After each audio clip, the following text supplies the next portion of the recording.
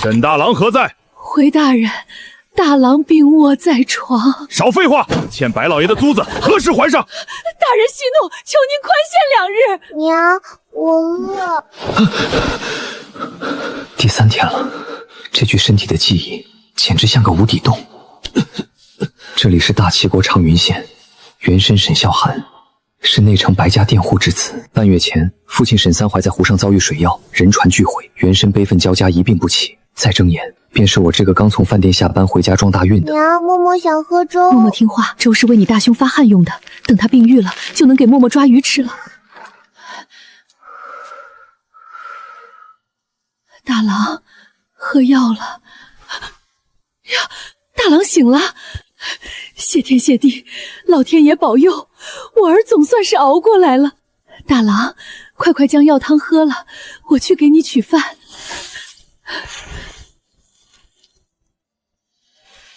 蝈蝈，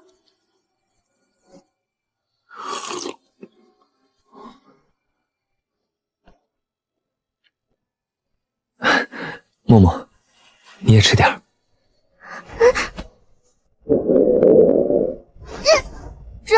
这是蝈蝈补身体的饭饭，默默才不饿呢。大郎，你快吃吧，别管这馋丫头，等你病好了，家里才有指望。矫情救不了命，必须先恢复体力。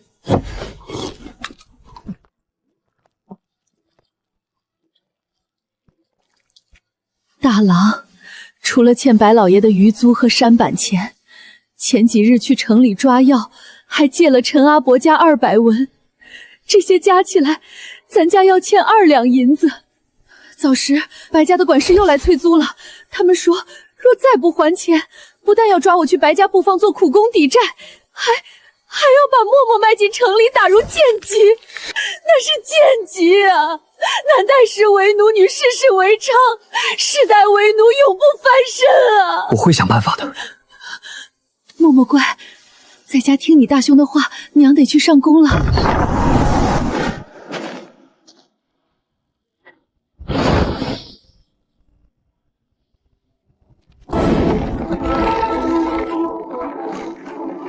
你是要去钓鱼摆摆给默默吃吗？对，去钓。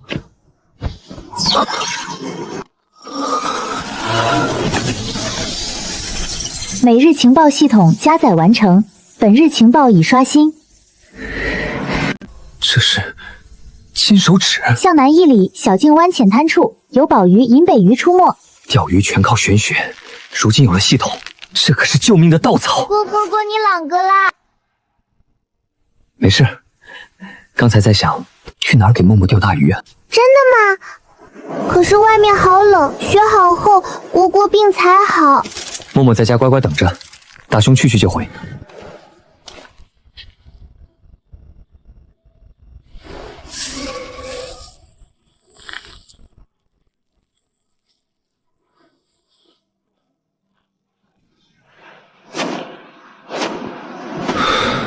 蝈蝈，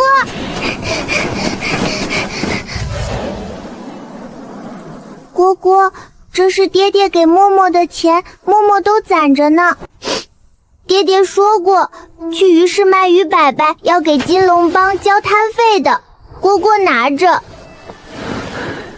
默默真聪明，快回屋，今晚一定让你吃上鱼。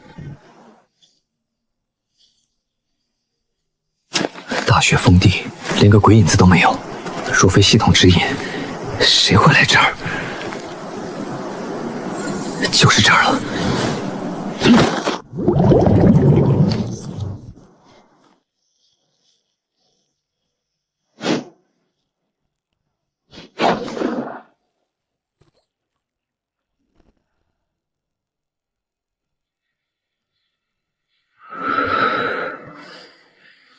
银背鱼蕴含庞大血气，武者吃上一盐，抵得上数月苦功。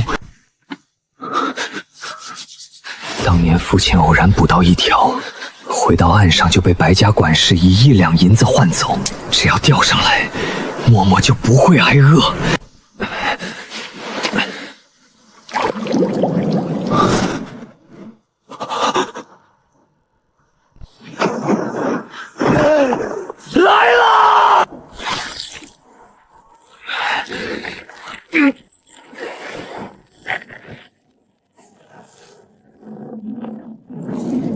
给我起！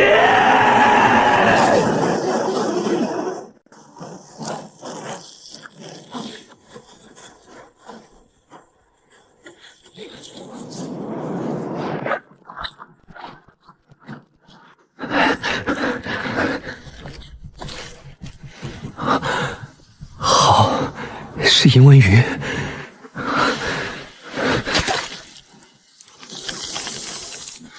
看来系统是真的，情报系统真能点出宝鱼踪迹。老鱼把式说过，银背鱼极好鱼色，如果有4纹以上的雌性银纹鱼，这意味着冰面下真蛰伏着一尾银背。这尾是5纹银纹鱼，少说能卖40多文。但得家里欠白家2两银子，陈阿伯的200文，还有咕咚的柴火，不够，远远不够。继续。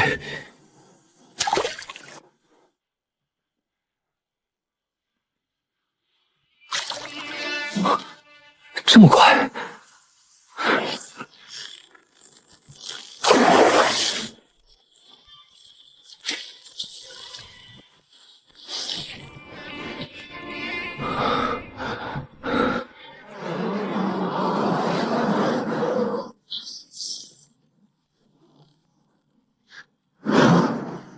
好货！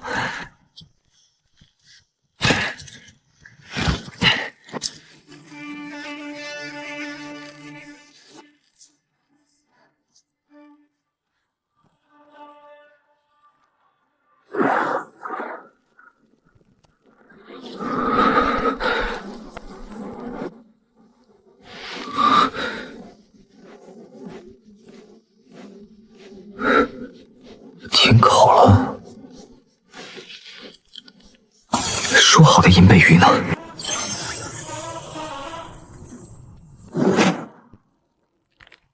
跑了，活酒成精。感知到危险，直接脚底抹油。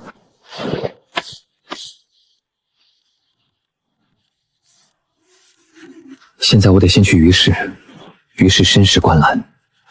去晚了，满篓子鲜鱼就砸手里了。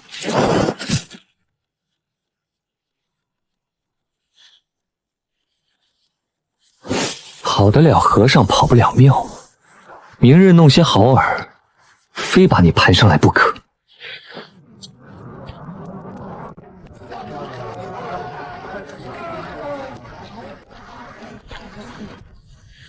金龙帮高年，兄弟面生的很啊，哪家的？白家佃户，家父沈三槐。沈三槐，摆野摊儿还是进鱼篮？摆摊。规矩都懂吧？喏，就那儿，去吧。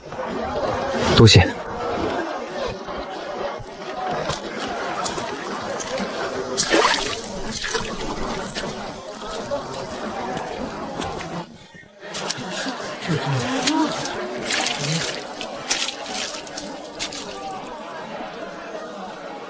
银纹鱼，嚯，鱼鳃鲜红，鳞片发亮，这鱼品相不错啊！大冬天的，小哥是捅了银纹鱼窝了。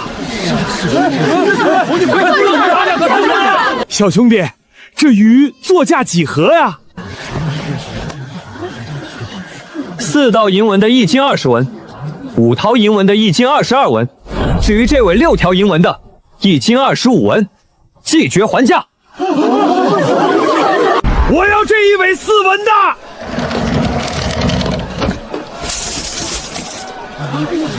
给我也来一尾，家里老娘正病着，正好熬汤发去汗。我也要一条，别跟我抢！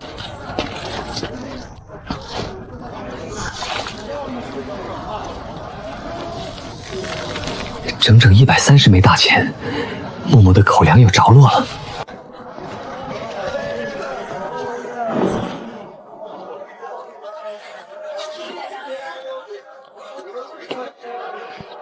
野滩上都是平头百姓，谁会为了多一条花纹买单？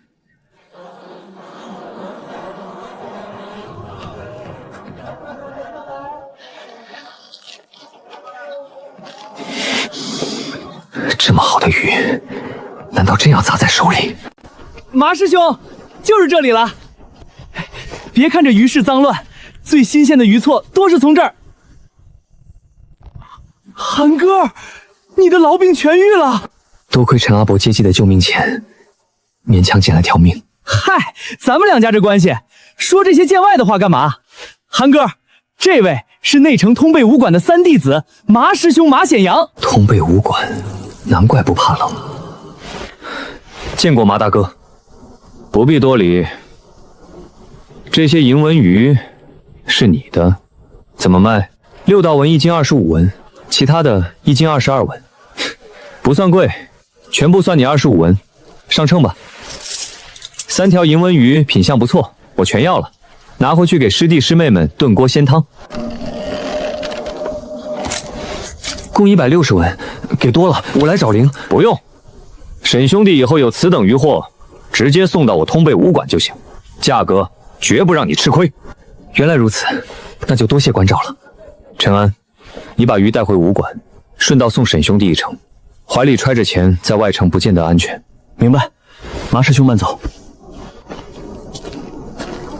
陈安，欠你家的。韩哥，你跟我生分什么？先进白氏的租子和赡板钱还，我家的不用着急。谢了，兄弟。走吧，一起回家。不急，我先去东市采购点东西，内城门口集合。现在有钱了，得去买点东西，正好还剩2条黑优，回去给娘和默默做点好吃的。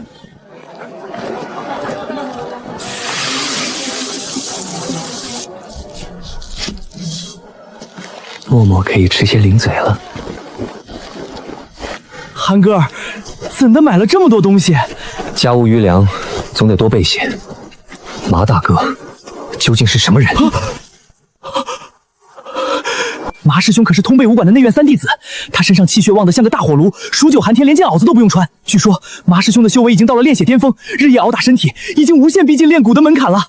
炼血炼蛊，陈安，这5道境界可否跟我细细分说？自家兄弟有啥不能说的？5道一途分明境、暗境、化境3大境界，高的咱先不谈，单说这头一关明境，明境细分3个小境界：炼血、炼蛊、炼金。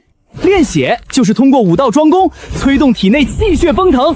通背武馆有句口诀：气血沸如汤，数9抗寒霜，破皮烂肉不算伤。只要踏入炼血，受点皮外伤，恢复极快。有这3样特征，便可试着冲击炼蛊了。那炼蛊呢？有什么特征？炼血还没入门就惦记炼蛊。大师兄说过，能踏入炼血境，才算5道入了门。这世上多数人，苦熬一辈子都迈不过这道坎儿。能拜进内城武馆，已经算出人头听了。就算入不了门，凭着底子去大户人家做护门，去县衙壮班谋个差事，下半生的营生也稳了。嘿嘿，那倒也是。我娘说了，家里东拼西凑交了8两银子的束修，只要我肯吃苦，往后活计肯定不愁。8两银子束修，1两银子兑1000文，8两就是8000文巨款。想走正经路子拜入武馆，短时间内是指望不上了。陈安，那化境之上可还有更高的境界？具体叫什么，我这等外院弟子接触不到。反正咱们长云县肯定没有，恐怕那南乡郡城才有。蝈蝈回来啦！默默好想你呀！蝈蝈怎么去那么久？自是给默默抓鱼去了。看，给你带来什么？是烤鱼骨，这是给默默的吗？当然。好吃，太好吃了！蝈蝈你也吃。蝈蝈，你今天钓了好多鱼摆摆吗？卖了多少钱呀？你猜猜看。10文大钱？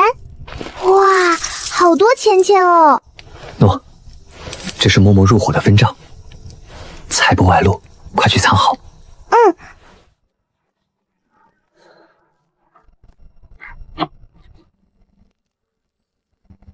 娘，蝈蝈回来啦，还给默默买了好多好吃的。大郎，这是……娘，今日去小金湾凿冰，碰上银纹鱼群，卖了笔好钱。娘，你吃，可好吃啦！好，我儿长大了，有出息。蝈蝈做的饭好好吃呀，比娘做的还要好吃。说来也是，大郎，你何时变得这般会做饭了？在鬼门关走了一遭，总得学着鼎力江湖，以后不能老让娘操劳了。对了，娘，咱家里现在还有多少余钱？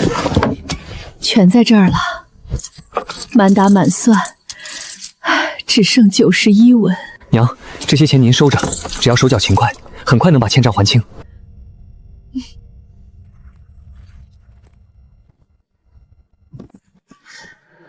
大郎病好了，家里有粮了，这日子终于有盼头了。本日情报已更新。系统升级了。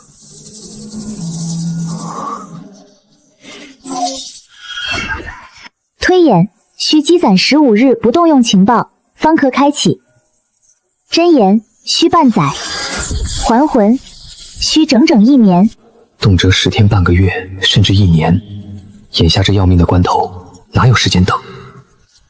打开今日情报。情报1：马显阳，通背武馆内院3弟子，困于炼械已2载有余，欲依靠宝鱼突破瓶颈。昨日偶见你所捕银纹鱼，断定你必知银背宝鱼藏身之处。彼时高价买鱼，遣人送你归家，皆是为麻痹于你，实则已在于氏部下眼线。一旦你携宝鱼现身，将把你诓至无人处，夺鱼灭口。马显阳要杀我！昨日那副豪爽做派，竟全是他伪装出来的。困于炼血2载，他只是把宝鱼当成了救命稻草。我是白氏佃户，白家是长云县3大霸主之一。马显阳不敢在明面上跟白家硬碰硬，但他怕我钓到宝鱼上交白家，断了他的机缘，所以他要在白家察觉前把我诓到无人处做掉。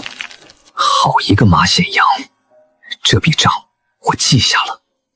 情报2：内城梅氏武馆馆主梅双风，虽身负恶名，却亦有正道之风。近来与通背武馆争夺弟子，互不相让。其亲传弟子江青红切磋不敌通背武馆赵洪刚，致使弟子流失。梅双风正暗中寻购宝鱼，以求弟子破关雪耻。若今日能钓得银背鱼，可从这梅双风入手，或许能寻得更好的破局良机。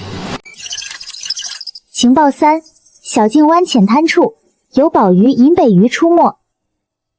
情报4：枯林最大枯树上被干草遮盖的洞中，藏有金尾鼠囤积过冬的食物。情报5：长云县内城通背武馆后院收藏着画境及庄公通背庄原本。情报6：云水湖深处有着吊海楼真禅弟子遗物及传承。通背武馆后院高手如云，云水湖深处更是要命的险地。眼下实力梯位，绝不可贪心去送死。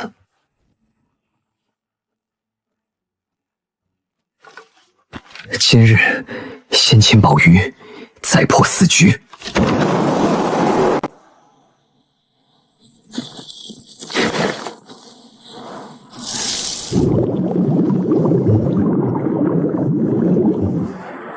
这畜生倒是精明，吃吧，多吃点儿，吃饱了才好上路。这宝鱼成了精了，当真通了灵性不成？啊，上鱼了！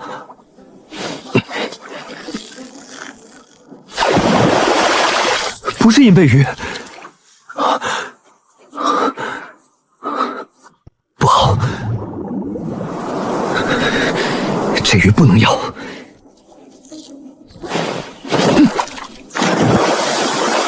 舍不得孩子，套不着狼。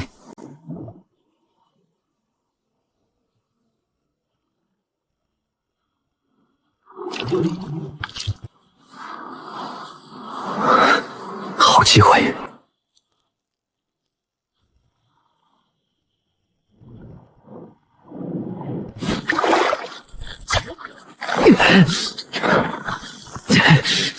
好恐怖的力道！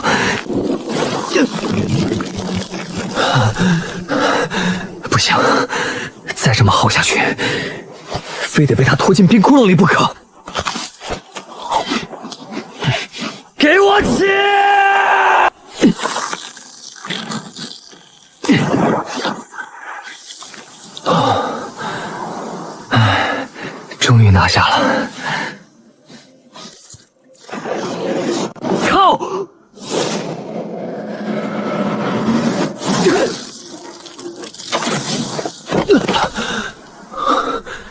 若非竹竿挡偏了准头，这一下已经洞穿了我的脑袋。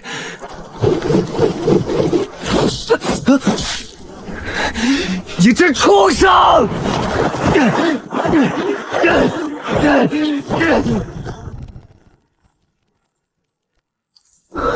肾上腺素褪去，现在才感觉到彻骨的寒意。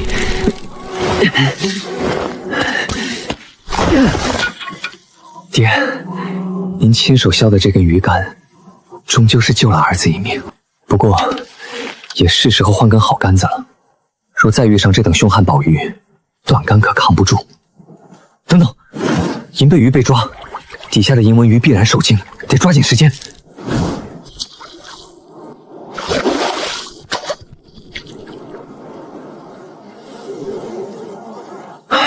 罢了，不能太贪心。有这条宝鱼便是最大的收获。马显阳既已布下眼线，我若大摇大摆地背着宝鱼招摇过市，必定凶多吉少。宝鱼绝不能带进城。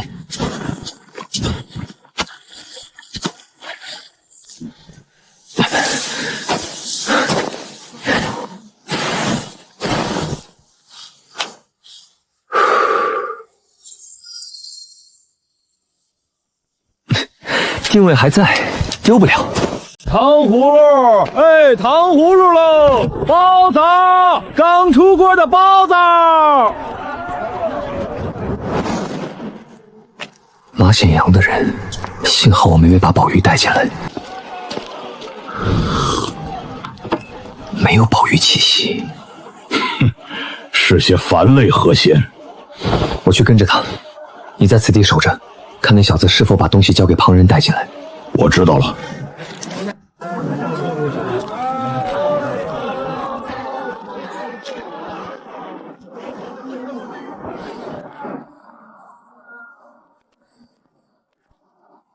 窥视感消失了。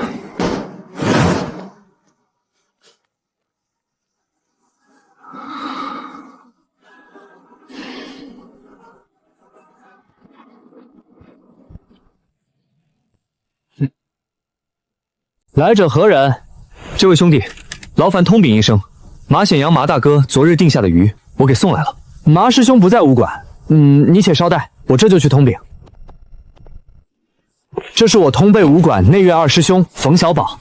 昨日那几条鱼是你钓的？正是。不错，那鱼炖汤味道着实鲜美。冯大哥吃着顺口便好。跟我来。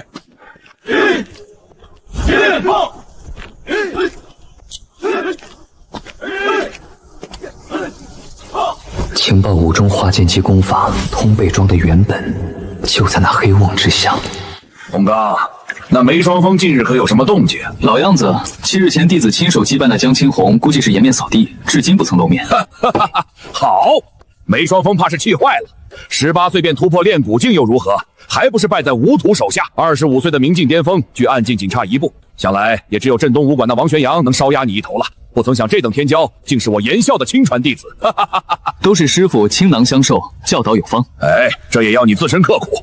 像显阳那小子，简直就是块榆木脑袋。行了行了，你们师傅俩关起门来倒互捧得起劲儿，都练成断头路了，还在这沾沾自喜呢。区明镜巅峰罢了，就算给你修炼到暗境巅峰，又有何用？一日不入化境，就只配在县衙、镇东武馆，还有那白家的鼻息底下苟延残闯。他说了吗？没有，还是不肯松口通背桩化境期心法的下落。哼，这一家子向来是属石头的，又臭又硬。要我说，早该动大刑了。光靠好言好语的逼问，能撬出什么东西？那毕竟是你的亲娘。亲娘？她算哪门子的亲娘？自从生下我那好弟弟，他便将我扔到城外的破落庄子，整整10年不闻不问。等我长成，便逼着我去给白家那老东西做妾，好为我那宝贝弟弟铺路。同是亲生骨血，他将通背全本交给我那废物弟弟，却千方百计瞒着我，这也配叫亲娘？师娘息怒，您不是已经报复过他们，出了一口恶气吗？不够，越不够！毒死了我那偏心的死鬼亲爹，这就算完事了。不，我要宰了我那好弟弟，我要杀绝他们全家，方能消我心头这口恶气。师傅，弟子冯小宝求见。师傅，马师弟寻的鱼送上门来了，弟子该如何处置？既然是显阳寻的渠道，收下便是。这等采买琐事，以后无需回禀，都交由你去打理。弟子遵命，便搁这里吧。对了，你这篓中几尾鱼，注价几何？马大哥昨日交代过，皆按25文一金结算。25文，那便依三师弟的意思，怎地全是4文货色？昨日我特地问过掌勺师傅，沿照着银纹鱼背上纹路越繁，鱼肉便愈发鲜美。莫不是听闻我冯某人适时渔获，便妄图以次充好，来诓骗我的银钱？这笑面虎变脸之快，犹如翻书。冯大哥明鉴，在下也想多钓几尾上等银纹鱼，奈何今日时运不济，只得了这3尾4文的不说，好不容易守到一条大鱼，非但没能钓上来，反将我这竹竿生生拉断了。在下恐银纹鱼搁久了不新鲜，顾不上重置钓竿，急将这3尾送来。冯大哥若是不信，且看这断口可是簇新的。哈哈哈哈！原来如此，算你有心，倒是我错怪你了。我好食鱼，一日不食便惦记得紧。正好我那3师弟近来痴迷鱼市，置办了几竿，稍后我去挑一根来与你使。马显阳沉迷钓鱼，还买了不少鱼竿，他怕是为了冲破杼骨，妄图亲自钓出宝鱼。先借与你使，拿了趁手的家事，往后务必多给武馆钓些好鱼上来。好沉，这可是马大哥之物，价值不菲，小弟怎敢？无妨，马师弟已启程去了长水县，没有10天半月回不来，你且用着，有什么事儿我一力担着。长水县同样依湖而建，马显阳去那儿必然也是为了寻宝鱼。再者，马师弟这钓竿买回来有1月有余了，却连片鱼鳞也未曾钓得，回回都是两手空空，放着也是糟践。合着这马显阳是个资深空军牢。既如此，那便恭敬不如从命了。小弟这便告辞。去吧，出来吧。二师兄，阿哲，出了武馆这许久，在金龙帮混得如何？全靠几位师兄提携，师弟才有口饭吃。你小子离了武馆几年，倒变得油滑了不少。说正事儿，显阳交代的事情办得如何了？回二师兄，师弟跟了那小子一路盯得死死的，确定他身上没有宝鱼。田二虎那边一直守在内城客门口，也毫无收获。那看来是真没捉到了。那便继续盯着那小崽子吧，不可松懈。是，我把显阳的钓竿借给了他，等显阳从长水县归来，自会去寻他要回。要知道，显阳的东西可不是白拿的，届时他若拿不出宝鱼来做租金，二师兄高明。冯小宝这借竿之举，表面豪爽，实则是强行塞给我的催命符。若我刚才拒绝，他定会当场翻脸。通背武馆，马显阳，冯小宝。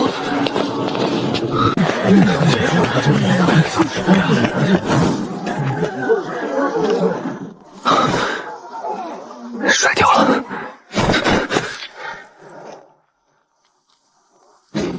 都把腰马扎稳了，想要出人头地，就得吃下苦中苦。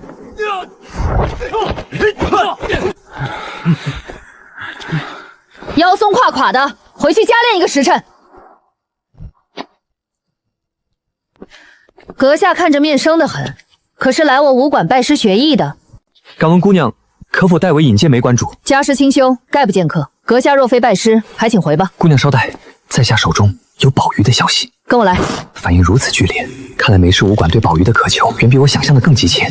这步险棋走对了。你当真有宝鱼的消息？我可把丑话说在前头。若是敢拿虚言诓骗，踏进这扇门，再想后悔可就晚了。消息不，我是有真家伙，姑娘大可放心。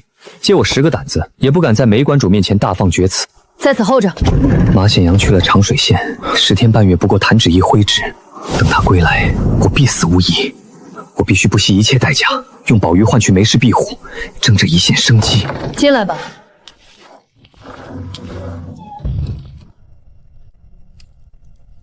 你有宝鱼的消息？这双手仿佛随时能破空暴起，决断人的幽喉。回馆主，宝鱼在下已经钓上来了。什么？在何处？城外。是何宝鱼？银背鱼。你既得了这般机缘，为何偏偏要将鱼卖于我？回梅馆主，是因昨日在鱼市卖鱼，恰遇好友与他家师兄收寻宝鱼，又从他口中听闻梅氏馆主素有正气，便想来碰碰运气。没撒谎，不过说告知你我素有正气的人是你那好友。是的。离你那好友远点吧。什么意思？情报系统上写着，虽身负恶名，却亦有正道之风。身负恶名，我怎么把这4个字忽略了？罢了罢了，你且先将宝鱼带来，我验过真假再。对了，你方才说你好友与他家师兄在收宝鱼，是哪家的？来了。回馆主，是通贝武馆内院的麻师兄马显阳。你确定是他？确定。在下好友拜在通贝武馆外院，昨日我钓了几尾银纹鱼，麻师兄高价买下，还嘱咐我往后有更好的鱼，尽管送去通贝武馆。方才我也是先去的通贝武馆，只是马显阳师兄不在，说是去了长水县。我担心宝鱼出水太久，气血大减，这才斗胆来寻梅馆主。你且先行出城，我随你走一遭。若真是那银贝宝鱼，我梅氏武馆定不亏待于你。馆主高义，在下这便头前带路。不必，内城人多眼杂，未必他人耳目，我自有法子坐在你身后，你先行便是。遵命。母亲，这小子的话当真可信？8、9不离10，可人心诡辩，也保不齐有走眼的时候。但他若是敢拿这等事做幌子来消佛我，无论他有什么天大的苦衷，我都会让他求生不得，求死不能。哼，那小子方才说我素有正气。我梅家昔日的是名门正派，可自从你弟弟被那群败类生生投入沸水铁鼎，惨遭活活烹杀之后，从那一日起，有的只是心狠手辣、睚眦必报的撕面魔。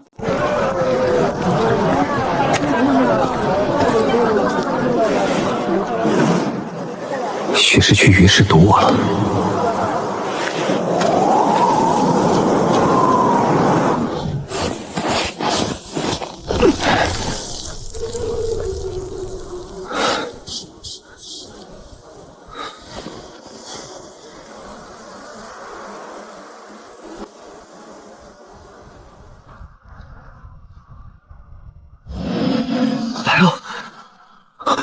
来了！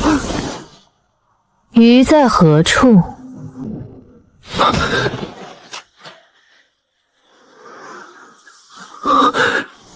这便是武者吗？踏雪无痕，当真是神鬼莫测。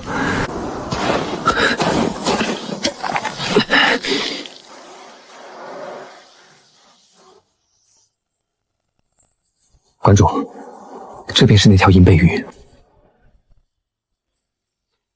不错，气血充盈，银鳞丰辉，确是货真价实的银背鱼。观其长势，足有5年余龄了。凡水族之宝，年份愈久，蕴含的气血便越发磅礴，也愈是千金难求。寻常银背鱼乃2阶宝鱼，不算罕见。云水湖周边2县，每隔2、3月便会捉到数条。初长成者，可值10两纹银，而你这条能赚价20两。10两纹银，印象中当年父亲捕获的那条体量相差无大，却被白家管事以区1两银子强行收走。这吃人的世道，底层见如草叶，必须要学武，只有学武才有出路。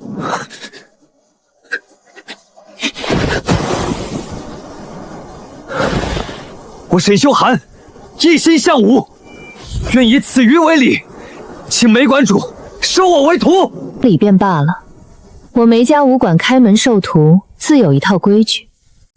这银背鱼该值多少银两，我自不会少你的。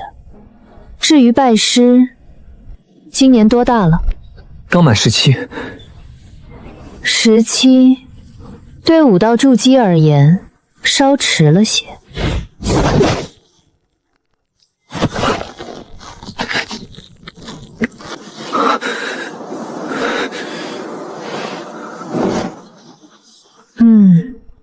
骨缝未彻底闭合，筋膜亦有韧性，尚有雕琢余地。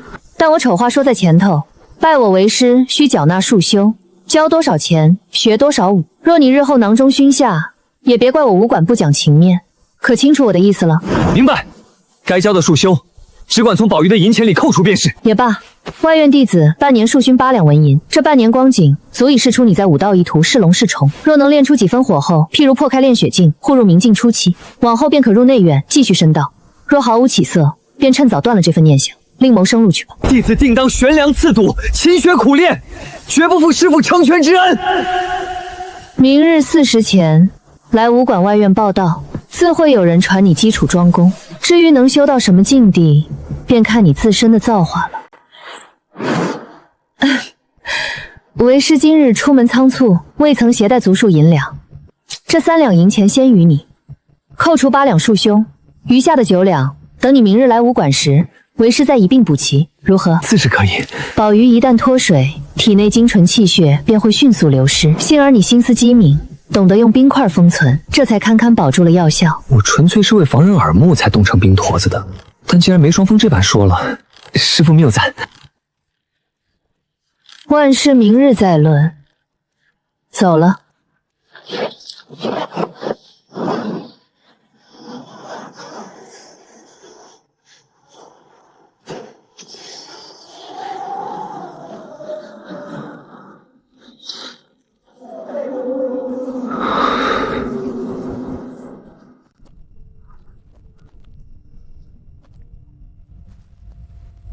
嚯，找到情报寺里经纬署囤积过冬的食物了，足有3、4斤重，正好拿回去给娘和嬷嬷补身体。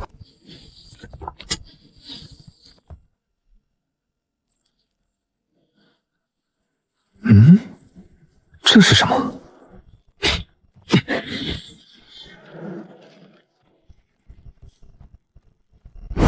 废了他追！敢惹我黑狼帮，今日就叫你交代在这儿！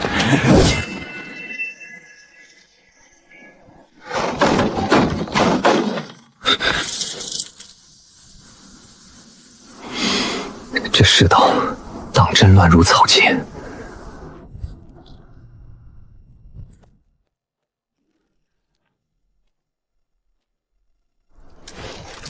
娘，今日怎回来的这般早？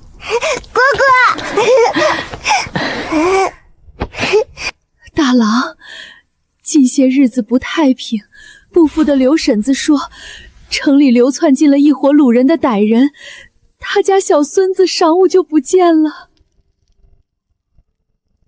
大郎，娘想着外头这般凶险，娘暂且不去布防上工了，留在家里编些渔网拿去卖，贴补家用，你看成吗？娘是怕留在家中成了吃白饭的累赘，才这般低声下气。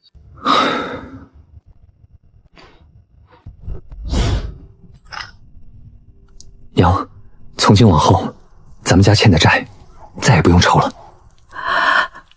大郎，这你从哪儿弄来的银子？孩儿今日运道好，捉了一尾银背鱼，卖与内城梅氏武馆的馆主。他不仅20两银子买下，还将孩儿收入武馆外院。娘，从明日起，孩儿便能修行武道了。武道？真的？真的。他爹呀，你睁眼看看呐，大郎出息了，你可以合眼安心的去了。大郎，当年你爹捕到银背鱼，可是被白家管事硬生生收走的。咱家是白家佃户，这鱼……娘且放宽心，鱼是卖与我师父的，只要咱们闭口不提，白家如何知晓？苦日子熬出头了，今日是大喜之日，您带嬷嬷歇着，儿子亲自下厨。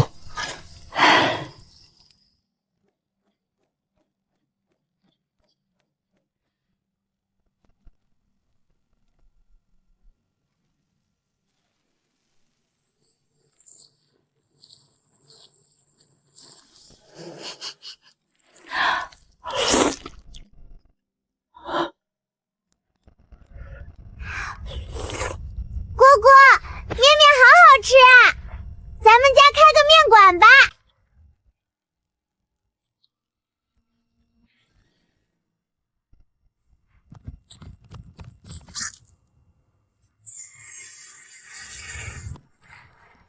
本日情报已刷新。情报1：你昨夜自枯树洞中得来的暗褐石块，真名唤作原石，其内蕴含精纯天元气，对于刚进期武者修行大有裨益。刚进期？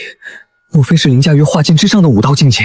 对刚进期都有大用的东西，若落在化境、暗境武者眼里，绝对是天大的机缘，万万不可漏财。情报2：通背馆主严啸，乃原馆主上门女婿，受发起宋嫣容蛊惑，暗害越放，鸠占鹊巢。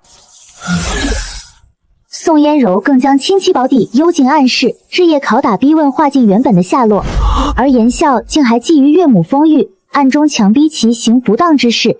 好家伙，严孝这老东西真够无耻的。那宋延龄更是蛇蝎心肠，连亲弟亲娘都不放过。上梁不正下梁歪，难怪门下弟子动辄便要谋财害命。情报3：昨日冯小宝强行借你钓竿，实则包藏祸心，欲以此拿捏于你。马显阳赴长水县空手而归，已改到南乡郡，归期延至16日后。哼，不出所料，冯小宝故意装作好食鱼，不过是想套住我。等马显阳回来，便有个名正言顺的由头来敲骨吸碎。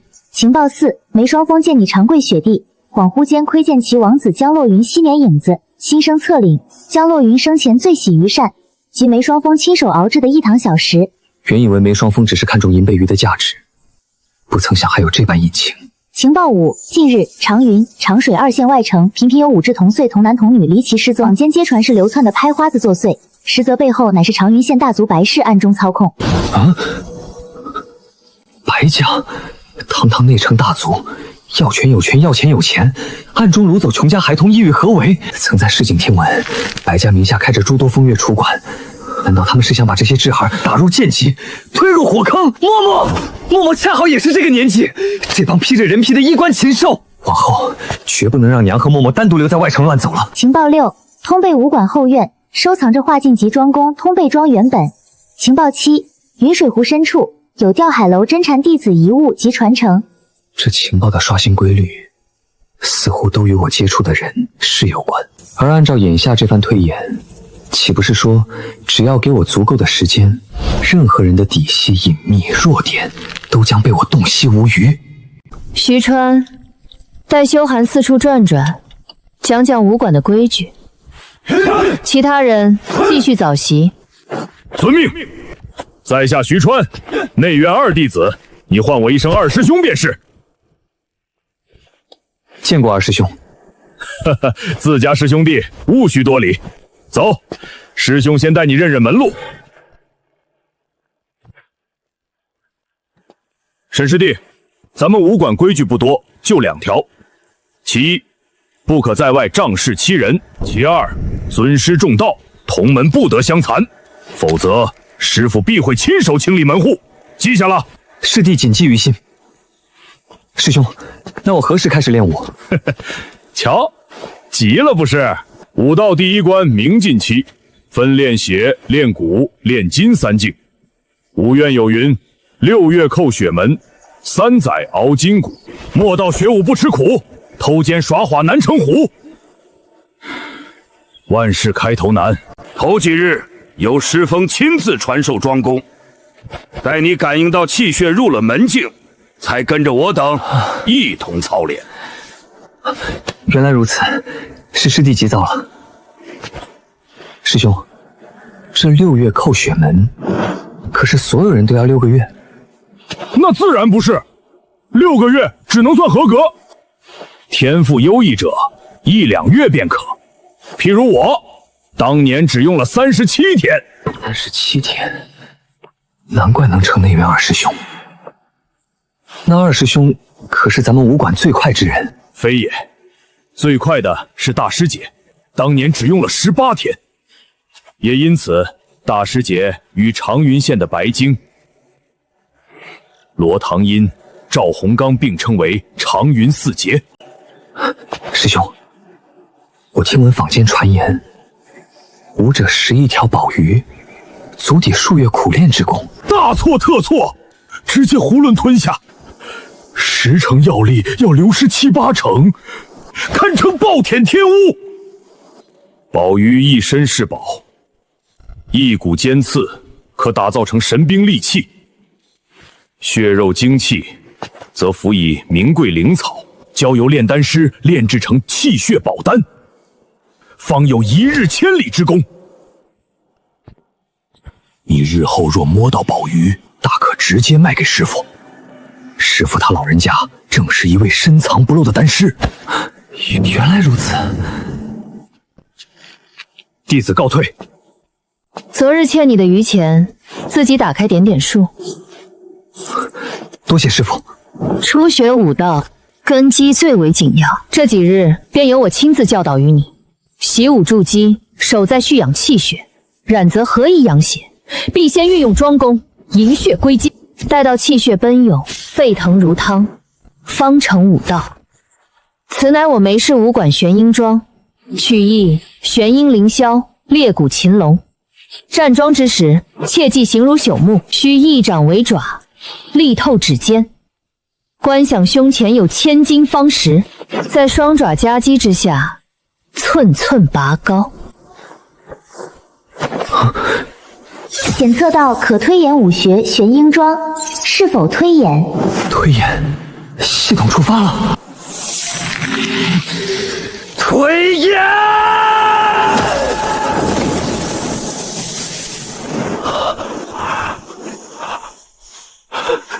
情报积攒不足，需15日方可开启推演。不出所料，不过这推演虽眼下无法动用，却也并非全无收获。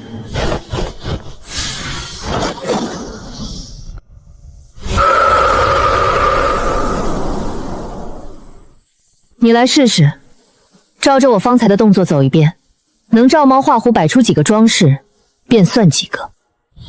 明白。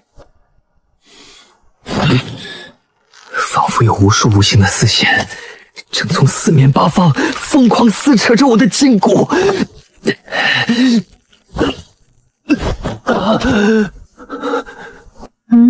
还不错，头一次便可摆出3个架势，在武馆内已算中上了。师父，内院的师兄师姐们头一次能摆出多少？内院5人皆是3架势以上，多想无用，武道最忌心急。你今日将这3封式练熟，每日添2、3个，不出10日便可尝试感应气血了。与其他人一道练习吧。是，师父。我的根骨平平无奇，若按部就班，怕是得4、5个月方能感应气血。积攒情报，开启推演，已迫在眉睫。但这15日内，绝不能表现得无所事事，必须苦练掩人耳目。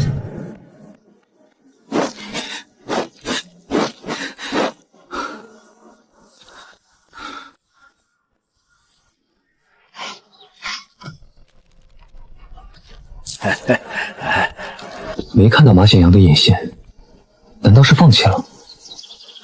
不可能，8成是在其他地方死遁。真该死！那小子难不成这2日没摸到鱼，连城都不进了？有可能。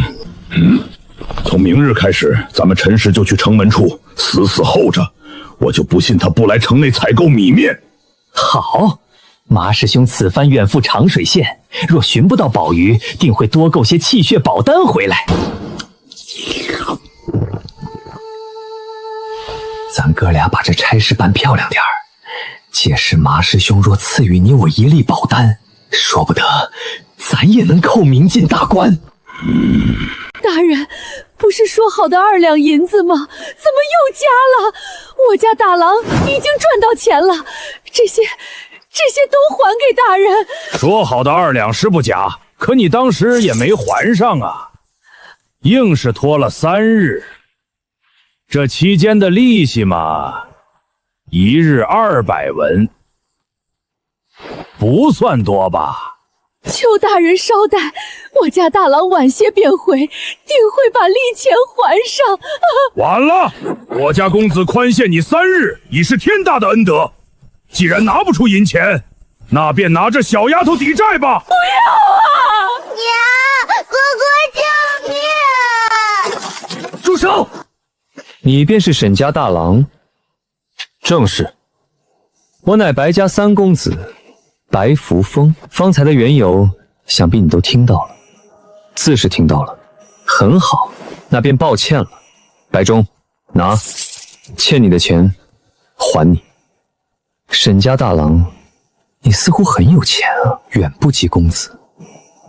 只是光天化日之下，公子竟带人强抢舍妹，这事儿若传出去，知道的是白公子您在收债，不知道的还以为是外城传言里那些丧尽天良的拍花子呢？放肆！区一个下贱佃户也敢编排主家，我现在就拔了你的舌根！慢着，沈大郎，饭可以乱吃，话可不能乱讲。这些日子县内频发志同失踪案，我白家世代清白，正鼎力协助官府彻查。你可知，你方才这句话，若是落入有心人耳中，会为我白家招来多大的非议？公子莫怪，大郎一时冲昏头脑，才顶撞公子。大郎，快给公子赔罪！是秀涵失言了，我也是听到内城里的传闻，一时着急乱说的。内城传闻，你是从何处听来的？是在通贝武馆里听到的。通贝武馆的冯师兄、麻师兄待我极为照拂，不仅出高价包办了我的鱼货，还说我捉到更好的鱼，皆可送往通贝武馆。公子，您看那边，这是我白家贮气坊里特制的钓竿。公子好眼力，这正是通贝武馆的马显阳师兄亲手赏赐的钓竿。如此说来，倒是误会一场。沈大郎，银两我收下了，这3日的利息便免了，之前欠的山毯钱、租子一笔勾销。走，三公子，此事就这么算了，要不属下折回去，干脆把那一家子……不可轻举妄动，家主有令，近日风声太紧，行事务必低调。明日你等派人去东西坊，把那个姓刘的小女孩弄到手再说。他奶奶的！那咱们之前在云水湖里弄死那沈三鹤老东西，岂不是竹篮打水一场空了？闭嘴！你这狗奴才是嫌命长了是不是？啊！管好你那张破嘴，再敢乱嚼半个字，本公子把你剁了喂狗！是，属下该死，谢公子饶命。大郎，咱家欠的账，当真就这么两清了？两清了。蝈蝈，大坏蛋都走了吗？他不会抓默默了吧？白家人会不会再来，我不知道，但下一次，我绝不会让他们安然无恙的离去。都走了，再也不会来了。哼，今儿个来的倒够早。你看甚？让你们眼睁睁看着我踏进梅氏武馆的大门，说不定能让你们投鼠忌器，在马显阳回来前不敢轻举妄动。你说什么？二师兄，那小子不知何时竟拜入梅氏武馆了，我亲眼看着他唤徐川为师兄。无用的东西，连个外城泥腿子都看不住，要你何用？二师兄息怒，师弟琢磨了一路，他一个穷佃户，哪来的8两银子交束修？二师兄，他消失2日，怕是用了什么法子，将宝玉卖了换钱，才交上束修。拜入梅氏武馆的，好大的胆子！拿我师弟的钓竿捉到的宝鱼，就活该是我通贝武馆的东西。走，带人去梅氏武馆要账，都给我抄家伙！谁干的？是快班的差役教训的我们，二师兄，你可得做主啊！咱们报了武馆名号，他们非但不听，下手反而更狠，还把南市的2家赌符全贴了封条。快班查封赌符，武馆名下诸多产业，平日里向来井水不犯河水，按月拿孝敬的，怎的今日会突然撕破脸皮？快班，我没记错的话，那快班捕头是白家的2公子白秀安吧？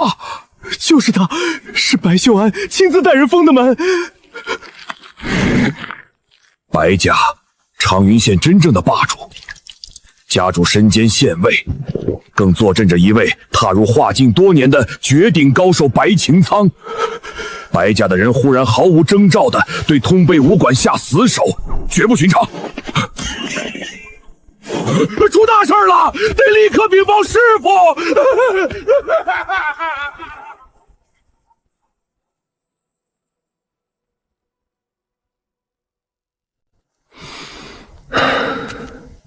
沈师弟，你这进步倒真是出人意料。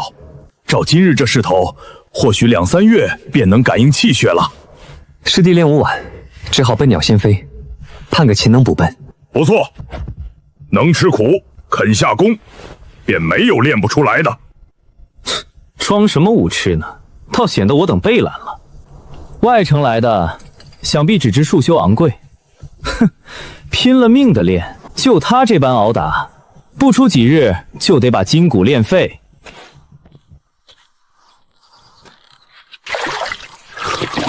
听说了吗？白家和通背武馆干起来了！白家把通背武馆的赌坊端了。赵洪刚、冯小宝带着人直接去了县衙讨要说法，真刀真枪的干。动手了？动静太大，把白家大少白晶惹出来了。他空手下场，一个人压着赵冯2人打。打得好！通背武馆前些日子欺负江师姐，活该吃瘪。通背武馆吃了雄心豹子胆，敢惹白家。我最开始也纳闷儿，直到镇东武馆的王玄阳站了出来，挡下了白晶。通背武馆背后的靠山是镇东武馆。咬起来了，拔出萝卜带出泥，长云县几大势力全卷进去了。乱点好，越乱越没人顾得上我。天塌了也有高个子顶着，我只管熬过这10来天。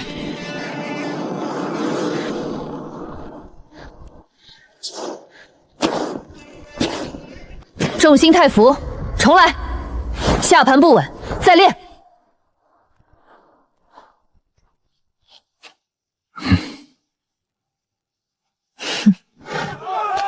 28式基础装甲，尽数贯通，时机已到。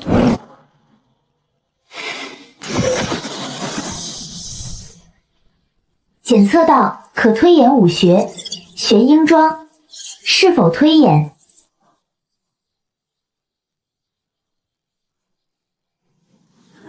是。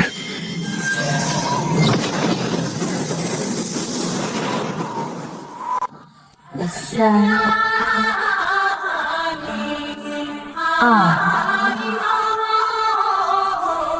1。你摒弃杂念，苦熬4年，庄公破入小城，感应气血，历经9载风霜，玄鹰桩真至大成，领悟行气大周天，气血大成，迈入炼骨之境。第13个春秋，功行圆满。第15年，领悟必杀技天玄鹰劲，触碰武道至骨。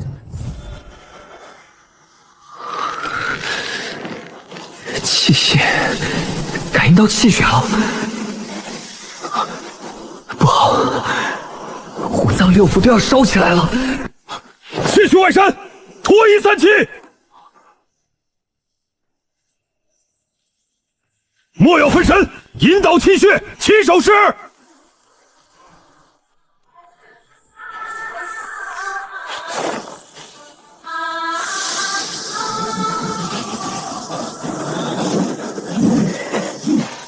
浑身赤红如火，热气蒸腾成雾，是突破炼血境的异象。这怎么可能？算上今日，满打满算正好16日，16日便叩开血门，比大师节快2日。此人天赋竟恐怖如斯！师傅，行俗易走，意在爪先，宛如玄鹰昂首。玄鹰桩，小城。木秀玉落，风必摧之。15年推演早已圆满，但底牌绝不能全亮，伪装成小城便足够了。师傅，弟子信不辱命，已叩开血门，踏入明境。不错，非常不错。从今日起，你便免去外门考验，直入内院修行。进了内院，才有资格修习真正的质地大法。玄鹰桩这头苍鹰，终于要生出利爪了。弟子遵命。跟我来内院。徐川，你也一并来。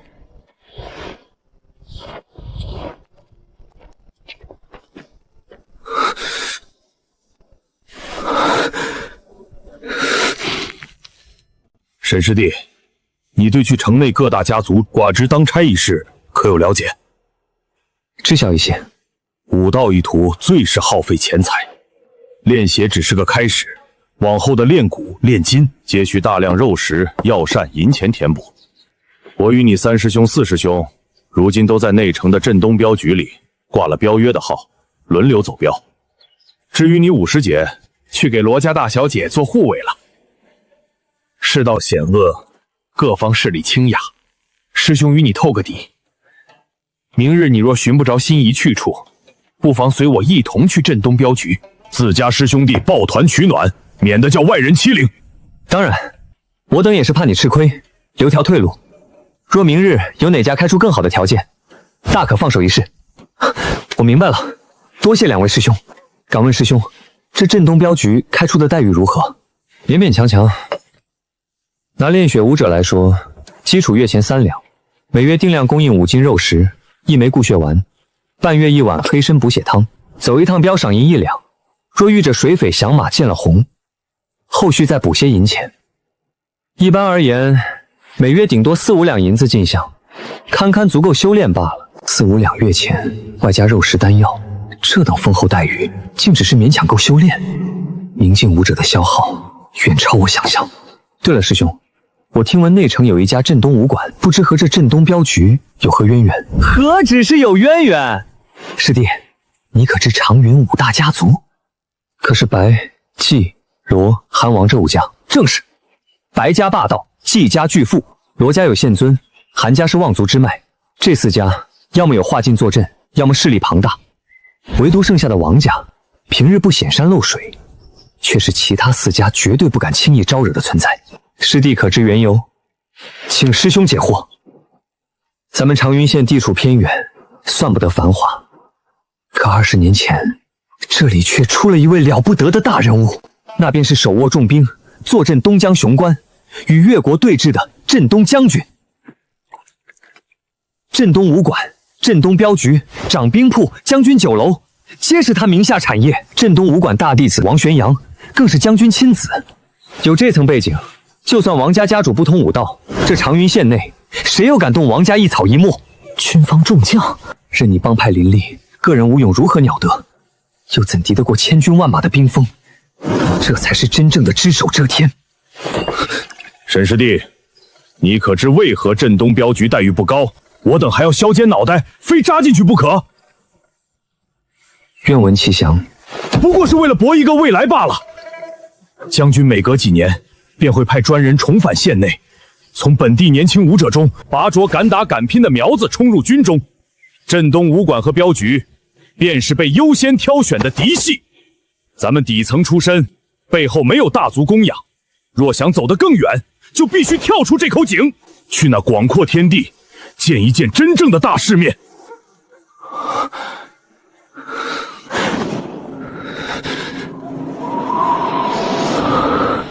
师弟，我等去镇东镖局不过是个跳板，师兄弟几人抱团，最终的去处是咱们大齐5军之一的龙香军，去那里搏一个风息银子的前程。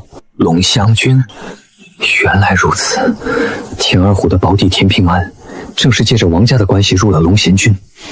田平安不仅是明镜后期，更是龙贤军百夫长。我解决了田二虎，若还跟着师兄们去他的地盘，岂不是自投罗网？乱世之中，狗盗为先，这险绝不能冒。两位师兄一片苦心，师弟感激不尽。男儿在世，自是想去外头闯荡一番，只是师弟生性散漫，受不得军中那等森严铁律，怕是要辜负师兄们的美意了。说来，师弟还是更向往加入一个武道宗门苦修。前些日子，师弟偶然听市井里的游方高人提及过一个唤作吊海楼的门派，听闻其手段通天，高修云集，令人神往。不知二位师兄走南闯北，可曾听说过这方势力？我这几年行镖，对南乡府大小宗门帮派，乃至各路人马的三教九流，都摸了个8、9不离10。可师弟所言的吊海楼，却是闻所未闻。我也一样未曾听闻。沈师弟，莫不是那游方道人骗酒喝，随口湖州的名字？不，未必是湖州。我大齐九州36府，广袤无垠，南乡府不过沧海一粟。这吊海楼，保不准是沧州以外的势力，或许远在他州，乃至大齐国都的武道圣地，没听过。远在其他州，这不对吧？吊海楼既能遣真传弟子深入云水湖，理应是沧州地界的门派才对。若真是外州之人，远道前来寻觅机缘，为何会殒命于此？还是说，他是和他人结伴同往，最终却被暗算解决于此？对了，估摸着就在今年内，龙湘军便会来长云县招人。前几年曾有咱们武馆的弟子投奔过去，如今已混出些名堂，届时或可托人走动走动。沈师弟，今日白家和震东武馆没来，剩下的罗、季、韩3大家族都遣了管事。你叩开炼血，天赋极佳，我建你选罗家。师兄可有稳妥的说法？你家是白家佃户，而罗家与白家世代联姻，素来交好。再者，罗家乃宪尊家族，有化境强者坐镇，你选罗家，绝不会亏待你。白家与罗家是姻亲，怪不得那闹得满城风雨、掳走无数儿童的拍华子案毫无细问。衙门与黑手根本就是一丘之貉。多谢师兄提点，待会儿我见机行事。马上便轮到你这尊大佛压轴出场了。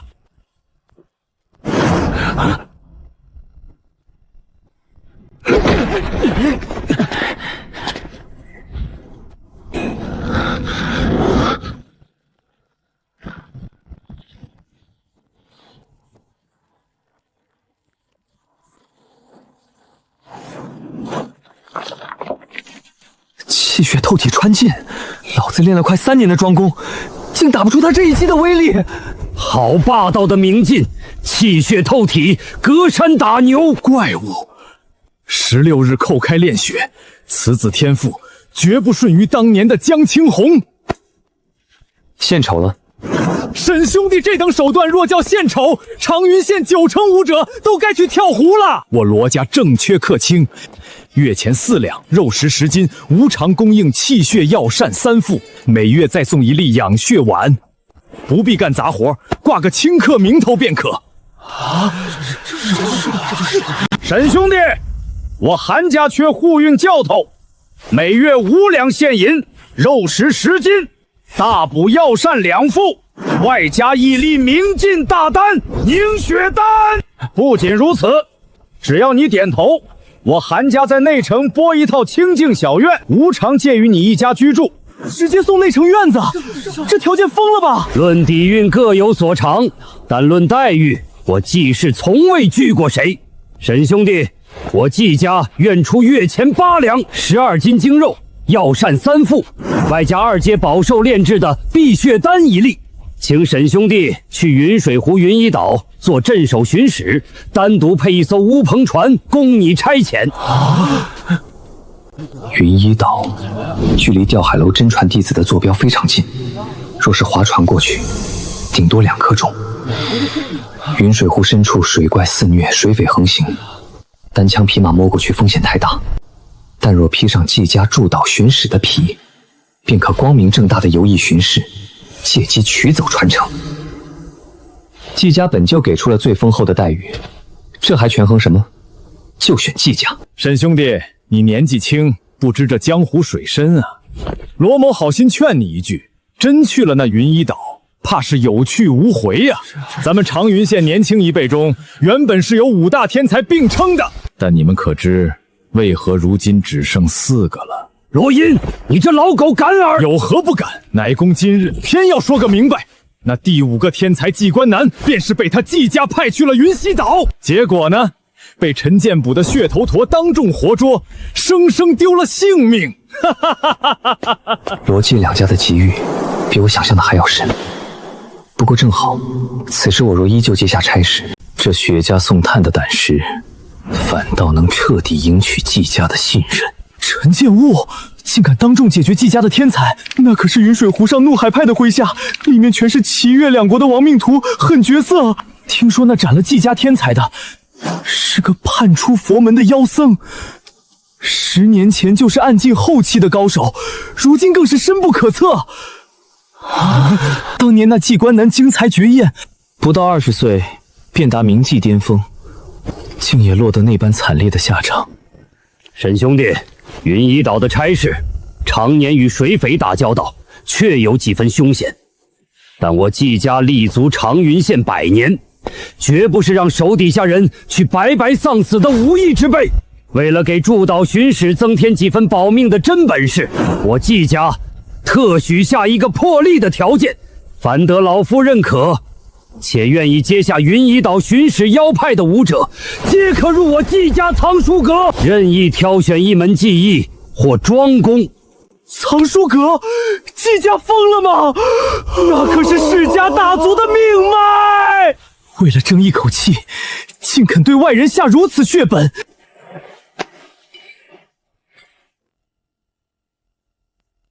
沈兄弟，你是老夫认可天才，选择权在你手上。意外之喜，本就是借道去寻传承，竟还能白得一门世家珍藏的武学。季家的诚意，晚辈铭记于心。云夷岛的巡使，我接了。好，好，好，沈兄弟痛快，我季家已绝不亏待于你。这2日你且安顿好家中琐事，后日去城北季府寻我季中，届时老夫亲自为你引路，去藏书阁走上一遭。多谢管事成全。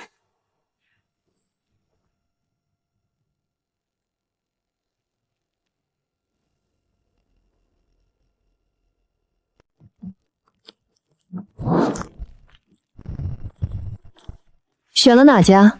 回师傅，选了季家，去云夷岛做驻岛巡使。云夷岛那处地界临近陈建武，是个险地，可想好了？想好了，季家许弟子去他家藏书阁挑选一门武学。拳脚身法类可选踏河头流步、裂风腿或碎玉挥风掌，临近期最为实用。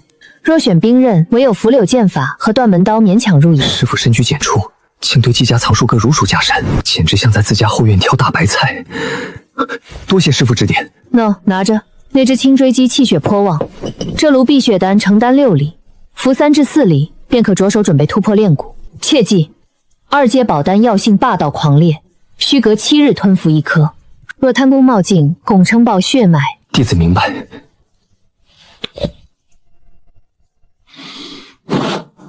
好狂暴的药力，仅仅一嗅，气血便急于透体而出。不愧是2阶宝丹。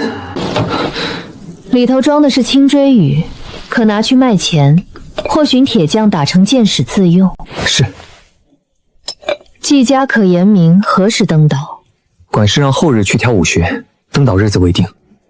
那这几日安心在武馆夯实气血，日后去水上玄阴庄不可落下。休沐日若有疑难，大可来找我。多谢师父厚爱。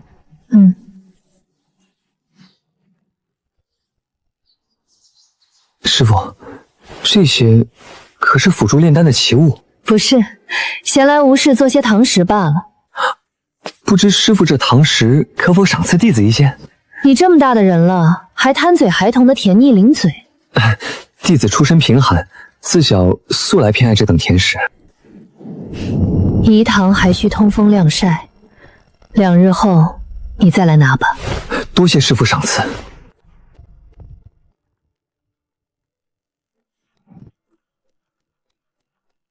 开门！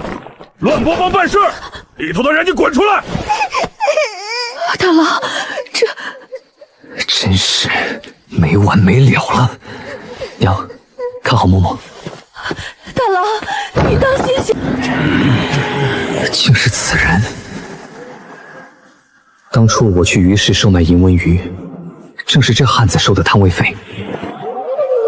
他分明是金龙帮的人，怎的又自称乱波帮了？卖鱼那日，他腰间木牌上分明刻着一个高字，如今姓氏名号全改了，难不成这帮人是金龙帮假扮的。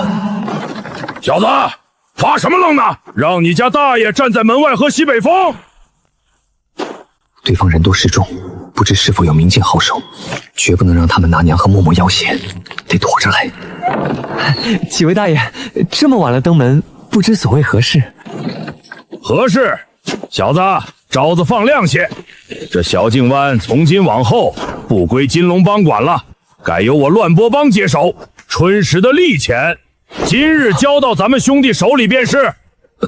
春时利钱？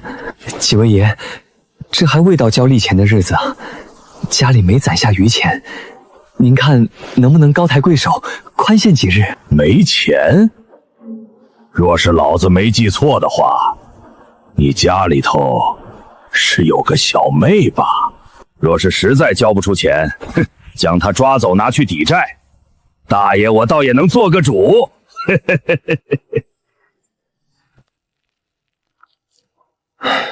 只有这400文了，还差1000，小人一定尽快凑齐补上。没看出来呀，脸色说变就变。你这穷酸泥腿子还挺有钱，但大爷不信你，滚进屋，把你藏着的钱全部拿出来。我警告你，别逼老子亲自去搜，否则算了。这小子怀里就揣着这么多钱，家里头肯定还藏着不少钱呢。我说算了。是。3日内将剩下的钱送到乱波帮堂口，逾期后果自负。算你小子走运。娘，把门杀死，绝不可出来。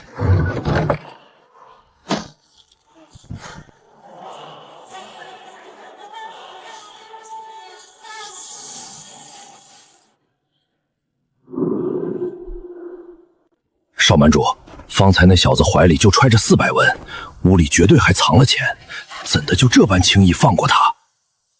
我等借着乱波帮的皮刮了笔红彩，顺道把水搅浑，已是美事一桩，不必因小失大。待3日后，等那小子拿剩下的利钱交给乱波帮，你说他们是什么反应？属下不知，属下只是觉得少帮主方才恐怕少收了不少大钱。刀疤，你跟着我金龙帮做事有几年了？回少帮主，整整4年了。从金龙帮在长云县插旗的头一天起，我便被老帮主收在麾下。这几年始终跟着您赴汤蹈火呀，少帮主。4年，倒是有些年头了。那如果我告诉你，金龙帮并非是4年前才立的，而是早在10年前，我爹便在广武府石潭县创立了这帮派字号。当然了，那时还不叫金龙帮。这事儿，属下倒还真是头一回听说。你当然不知晓，因为除了我与我爹，当年知道这事儿的人都已经没命了。当年在石潭县，我看上了当地一个富户家刚及第的千金小姐，那身段，那脸蛋儿，我便将她掳走，抢回了她的清白。后来，我向他爹勒索了一笔赎金，过程中听人说，他有位兄长在沧州摘星门，还是位亲传弟子，修为更是暗境巅峰，索性一不做二不休，拿了钱，把那一家子彻底解决干净。为了彻底抹平痕迹，不走漏半点风声，当夜我爹带着我将帮里的36个老兄弟一个个亲手割了喉咙，然后搜了款子，连夜来到长云县，这才有了金龙帮。少帮主，您跟我说这些做什么？属下对您和老帮主那是忠心耿耿，绝无二心啊！忠心？这世上只有闭了眼的人，才最让人放心。况且我方才给过你机会了，若你是个聪明人，我不介意放你一条生路。可惜你果然如我爹说的一般，又贪又色，蠢笨如猪，毫无培养价值。留着你只会影响到我家大事。少盟主，有话好好说，我等这就连夜散去，再也不回长云县，不回南相府。晚了，要怪就怪乱波帮吧。正巧我们在这长云县捞够钱了，只等那处地界一开，便换个地界痛快逍遥。可既然要走，当年的规矩自然不能破。高年，你，高年要解决我等灭口，左右是个没命，兄弟们拼了！哼，蝼蚁也敢撼天！跑，真是蠢货！白白在我金龙帮待这些年，何方狂徒，敢在我乱波帮地盘上闹事！滚开！此人气血稀薄，像是初入炼血，但那古怪的运劲法门，竟能与我这炼血大成硬汉而不落下风。你是何人？我爹乃是金龙帮高福，早已踏入暗境多年。阁下当真要与我金龙帮不死不休？哼，老子行不更名，坐不改姓。乱波帮二当家沈二刀是也，打的就是你们这帮金龙帮的败类。你好快！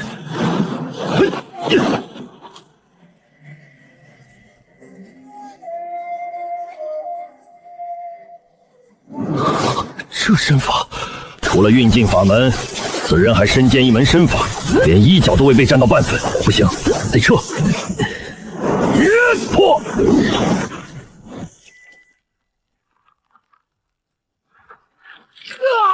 糟了，大腿重伤，一身实力去了80%，想逃都难了。阁下不，兄台饶我一命，只要你放过我，我金龙帮愿双手奉上纹银100两。兄台，饶我一命，我有一桩大机缘告知，这长云县有一处符。欺人太甚！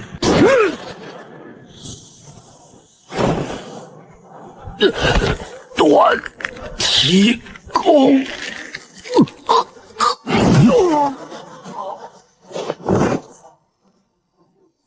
高年此人虽未叩开炼骨玄关，体内气血却凶浑霸道。若非身怀铁骨功与惊鸿游龙傍身，单凭天玄英劲，今夜倒下的恐怕就是我了。好在没出意外，这些碎银定是他们今夜从各处穷苦人家搜刮来的，临跑路前捞一笔横财，打着乱波帮旗号提前收了春时的利钱，等乱波帮接手，面对的将是一个榨不出油水的烂摊子。交不出钱的穷户会有什么后果？他就是故意要嫁祸。哼，行事如此恶毒，罪有应得。只是可惜没找到他那门腿法，若能到手，推演一番，全身便再无短板了。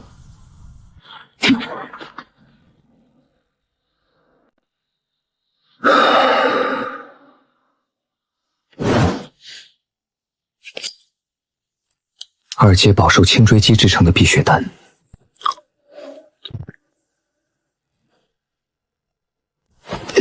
好霸道的药力，简直像吞下了一块烧红的木炭。给我震！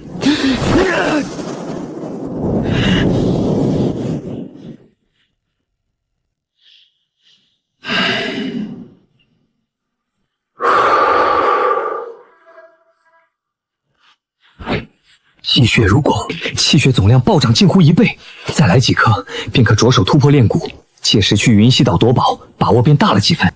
宝丹下肚，情报点数却毫无变化，看来只有生擒天生灵物，方能增长点数。昨夜解决了高年，这帮地头蛇个个心狠手辣，眼下绝不能有半点大意。本日情报已刷新。情报1：金龙帮在与乱波帮争斗中全面处于下风，帮主高福决定转入暗地蛰伏，等候机缘。然高福已得知独子高年身遇，担心被斩草除根，此刻正与数名心腹藏身于外城野四方第5家。外城野四方第5家，那不是田二虎的空宅子吗？金龙帮败局已定，高年又折在我手里。高福这老狐狸不赶紧逃出长云县，反倒窝在田二虎的宅子里蛰伏。他在等什么？田平安，田二虎是高福的心腹，高福定然知晓田平安的底细。龙翔军百夫长，炼金境高手。若等田平安回乡拔擢新兵，与高福接上头，得知田二虎和高年之死皆与我有关，一位炼金境高手的报复，我拿什么挡？绝不能坐以待毙，必须先下手为强，斩草除根。得想个万全之策，借刀杀人。谢过大爷，大爷长命百岁，妻妾成群。问你个事儿，答得好，再赏你10文。大爷您吩咐，小老子知无不言。这几日可有一群生面孔住进那处院子？有，这2日陆续进去好些生面孔的汉子，看着凶神恶煞，绝不是房里的善轼。他们成天闭门不出，摸不准有多少人。谢大爷，谢大爷。张头，听麻子说你昨夜出去了一趟，送信的苦累活罢了，给龙翔军的信。听帮主的意思，他在军里有关系，要搬救兵找乱波帮的混账，清算这笔账。真的太好了，到时老子非收拾了那乱波帮不可。小声点，帮主说那人身份不一般，得等消息，你嘴巴给老子闭紧了。果然不出所料，高福暗中联合了田平安。等那位明镜后期的龙翔军百夫长带人回来，我的处境便彻底陷入死局。必须先摸清虚实，再做决断。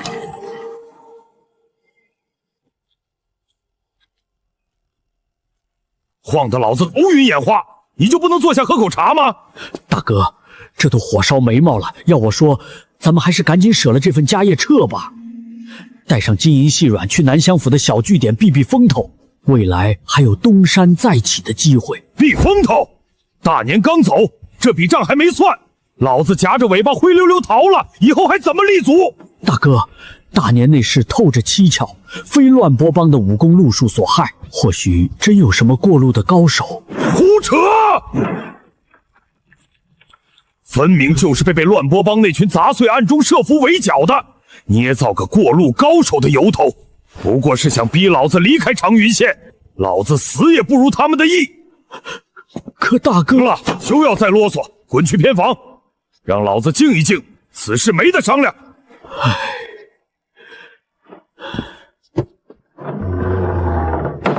快20年了，这辈子能否登临画技，乃至刚进，全要仰仗那处机缘。可恨那地方，唯有30岁以下的武者方能踏入。倾尽资源培养10年，本指望高年30岁前叩开练骨，替老子夺回造化。哼！可这废物烂泥扶不上墙，如今还丢了性命，险些坏了老子大计。好在天无绝人之路，田平安20有9修成炼金，还身兼一门横练法门，比高年那份物更适合去那处地界。待信寄过去，老子不信你不心动，毕竟那可是……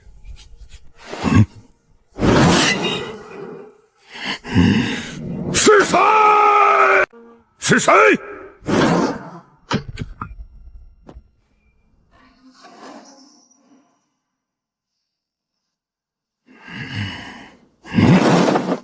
好险，不愧是暗境武者，感知反应远超明镜。幸好有惊鸿游龙，否则定被高夫发现。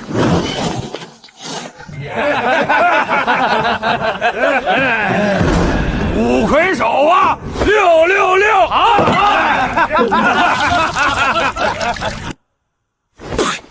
真是的，你们吃香喝辣，留我一个人喝西北风。嘿嘿，等会儿轮值，非得赢光你们的赏钱不可。哎呦，我的天！哪来的不长眼贼人，跑到乱波帮撒野，活腻了不成？出什么事了，刘老三？人在哪儿？二当家，不知谁扔过来的。兄弟伙，去通知大当家的，找到高福那混账的藏身地了。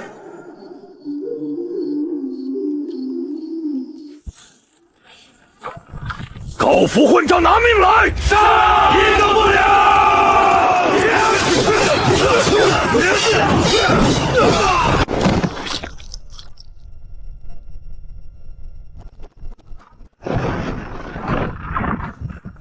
追！别让那老狗逃了！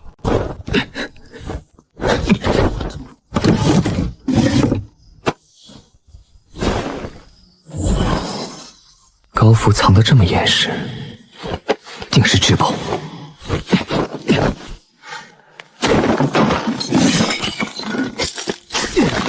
呸！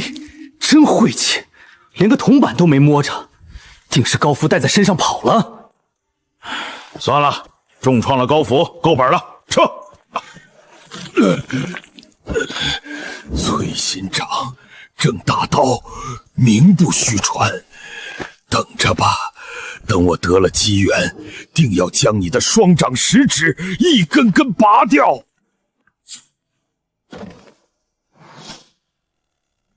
我的御剑，乱波帮郑大刀，你们毁我基业，坏我机缘，我必拿下你们！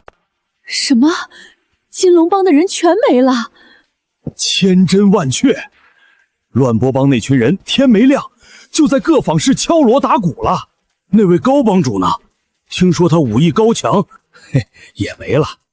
听说是被乱波帮的几个头目围住，当场重伤倒地，老惨了。高福没了，这不对吧？本日情报已刷新，果然还活着。乱波帮这是觉得高福成了丧家之犬，故意放出风声，借机坐实外城一霸的威名。这对我来说是一桩大好事。乱波帮在帮我背黑锅，高福就算归来，报复的首要目标也只会是乱波帮。情报一：高福被郑大刀重创，已逃离长云县，前往南乡府据点，其发誓商月归来，踏平乱波帮报仇。如我所料。情报二：高福急送龙念君的书信将顺利抵达田平安手中。田平安看完信件，不日便将启程，动身返回长云县。田平安不日归来，这把悬在头顶的炼金镜钢刀终于要落下来了。他若只找乱波帮麻烦自然最好，可万一查到田二虎的事与我有关，我绝不能拿娘和默默的安危去赌。情报三：你得来的神秘玉剑是一把开启福地的钥匙，福地开启倒计时349日。福地，超出认知的东西越来越多了。大敌将至，时不我待，必须在田平安回来前将修为推至炼骨。在此之前，还得先把家人接进内城安置妥当，免得夜长梦多。好扎实的庄工，想必这位便是近日声名鹊起的沈兄弟了吧？在下为乱波帮二当家汤成。原来是汤二当家，久仰了。沈兄弟客气，汤某不请自来，是为告知沈兄弟一桩事。从今往后，这小径湾便由我乱波帮接手管辖了。沈兄弟乃梅院高祖，自是不用纳平安钱，只是相聚一处。若有什么做得不到位的地方，还请沈兄弟海涵。看来已经把我的底细打听得一清二楚了。汤二当家客气了，那金龙帮没了，沈兄弟还不知晓吧？金龙帮多行不义必自毙，知晓斗不过我乱波帮，便想临走前冒充咱们捞一笔，结果撞上一位路过长云县的大侠，当场将那少帮主高年了结了。原来如此，那位大侠可曾留下姓名？未曾。大侠取了高年性命，便飘然而去。我方帮主得了消息，雷霆出手，顺势拔掉了金龙帮的堂口。原来如此，二哥，他家的平安钱就这么免了？不然呢？这长云县不是军中万事得小心为上。他背后站着梅氏武馆，不可贸然行事，平白树敌。属下明白。小的明白。大郎，是谁来了？乱波帮的人。乱波帮？他们不是收过春时的平安钱了吗？是别的事情，娘甭操那些心了。这几日您受累，把家中物项收拾齐头，待我在内城找好院子，咱们就搬家。管他外头什么帮呢。好，娘今日就收拾。沈爷，这边请。40两现银，买不起2进3进的大宅。眼下最务实的，还是挑一处地段清静，带小档口独院。沈爷，请看，这套院子带了个档口，从这儿便可进去。这主家原是开成衣坊的，如今发了机，搬去北城了。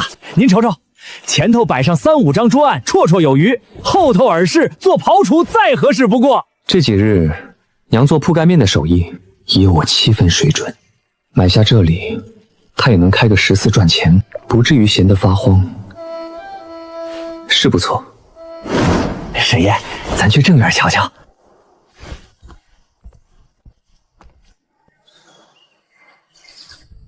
有了这口井，日后娘和默默再不用大冷天跑去小径湾挑水了。况且此地离梅院不远，出事也有个照应。房子不错，我很满意，痛快点，开个10价吧。沈爷爽快，主家留的底价是22两现银。沈爷，这价格确实比市价高了1、2两。主家发了计，不着急套现。您若是真心想要，不妨晾他一段时日，小人帮您多跑几趟，压一压价。田平安随时会回长云县，大敌当前，时间比金子还贵，哪有闲工夫扯皮耗神？就22两，这宅子我定下了，但我有个要求，所有的契书和过户手续，需在2日内全部办妥当。沈爷敞亮，真是痛快人。小人今晚就去拿房契，届时咱们一手交钱，一手交契。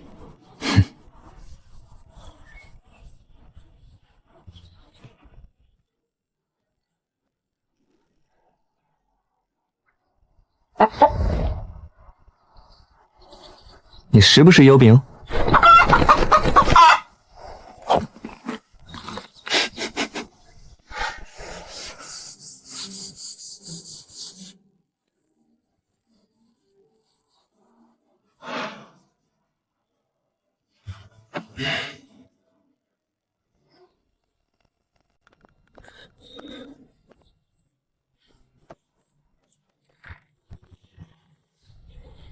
何事？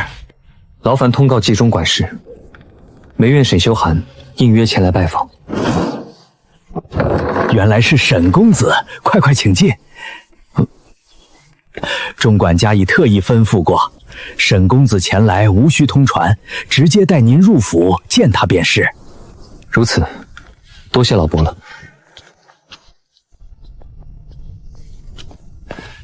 钟庄管事，沈公子到了。让他自己进来吧，请。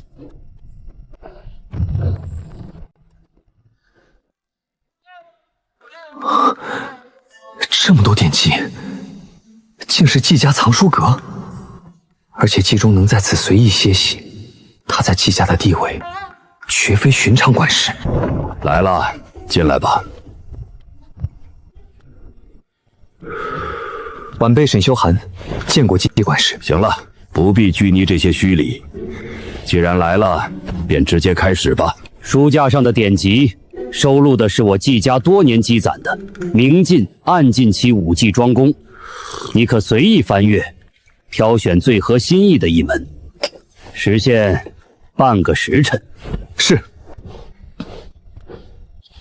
都是些基础专攻和粗浅武技。连一部暗劲兵籍也是破绽颇多，真正的上乘功法定然藏在更隐秘之处。不过无妨，有系统在手，任何功法都能在我手中绽放出绚烂光彩。气意且先放放，如今我最缺的是近身搏杀的腿脚功夫。若寻不到腾心的，便选那门裂风腿补其短板。咦，沈兄弟，那书架上皆是从各地搜索的残篇孤本，虽有不少是赫赫有名的高深功法，但残缺的厉害，前文不搭后语，强行修炼很容易走火入魔。多谢管事提点，这气血关络走向比之前的功法高深繁复太多，果然是高深残篇。既然是残篇，不知系统能否推演？管它行不行，试上一试便知。检测到可推演武学飞星墨月剑残篇，是否推演？情报积攒不足，需15日方可开启推演。可惜情报不足，不然这满数字的残篇，推演个7、8门，实力必能暴涨。出自100年前大派的刚劲功法——宇宙绝顶身法，前朝佛门圣地绝学。这几家底蕴竟恐怖如斯，出自吊海楼传承神通。此卷只剩总纲半篇，化境前可修千狐调，刚力后可修龙门引，神灵后可修西上翁。吊海楼竟然在季家的藏书阁里看到了这3个字，难道这宗派与长云县季家有牵连？管事，敢问这卷西上翁神通残篇，不知有何来历？哦，没甚来历，曾有流寇劫掠我家商队，被底下人解决后，从一个倒下的流寇身上搜来的物件罢了。好不容易寻到线索，竟是这般断头路。那管事可知，这批注上提及的吊海楼是何方宗派？吊海楼没听说过。时辰不多了，沈兄弟，莫要在一本破书上耗费心神，抓紧时间挑吧。我挑好了，便选这一门西上翁神通残篇。你确定？沈兄弟，老夫提醒你一句，我季家也曾有天资卓绝的子弟练过这些残篇，但最终都未能练出什么门道。残功缺法，前路不通，你可想清楚了？确定。管事有所不知，我梅院武馆的功夫还没吃爆呢，贪多嚼不烂，暂且没有练其他功法的打算。况且管事也知晓，我出身渔户，这西上翁残篇上看着记录了不少水上捉鱼的路子，兴许对我有用。原来如此，倒是忘了你小子是个打渔人出身。这样，带你去云一岛点卯时，老夫会分给你一艘乌篷船，本是除了巡逻期间不许动用，但我做主允了。闲暇时你可使船去捉鱼，吃也好，卖了补贴家用也罢，都随你。多谢管事成全。行了，选好了就去吧，明日便去码头出发吧。秘法、神通，还有刚劲之上的神灵，攥足15天情报，我倒要看看这吊海楼的功法究竟藏着何等通天的玄妙。六公子来了，前2日不见您来武馆，今日可要用饭？不必麻烦，我等会拿点东西就走，今日不在院里吃了。今日师傅的午膳可是这2条黄花鱼？是。很好，今日师傅的午膳由我来亲自下厨。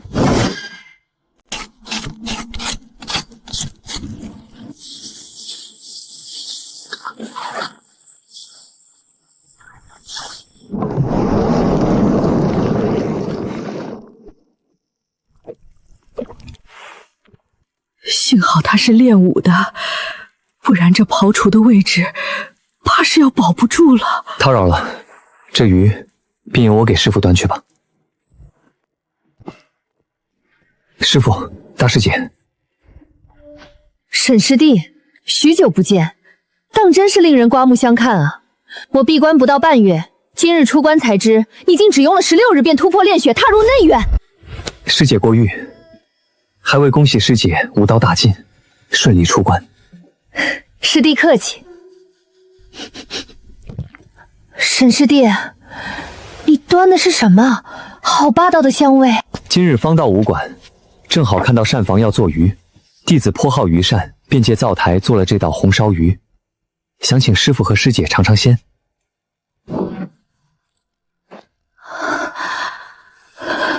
武道天赋奇高，谥号唐石，精通于善，甚至这般孝顺，亲自下厨，桩桩件件竟和洛云如此相像。这盘鱼又勾起母亲的心事了。你有心了。今日可曾去过季家了？去过了。那便勤加练习庄功，待气血大成时，可来寻我。师父的意思是，等我突破炼蛊时，要赐下宝物助我破关。弟子明白。方糖风干晒好了，桌上布袋里的，你都拿去吧。多谢师父，弟子告退。娘，我也没吃午膳呢。娘，好吃吗？好吗？这鱼未免也太好吃了吧！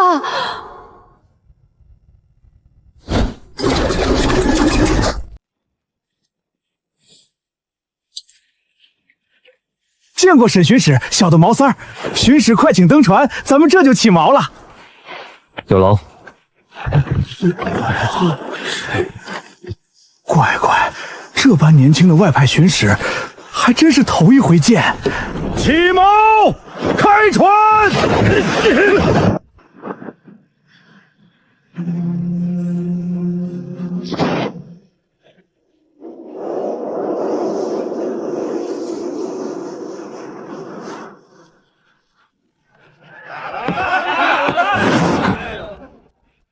双目清亮，是个练家子。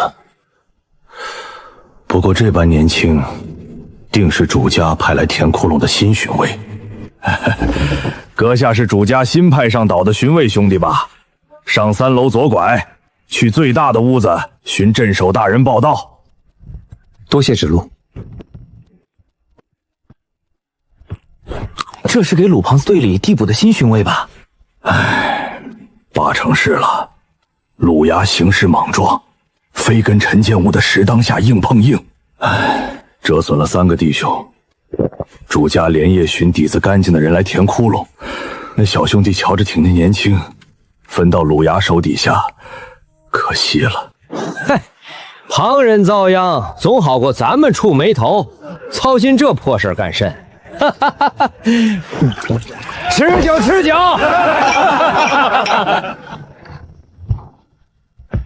如此年轻的镇守，这装扮透着股不寻常的野性。见过镇守，在下沈修涵，奉命上岛前来贵职。可有信物？有。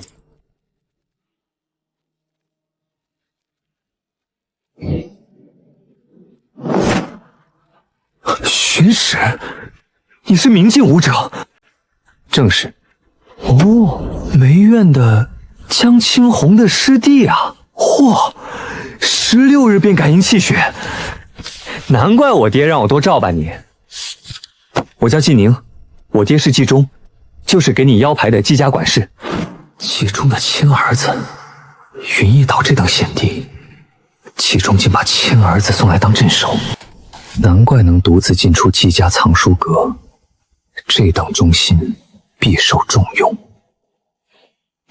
既然我爹发了话，我便跟你交个底。如今这岛上共25人，岛内主阁由我亲自镇守，余下20人分4位巡使、16位巡卫，日夜轮班巡逻。岛上规矩不严，只要你巡完划给你的水域，剩下大把时间，你想闭门练功还是下湖摸鱼，无人干涉。多谢镇守提醒。如今岛上人手正缺，事不宜迟，你今夜便开始当值吧。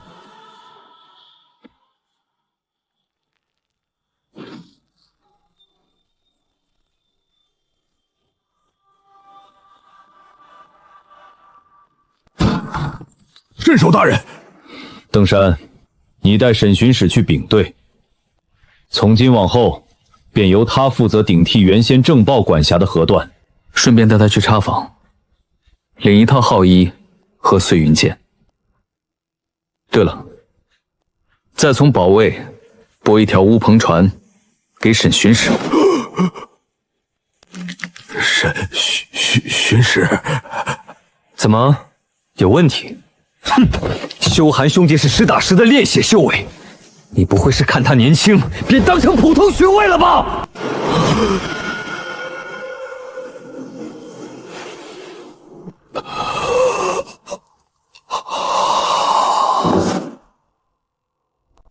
邓兄，劳烦了。不敢，巡使请跟我来。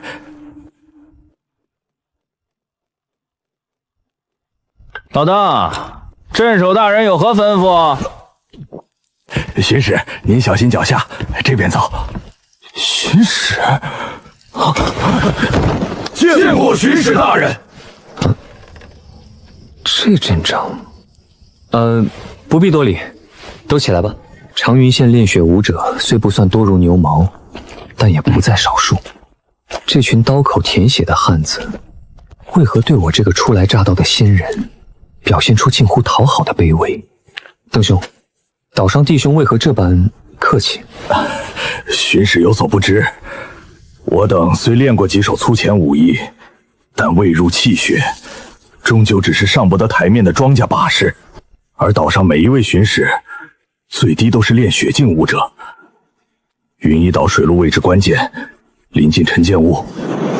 那岛上的水匪常年劫掠商船，哪个不是手上沾满鲜血、心狠手辣的亡命之徒？主家人手不足，守在这里的多是侦察报信。主家无意与陈建坞硬碰硬，但对方不这么想，他们时不时派人来闹一场，收走2条人命，宣示实力。谁也不知道他们某一日会不会像2年半前那样大举登岛。我等底层巡卫平日里只能把态度放恭敬些，若哪日陈建坞打上岛来，危急时刻，只期望诸位巡使大发慈悲，像当初的关南大人那样，顺手救咱一条建议罢了。关南，季关南，我听闻他是长云5大天才之一，几年前深迷于此地，是被生擒处决的。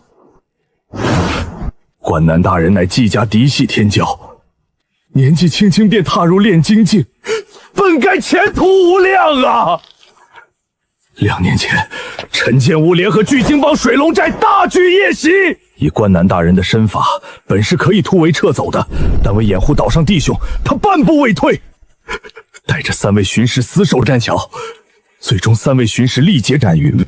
关南大人被3位当家合力围歼，身中数10刀，血染云水。竟是被3股势力联手围剿，主动断后，力阵而亡。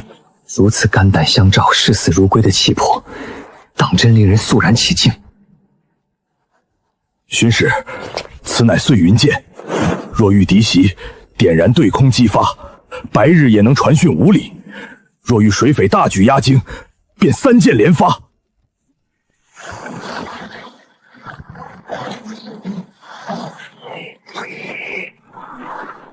营队，战斗集结！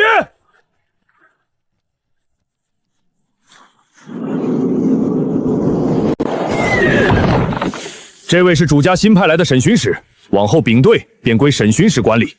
诸军不妨自述家门：伏虎拳馆延川、龙虎堂耿芝芝、胡家胡寨、周氏5院阮灵欢。见过巡使大人。梅氏武馆内院沈修寒，有礼。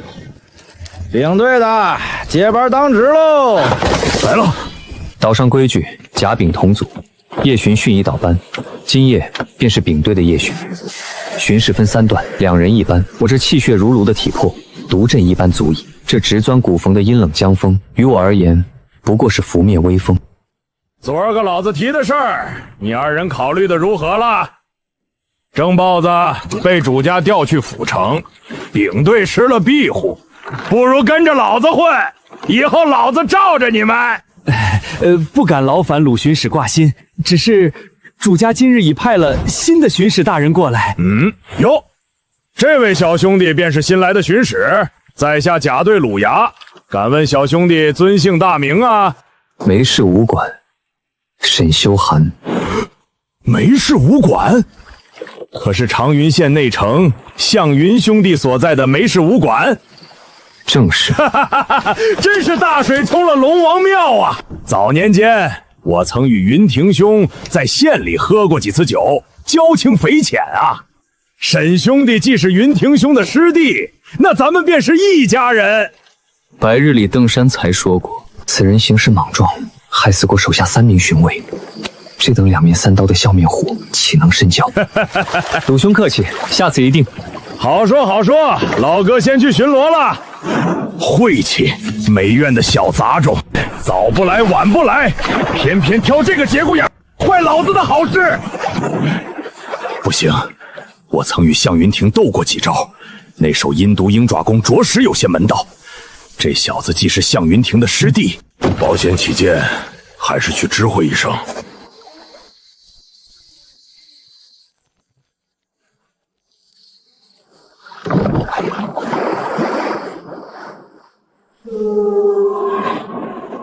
这几日服用3颗碧血丹后，气血已至鼎盛，这正是炼血大成之兆。待过几日炼化干净残留药力，便可尝试突破炼骨关卡了。但在此之前，还有一件更紧要的事。检测到可推演武学西上翁神通残篇，是否推演？是。第1年，你于陋室日夜钻研神通残篇，呕心沥血，却觉晦涩无比，迟迟不得入门。第8年，你风餐露宿，于深江寒溪间心有所悟。第15年，你耗尽心血，去无存精，创出千湖调。此法一成，勾连水脉，不拘泥灵丹繁竹，不须奇珍香饵，皆可愿者上钩。15年枯荣，千湖调。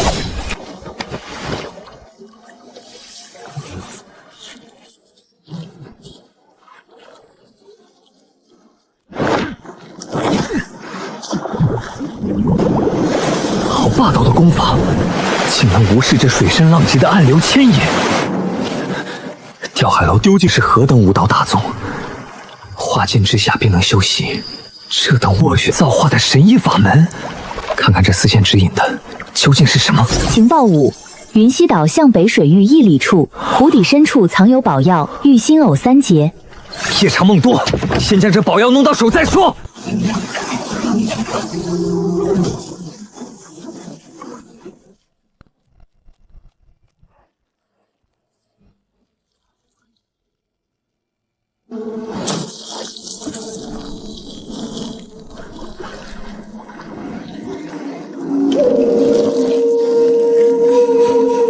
不对劲，千湖调锁定的竟不是玉心藕的藏身水域，而是一块庞大漆黑的巨礁之下。宝鱼形似鲢鱼，却生有鹿角。曾有书中记载，此乃2阶宝鱼鹿角鲢，其双脚蕴含惊人水木精华，碾碎入药，可大幅提升成丹率，是炼丹的绝佳辅材。这生出灵智的宝鱼，竟是察觉到此处生有宝药，特意盘踞在此守株待兔。可惜今日碰到了我，定要将鱼藕双收。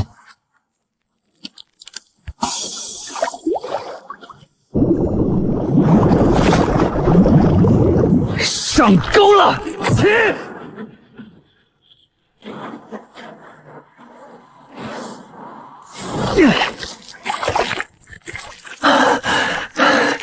顺利拿下。宝玉离水，气血流失极快。此地距离长云县足有1个时辰的传承。若是带回去，药效定然折损大半。干脆一不做二不休，直接吃了。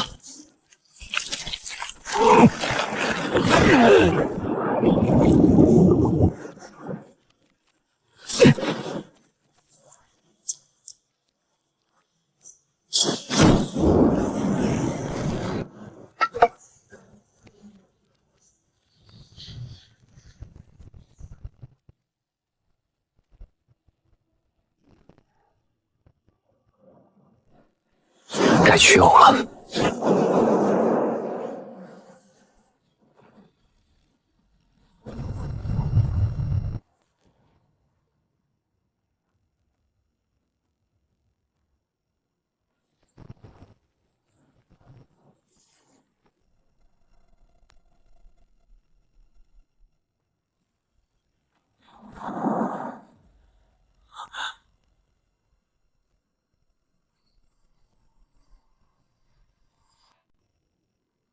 保佑玉心偶。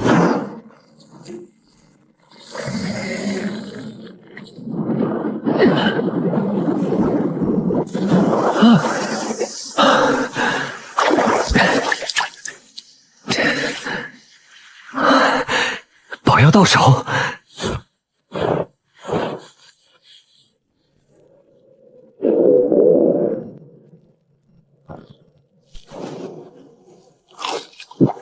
入口即化，比青锥姬还要鲜美3分。唉，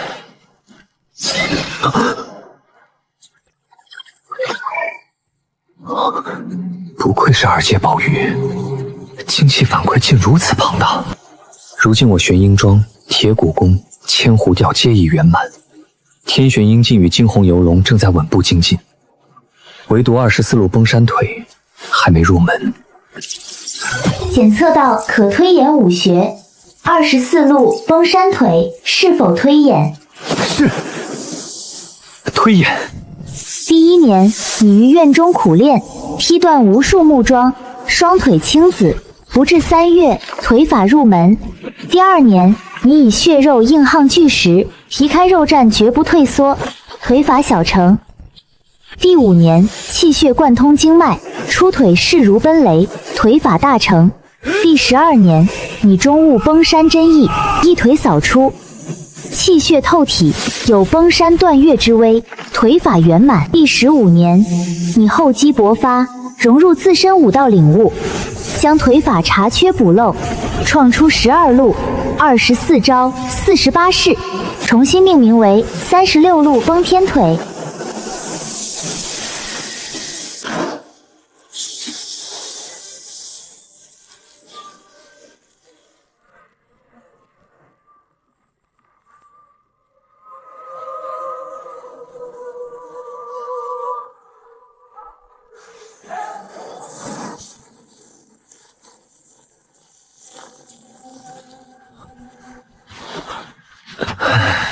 一时激动，没收住力。如此霸道的破坏力，不知以我如今的实力，对上炼蛊境能否有一战之力？罢了，还是耐心修炼，等修为再高些，再去考虑那吊海楼之事。气血已达到圆满之境，距炼蛊关仅剩1步之遥。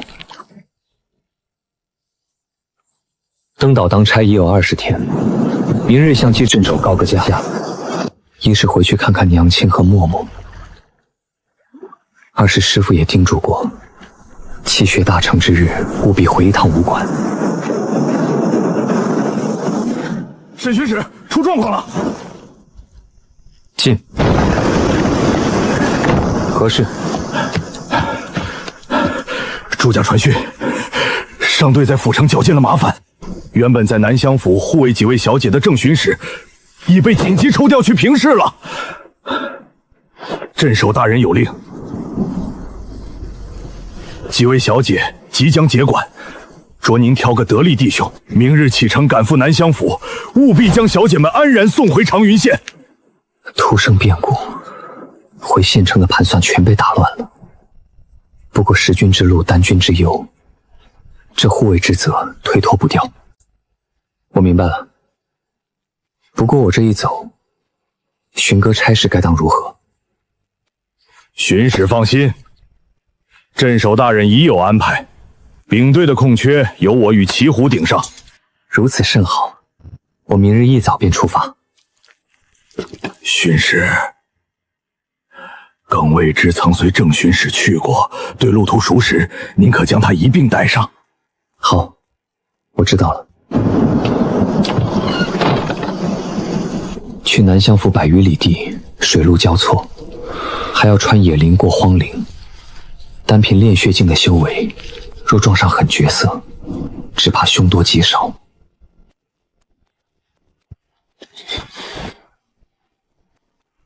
不等了，既然明日要远行，那便在今晚叩开炼骨。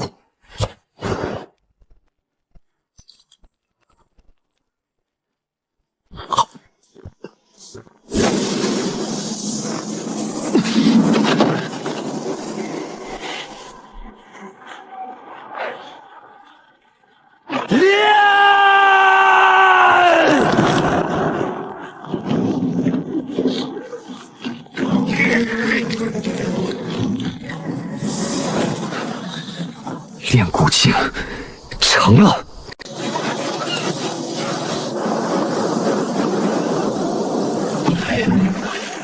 巡使大人，府家的2位小姐，如今都在府城摘星门的下院无极院中习武。下院？不错，这下院呢，说白了就是摘星门设在府城里敛财，顺带筛选武道苗子的一处堂口。整个摘星门足设了8大下院，各院院主皆有内门长老坐镇，传授庄公的教习也多是实力强悍的外门弟子。想进下院学武，那束修门槛高得离谱，每人每月少说得缴纳5两纹银，1年下来，光束修便是60两。1年60两，寻常百姓家1年忙到头，攒下2、3两便算富足。这无极院简直是个吞金窟，如此昂贵的束修，恐怕只有权贵世家才缴纳得起。摘星门与庆元剑楼、碧霞山庄、镇海侯府并立，共为南乡府4大势力，底蕴深如渊海。依着门规，下院弟子必须在16周岁前叩开明禁玄关，方有资格跻身外门。若想拜入内门，更得在25周岁前贯通经脉，叩开暗禁大关。16岁明禁，25岁暗禁，这等门槛若放在长云县，足以让9成9的武者断了念想。长云县真正有暗禁高手坐镇的，唯有镇东、通背与梅院3家。全县暗禁大成绩圆满者，相加绝不超过1掌之数。能稳压梅院一头的，左右不过王、白、罗3大化禁家族罢了。武道之路漫如长夜，我不过堪堪叩开炼骨，万不可心生骄纵，迷了本心。耿兄，外头风大，我进仓歇息片刻。哈哈哈哈哈！巡使自便，有小人在，这船稳当的很。此次跋涉100十里，水深难测，必须探探前路的底细。本日情报已刷新。情报1：季家商队运有一粒重金购得的5元炼气丹，不慎走漏消息，遭镇海侯府1等巡海卫驱务觊觎。季家明面调集人手护卫商队，实则暗中将丹药藏于季家2小姐手中，由你暗中护送回长云县。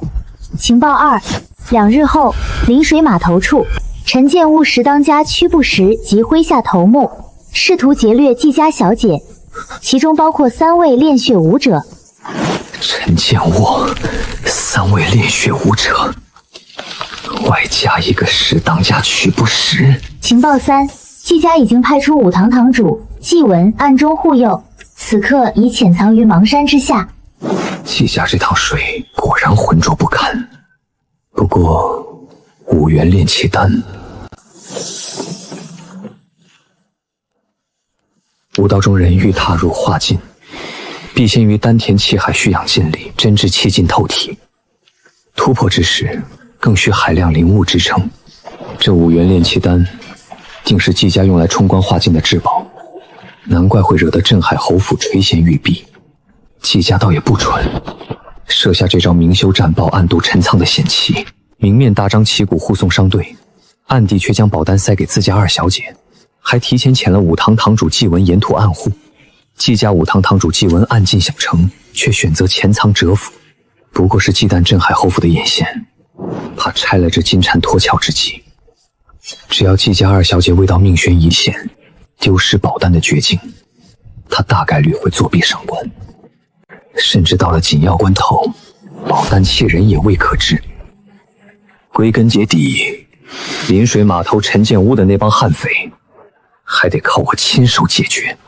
沈建窝是当家屈不实，2年半前初做交易时便已初入炼蛊，如今实力定然更加凶悍难缠。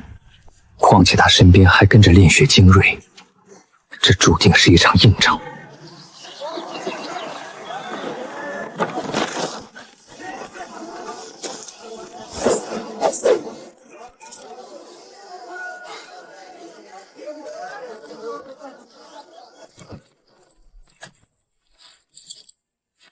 巡使，这是2位小姐的车驾，您且去那茶摊歇息片刻，喝口热茶暖暖身子。我去山上接人，走一趟便可。我随你同去吧。2位小姐的行囊怕是不轻，多个人搭把手。没事没事，巡使切莫劳神，小姐们身边跟着丫鬟伺候，深贵女眷，随身物件也不多，巡使在此安坐等候便是。行。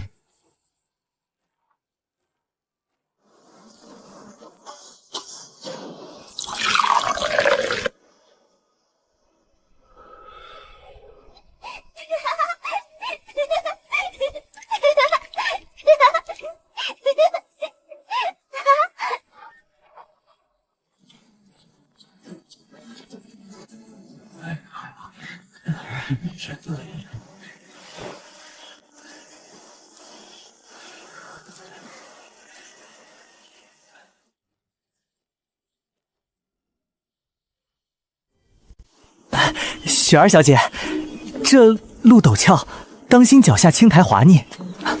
瑶儿妹妹，若觉着累了，我这便吩咐下人去抬2顶软轿来。可算活着下来了，多谢巡使搭把手。客气什么？那2人是谁？说是2位小姐的同窗，也是长云县人士。这不，顺道搭咱们的车一起回去。依我看，内门众师兄中，当属张九阳师兄最为精才绝艳。不过23岁便破开暗境，踏入内门，这等天资，称一居无极院第1人也不为过。张师兄固然了得，可我倒以为左首席更胜一筹。左首席虽快28岁才叩开暗境，可拜入内门便潜龙入海，2年前更是踏破化境玄关，成为内门4大院最年轻的首席弟子。嗨，这你就不懂了。你等可知，左首席为何短短几年便破壳化界，成为首席弟子？哼，自是凭借天赋与实力，难不成还有旁的蹊跷？还真是如此。传闻啊，左首席曾有一位异母同胞的亲妹妹，早年间不幸遭贼人掳走奸杀，而后贼人更是将他家满门屠杀。左首席惊愕号，悲愤欲绝，立下血誓要屠尽仇家满门。为此，他置生死于度外，冒走火入魔之险强行闭关。谁曾想，靠着那置之死地而后生的执念，竟真给他成了。此话当真？左首席竟然遭遇过此等巨变。唉，80%假不了。我特意遣人查过，左首席是广武府石潭县人士。几年前，当地豪绅左家3小姐确实被贼人辱了清白后残忍杀害。石潭县左家3小姐，贼人掳走奸杀。那贼人可曾伏法了？这便不得而知了。左家对此事讳莫如深，外头也打听不出更多消息。沈巡使，可有动向？当心些，前头有些不对劲。诸位爷，救救奴家！前头有山匪作乱，我家车驾遭了劫掠，求几位爷行个方便，稍待奴家一程，事后定有重金厚报。怎么回事？回公子，有位大姐拦道，说想搭个便车。拦车也好，正所谓救人一命胜造7级浮屠，那便让这位……且慢，莫要多生事端。此地前不着村后不着店，天黑前务必赶至临水码头。马兄，荒郊野岭的确实有些鬼怪，咱们还是听雪儿小姐的，快些离开此地吧。车已满载，爱莫能助。你若欲寻生路，可沿着我等来时的官道往回走，不出半个时辰，便有一处村庄可供落脚，但我等没法载你。二娘，你这美人计在这帮雏儿身上似乎不管用啊！何止不管用，还被那赶车的小子喊作大姐。不长眼的小子，老娘要把你的心掏出来吃了！几位好汉且慢，在下乃长云县马氏商号大公子马景行，亦是摘星门麾下无极院弟子。江湖路远，不知几位好汉可否给在下一个伯？给你面子。你算老几呀？尤丽华，汪能，训士当心！此人乃陈建武石当家，曲不识麾下3大高手之一，心性扭曲残忍，最喜残害活人，手底下的结案向来鸡犬不留。那壮汉是高山柱朱院，还有那个妇人能与王能、朱院一同现身此处，定是那毒妇孙二娘。哟呵，竟还有能认出老子名号的，扫了老子的雅兴，那便先拿你的狗命来祭天。不知所谓。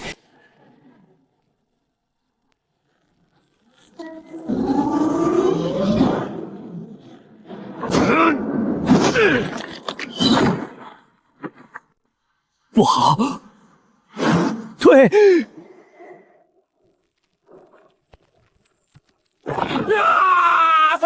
痛痛痛！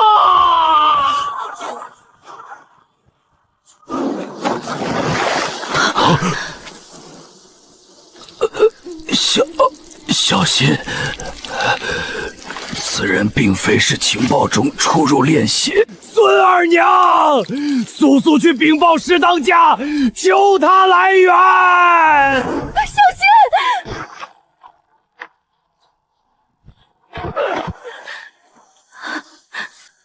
老三，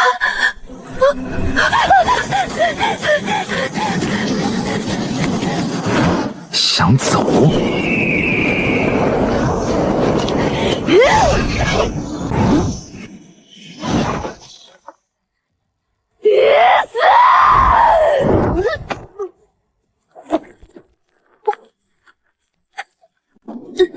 大侠饶命！奴家乃是陈建武曲不识的女。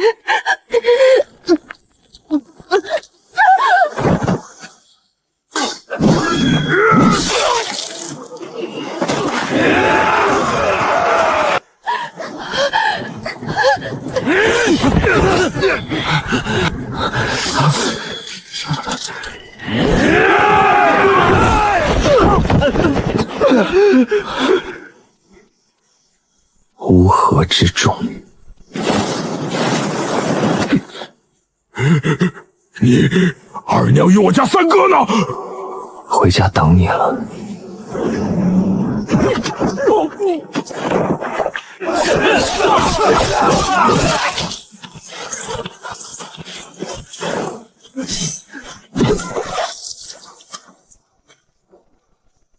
上车。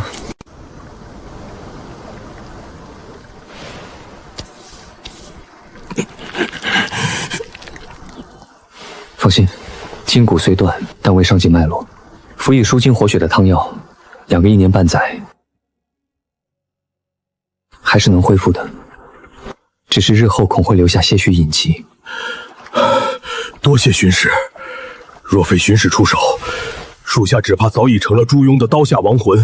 能捡回条命已是天大福分，不敢奢求其他。耿巡尉且放宽心，你因季家氏遭此重创，我季家不会坐视不理。待回府后，我自会禀明家主，为你全力疗伤。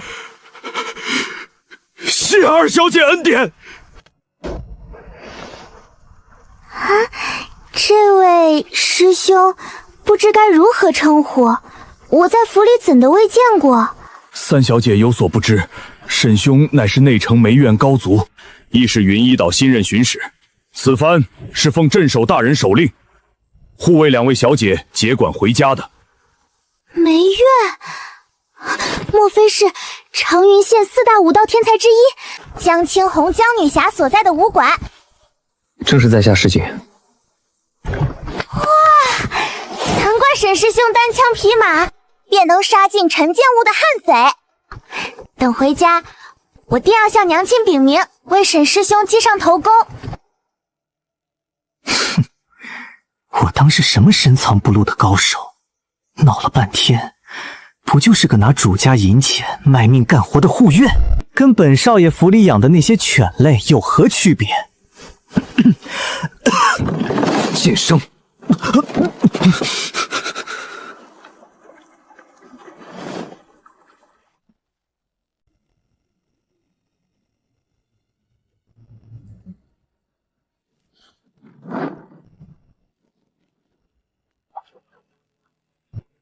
阁下前底憋气这么久，也不嫌憋闷，不必藏头露尾了，出来吧。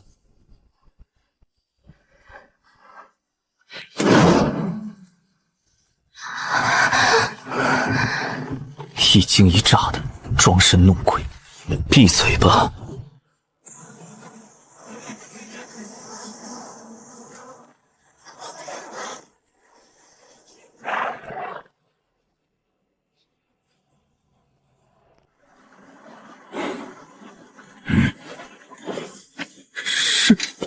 屈不实，陈建窝石当家。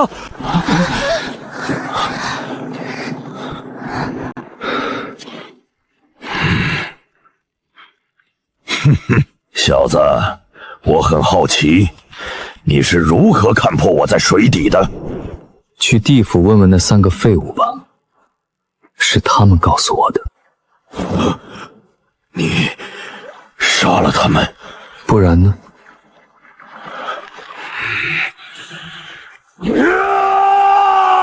找死！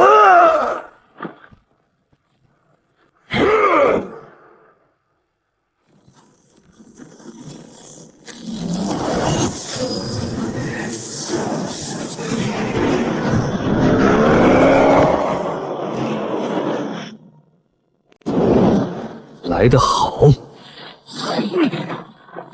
身法，好小子，交出身法秘籍，老子饶你不死！哼，做梦！来得好，这一手着实了，即便炼骨大成，也得废一条腿。以伤换伤，找死！不好！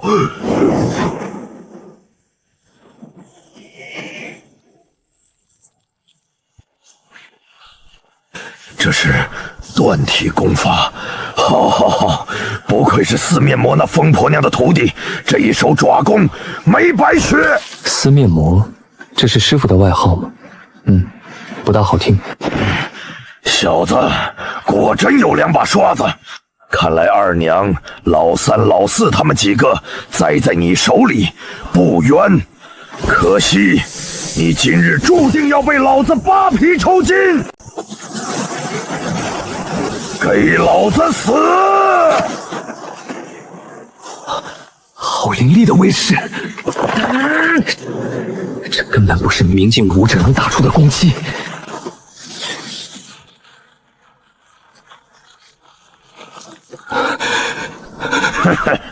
躲得挺快，再接老子一掌！沈巡使小心，是掌势！此法需化劲方可施展，他借异宝强行催动，极耗气血，不可长久，莫要硬抗。施展身法躲避，他最多再出2-3掌。牙尖嘴利的小贱人，等老子拍死这小畜生，定要让你求生不得，求死不能！躲不开啊！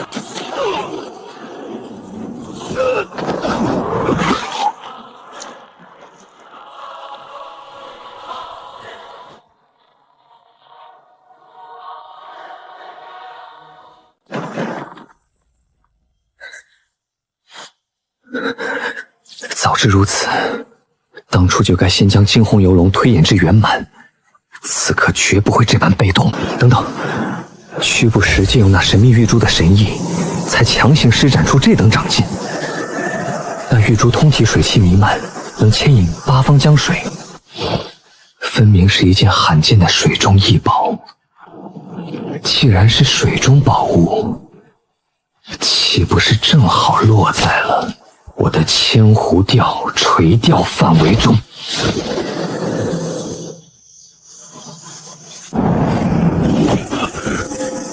怎么回事？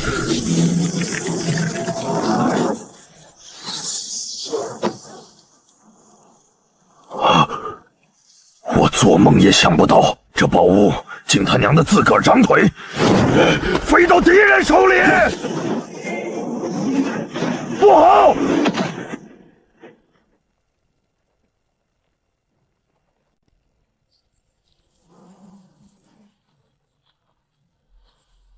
好机会！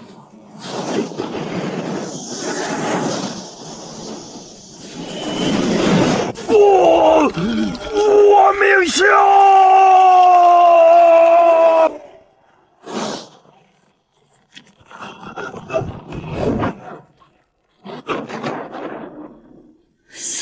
死了，屈不识就这么死了。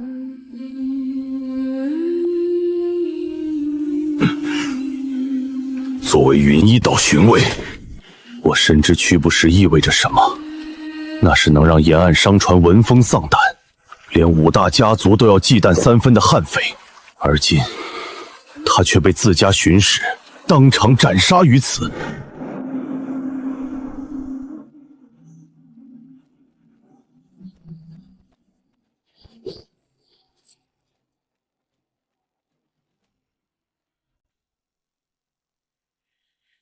沈巡使，如今可是已经突破炼蛊境了。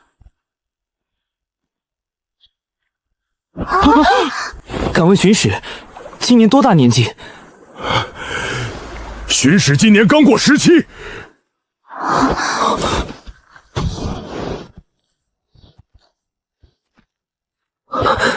沈巡使，在下长水县文崩，方才若有冒犯之处，还望巡使海涵。无妨。连本功法秘籍都没有，也是，正经人出任务，谁会随身带着秘籍？巡使，容属下割下这狗贼的首级，屈不识的人头，县衙里可是明码标价，悬赏30两银子。哦，去吧。怒！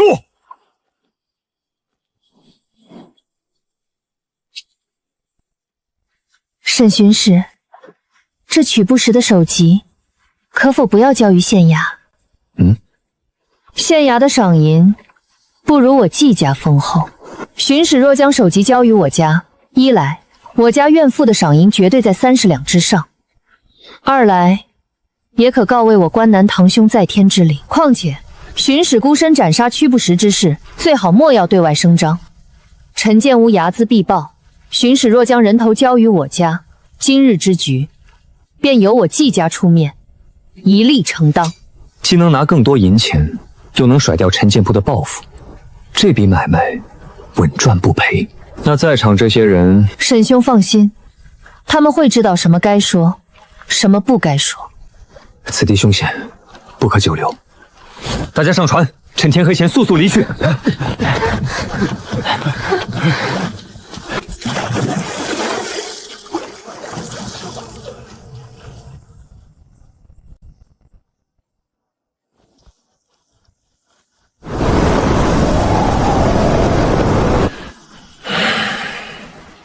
好狠辣的手段，此子当真了得。回去定当禀报阿姐，对于这沈修涵，还需再加大投资筹码才行，势必让他对我季家倾心。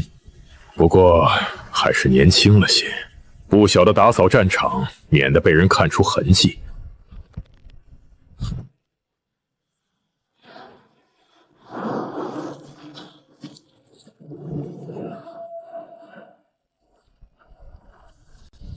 季家姐妹一靠岸，便被护卫接走。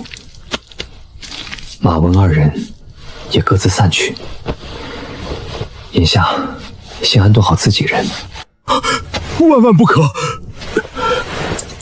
此番属下没帮上忙，还拖累了巡使后腿，怎敢再受巡使的银钱？拿着，这段时日好生休养。主家与镇守那头，我自会去通报。银子是我赠你的，与主家赏的不冲突，拿回去买些肉食，补补身子。多谢巡使。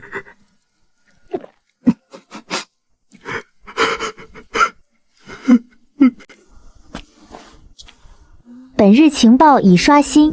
情报一：此玉珠名曰覆海珠，乃吊海楼4大传承灵器之一，蕴含3重玄妙：一、持之入水，可如鱼鳖呼吸，事物如骤，来去自如；二、辅修玄冥冰煞覆海真经，事半功倍；三、施展水系功法，可逾越境界，催发秘法威能。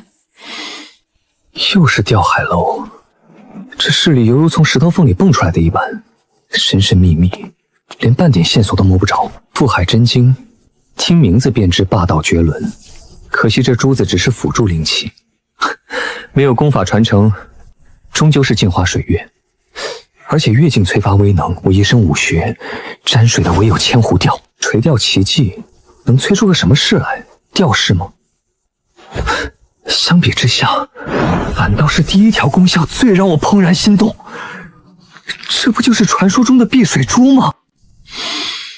吊海楼真传弟子陨落之地，就在云溪岛陈建屋附近。我驻岛多日不敢靠近，如今有了这珠子傍身，说不定能。多想无用，一切等回了云溪岛再说。情报二：屈不识深意之事已传回陈建窝。三当家枪将卢俊成亲赴现场查探，然尸身已被祭文处理，卢俊成一无所获，悻悻而归。陈建窝已经知晓了吗？祭文果然替我料理了后事。自打马显阳因宝鱼之事遇下黑手，我行事便不敢有丝毫大意。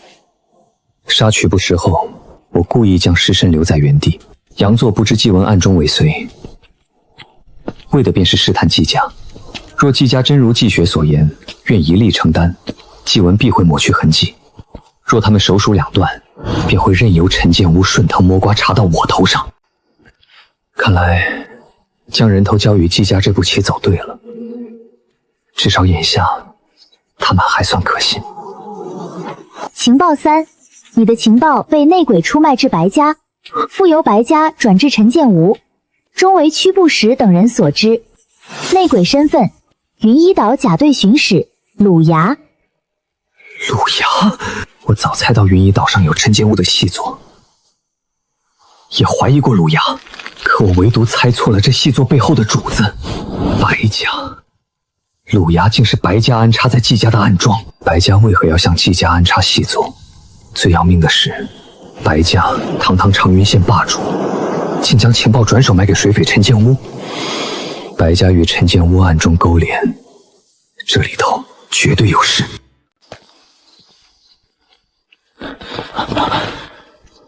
沈巡使留步，可算找着您了。家主急召您过府一叙。家主？正是。巡使，是大好事。想必是季家姊妹回府后，将路上遭遇劫杀之事全盘托出，又献上了屈不识的首级。季家家主这才迫不及待遣人来寻我。带路。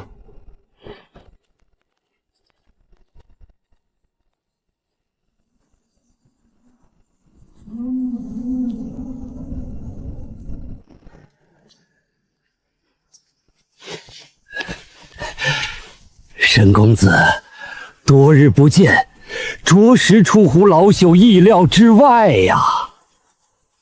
依稀记得上回见他协议藏书阁软榻，只向门丁打声招呼，便算尽了礼数。如今不仅亲自出府相迎，连老夫也不称了，改口成了老朽。前后巨变，皆因实力。管事过奖，分内之事罢了。哈哈哈哈！寻常人可办不成这分内之事。你这回立了大功，季家定不吝啬赏赐。家主早早便在正堂候着了，请。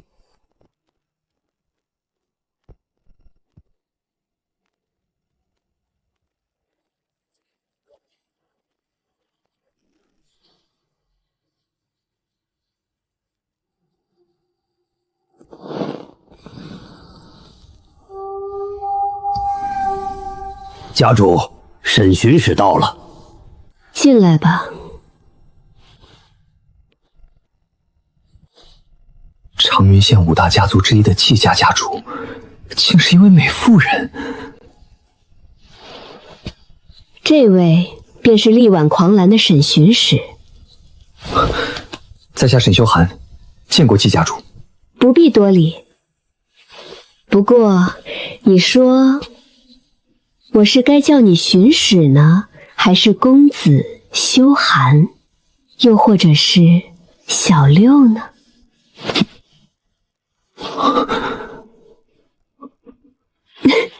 你师父不曾与你说过我与他的关系吗？未曾。哦，是他的性子。我与你师父相识4年有余，他昨夜还在我这里呢。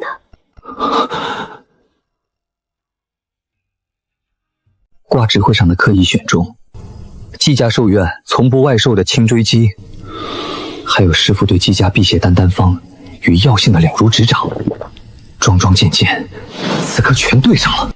原来师父与季家家主相识，且关系亲近。小六，若你愿意，唤我一声季姨便是。季姨。叙旧的话，来日方长，咱们说回正事。南乡府之行凶险，你护住雪儿、瑶儿周全，更将屈不识这沾满我季家子弟鲜血的悍匪斩于刀下。我季家自不会亏待于你。季中，老奴在。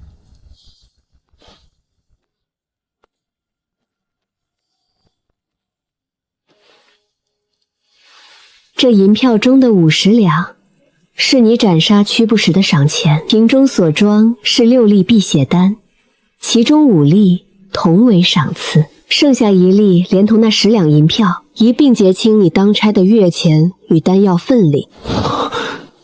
足60两纹银，这笔钱足以在内城置办一处2进的院落了。还有这6颗辟邪丹，我突破炼蛊时，丹药正好消耗一空，此番正好续上丹药，让我能早些冲击炼蛊大成。收下吧，莫要推辞，这是你拿命搏回来的。谢季姨厚赐。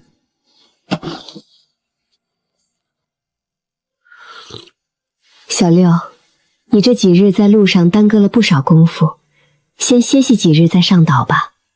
对了，月历中的药膳与肉食，季宁自会与你结算补齐，不会短了你半分斤两。修寒明白。可还有其他事？是有一件事，不过都是猜测，并不确定。大可说来。是，季姨，我之前斩杀那悍匪王能时，他临死前曾吐露过些许情报，结合种种迹象，我猜测甲队巡使鲁牙极有可能便是潜伏在岛上的内鬼。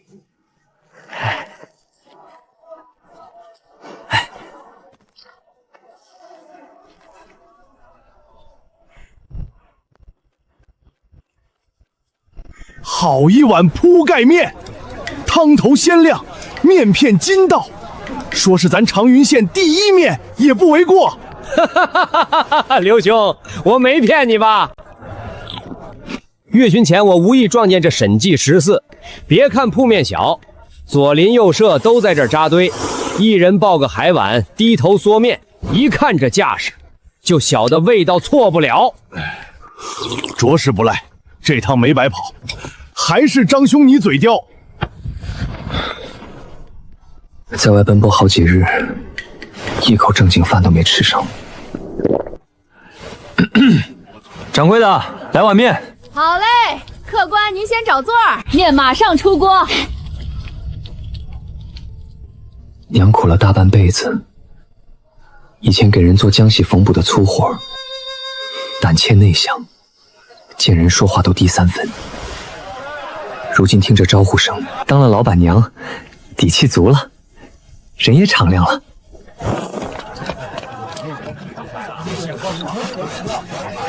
客官慢，娘，生意不错呀。你这孩子，回来也不提前言语一声，竟拿娘寻开心。哈哈哈哈哈！老板娘，大郎这是心疼你，给你个念想呢。大郎，这次回来可是赶上休沐了。能歇个2、3日，过后还得回岛上当差。2、3日也好，你先吃着。娘去把后厨的锅碗拾掇了，今日提前打烊。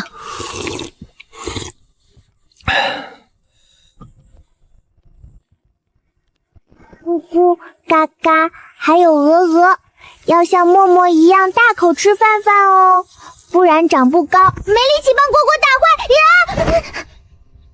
蝈蝈，你回来啦！小馋猫，看看这是什么？桂花糕，是张记的桂花糕，对不对？蝈蝈，默默想吃。鼻子倒是灵，拿着。好。破壳了，这定是青锥鸡卵孵出的小鸡。蝈蝈，小鸡是昨天从壳壳里头钻出来的，默默给它们都起了名儿，这个叫咕咕，那个叫嘎嘎，最旁边那个叫鹅鹅。蝈蝈，岛上真的有那么大的鱼摆摆吗？默默也要跟着去岛上玩。搬进内城这段日子，外城的老街坊们都来串过门，陈阿伯和李婶儿也提了鸡蛋来。唉，陈安倒是没露面，听说前阵子他在赌坊与白家人起了争斗，受了点刀伤，好在没伤及筋骨，在家歇养了几日，已经好利索了。整日打打杀杀，哪有开个小面馆来的安稳？如今铺盖面的名头传开了，每日抛去本钱，净利润足有5、60文，细算下来，一年便能攒下10几两银子呢。沈师兄，我是梅氏武馆外院弟子萧文呐，你认识我吗？好久不见了。师兄，给您介绍一下，这位是韩家4公子，在下韩礼，见过沈兄。韩礼，长云5大家族韩家，没听过有这号公子，莫非是庶出？原来是韩兄，在下沈修寒，幸会。幸会。沈兄大名，萧文没少跟我提起。不过今日韩某另有要事，改日再与沈兄畅谈。好说，韩兄慢走。北面那条巷子只有一家通贝武馆，他们往那处去干嘛？下盘不稳，沉腰。你便是小六了吧？内院总算不是我最小了。沈修寒，见过武师姐。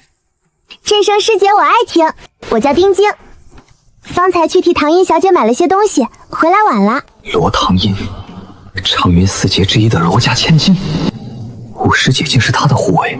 师弟，你今日回武馆是有事要去寻师傅的吧？快去吧，外院交给我盯着便是。有劳师姐。进。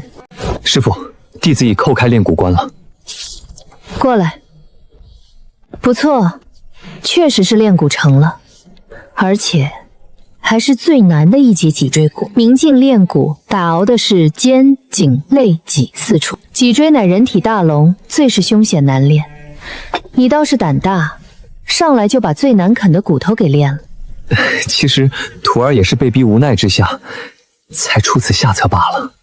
被逼无奈，仔细说来听听。弟子临时接到差事，前往邙山无极院，无奈连夜强行叩关练骨，半道遭遇陈建武劫杀，好在幸运工程最终反杀了屈不识。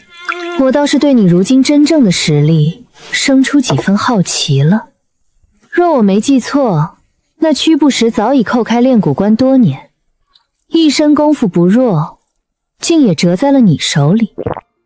罢了，武道漫长，谁还没点自己的机缘底牌？你既有造化，那是你的本事，不必事事都抖落给旁人听。你只管按着与季家商定的对策办，季家不会在这点事上食言。退一步讲，就算哪头走漏风声，惹来陈建屋的报复，也不必怕。天塌下来，为师自会出手护你。多谢师父。那日我嘱咐你炼血大成回武馆一趟，本是打算传你内院诸师兄师姐的玄阴桩破关手诀，再赐你梅院秘制的药玉，好替你多添几分扣关把握。不曾想你的修炼速度比我预料的要更快，闷声不响变成了炼蛊。也罢，药玉其他内院弟子都有，算是武馆的规矩福利，不能厚此薄彼。既然你用不到药玉了，便折算成丹药补给你吧。前些日子为师得了一节阴蛊煞魔，此药罕见，只在数万生灵陨灭的战虚中，历经数十年阴气浸染，方能破土而生。我以此药为主，为你师姐炼了一炉玄煞金蛊丹，此丹对炼蛊、炼金两境大有不一。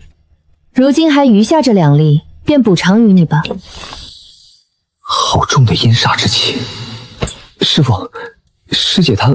青红已正式闭关，全力叩击暗境玄关，以他的根基底蕴，此番破关希望很大。恭喜，恭喜师父，恭喜师姐！徒儿此番去云衣岛得了几样稀罕玩意儿，正巧有一样适合拿来孝敬师父。哦，师父，您看这个。鹿角莲，师父好眼力！此物正是从2阶宝玉鹿角莲得来，徒儿曾翻阅过书房的造化奇物志，认出此物对炼丹大有效用。此物有调和药性、提收成丹率之效，一炉丹中添上一小块，不仅可多炼出2、3枚，且药性不减反增，是难得一见的炼丹福宝。你有心了。身泛玉泽，体如羊脂，是宝药玉心藕。我巡视水域时，在水底发现这玉心藕，正欲采摘，瞧见这宝药旁竟躲着一条鹿角莲，于是连鱼带藕一并捉了。不错，一种宝药生出，多有宝鱼宝兽守护，你倒是有好机缘。这玉心藕药性温和纯粹，以此为主药，能炼出一味上好的生津淬骨丹药。劳烦师父出手。东西留下，明日再来找我拿丹药。多谢师父。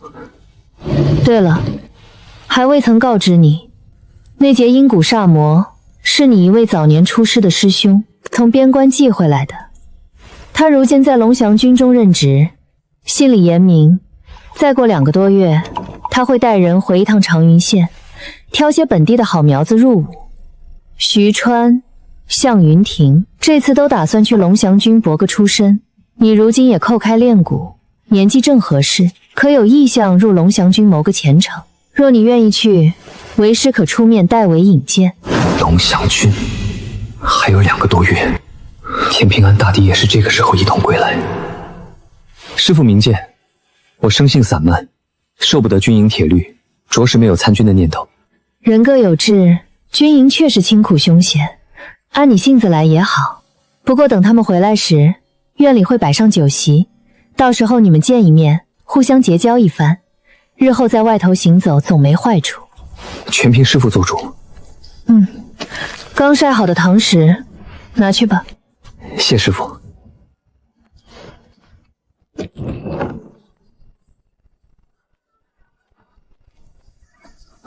我去瞧瞧。师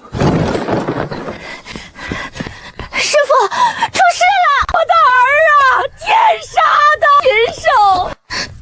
师父，膳房的石大娘方才正做着午膳，家里人跑来报信，说是他家小儿子在街头玩耍，一转眼人便没了。街坊们都说是那伙拍花子又出来作祟了。白家，定是白家干的。上次我阴差阳错间，挑起了白家和通背武馆的梁子，县里拍花子的勾当确实消停了一阵，没成想风头刚过，这帮禽兽便又出来作恶了。丁京，去点几个脚程快的外院弟子，跟着去街面上找找。是。师傅，徒儿以为前段时日的拍花子案与今日之事，怕是同一伙人所为，且背后多半有大族权贵撑腰。你有何想法？某日白扶风带人在小径湾试图强抢我妹妹默默，而且县衙虽出了悬赏，却始终雷声大雨点小。白家与县尊罗家又是多年姻亲，单凭这些还不足以断定此事由白家主导。白家是5大家族之一，树大根深，有画境坐镇，这件事水太深，你暂且只当不知，莫要轻举妄动，惹祸上身。等我暗中查探一番再说。徒儿明白。时事急昏了头，早跑上街寻孩子去了。灶台前空无一人。白家这笔血债，迟早要清算。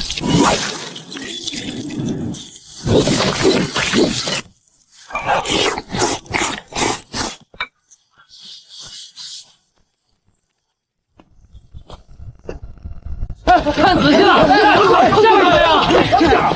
通背武馆的人见过没有？这么大阵仗，通背武馆拿人，瞧仔细了，见过这贼人没？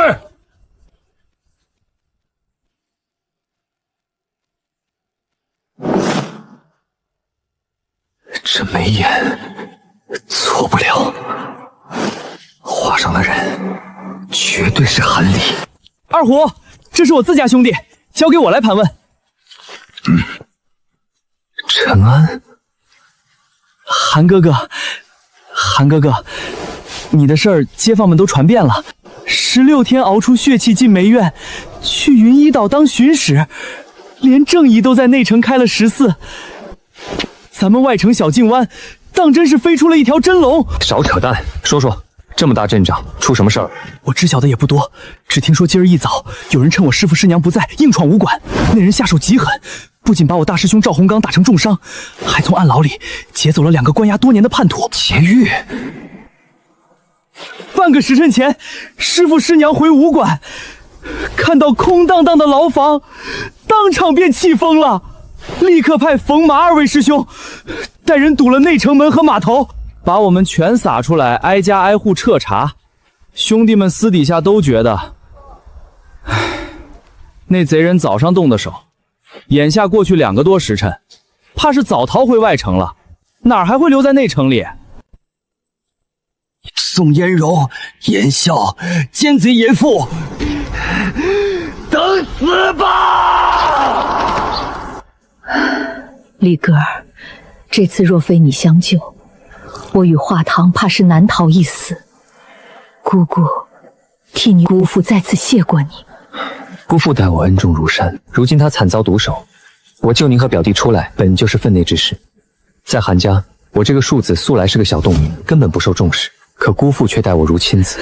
李哥儿，你是姑姑的家人，但长云县韩家却不是。韩府距我武馆不过2里地，韩产、韩烈2人皆是暗进大成，可我与华堂被关押数年，他们却不闻不问。他们可是我亲兄长啊，却狠心至此，眼睁睁看着我与华堂受尽折磨。韩府与严笑、宋嫣柔那2个奸贼一般，同样该死。姑姑，救出您与华堂表弟一事，便是这位萧文兄弟的兄长。其实我大兄只是指明娘娘与宋大哥被关押的地方罢了。今日这场动静，多是韩大哥独自策划执行的。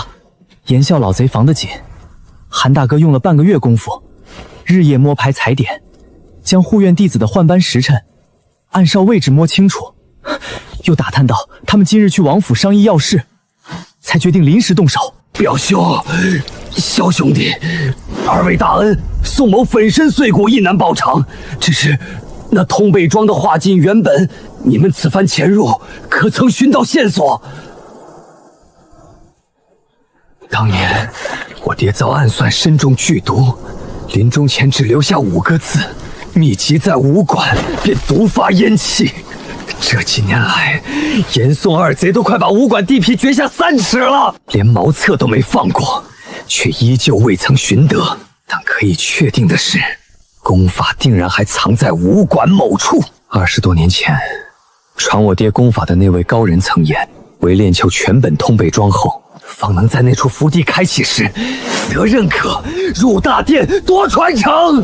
而那福地开启之日，算时日已不足1年，现下却迟迟寻不回通背庄。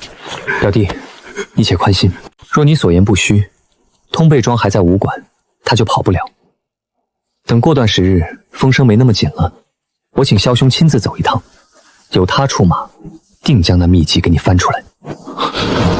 萧兄，不是我，宋大哥，韩大哥说的是我大兄。这萧小弟年纪轻轻，身上毫无气血涌动之象，显然连练血境都未曾叩开，衣着举止皆平平无奇，也不像出身大族。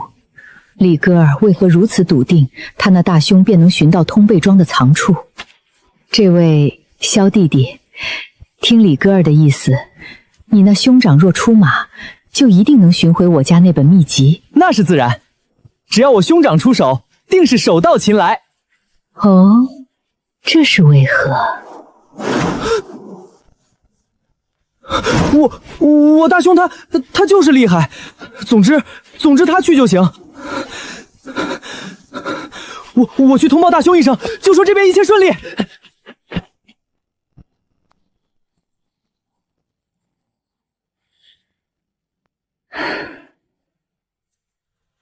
我那位好友的哥哥名叫萧武，他自带一股运势，好像老天爷格外照顾他一样，邪门得很。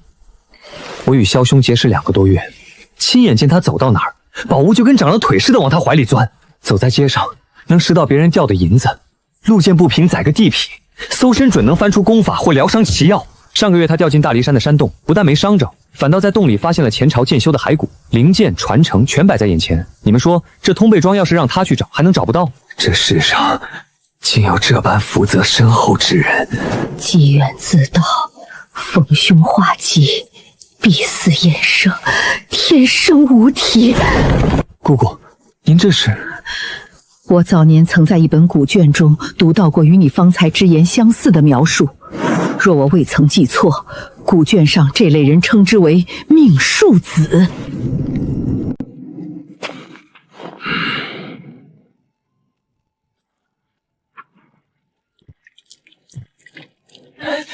大兄，事情办妥了，韩大哥已将人安全救出，顺利便好。此番不过是帮韩兄一个小忙，不说他们了，你的庄功练得如何？大兄，我已能感到体内有股热气四处乱窜，怕是距离叩开炼血只差临门一脚了。太慢，我资质本就愚钝，哪能跟大兄相提并论？再说了，这世上又有几人能与你的天赋相比？2个多月前，大兄还只是这矿场里随时可能累死的苦蜜，可自从他在矿洞深处挖出那枚神秘玉剑，得到传承功法后，整个人便脱胎换骨。看好了，我再为你演示一遍。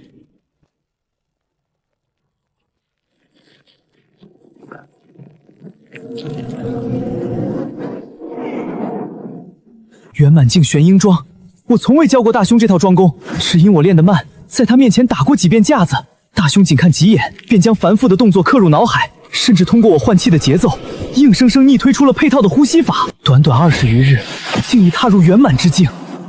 我在梅院时曾亲眼见过沈修涵师兄16日感应气血，桩功小成的天赋，可跟大兄这看一眼便能逆推功法的妖孽悟性相比，沈师兄也要差出一大截。大兄，我悟了。这小子这般年纪还冒冒失失的，如何成得了大事？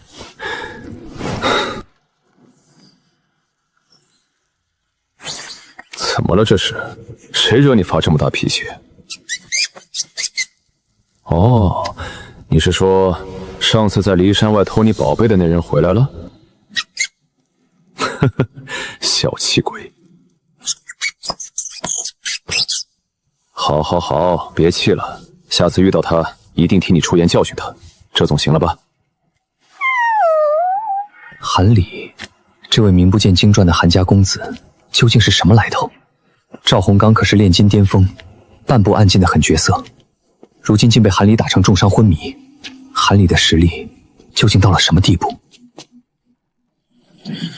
本日情报已刷新。情报1：韩礼，年过25，初入暗境，长剑芒，善炼丹，现与宋化堂、韩慧婉藏身于外城西岐村韩家庄子。暗劲，25岁的暗劲，这份天资不知将赵洪刚甩出多少条街，蛰伏韩府多年，不声不响。